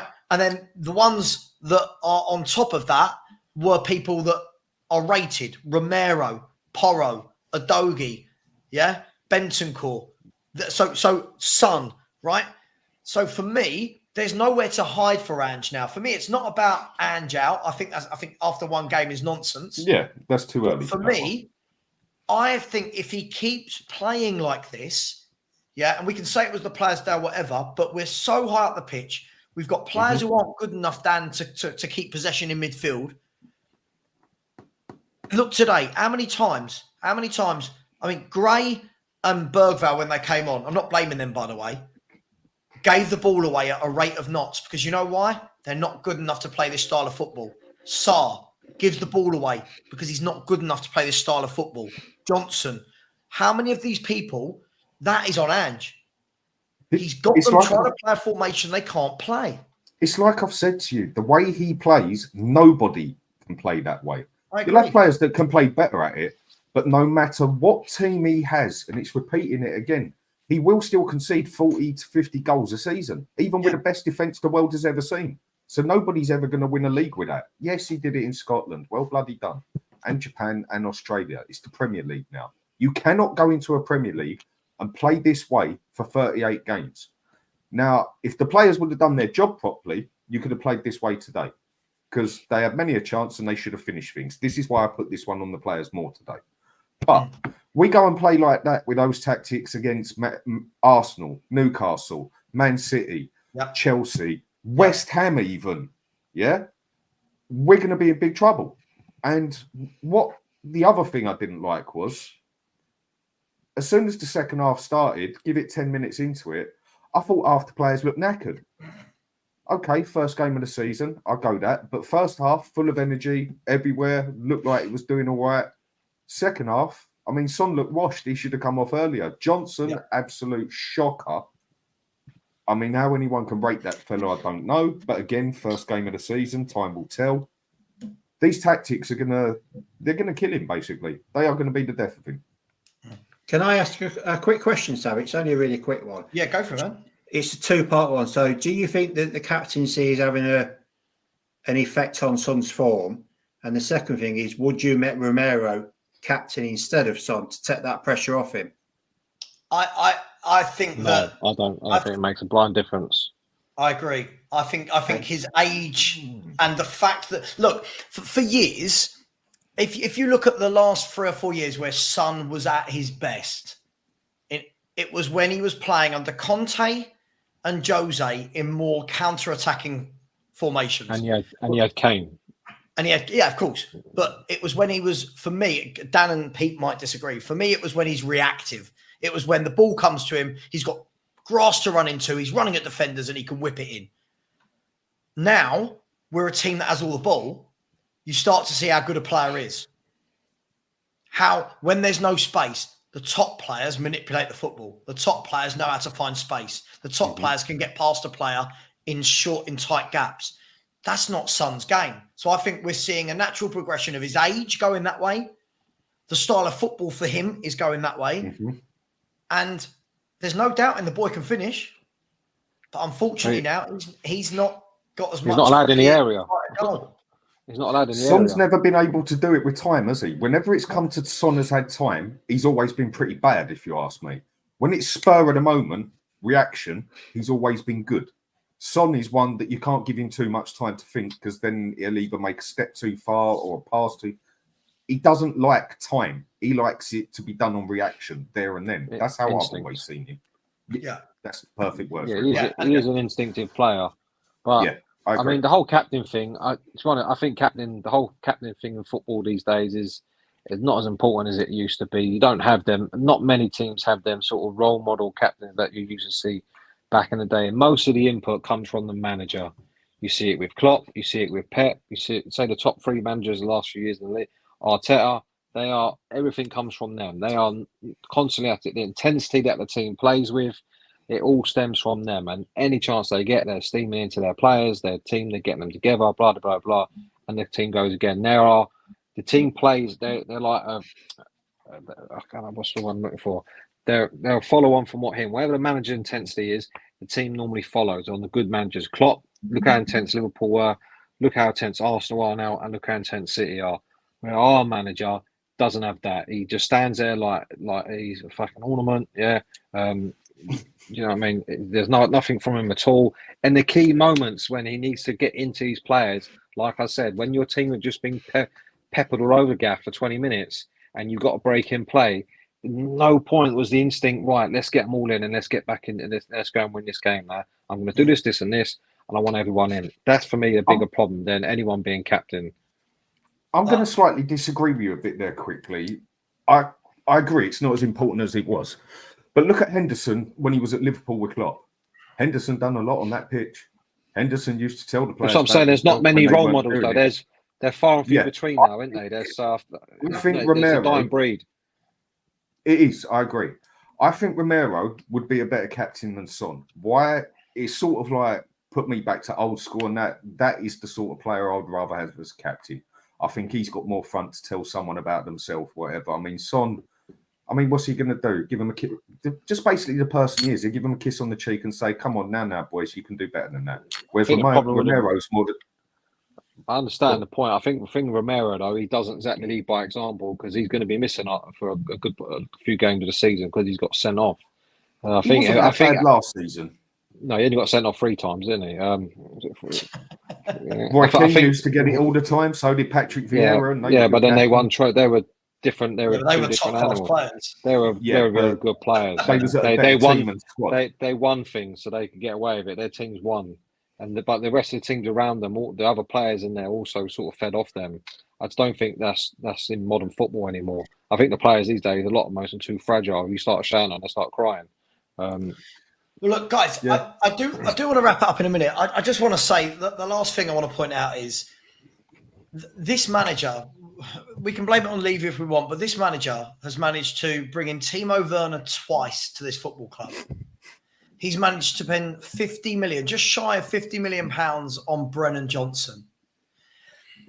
He's brought in kids galore.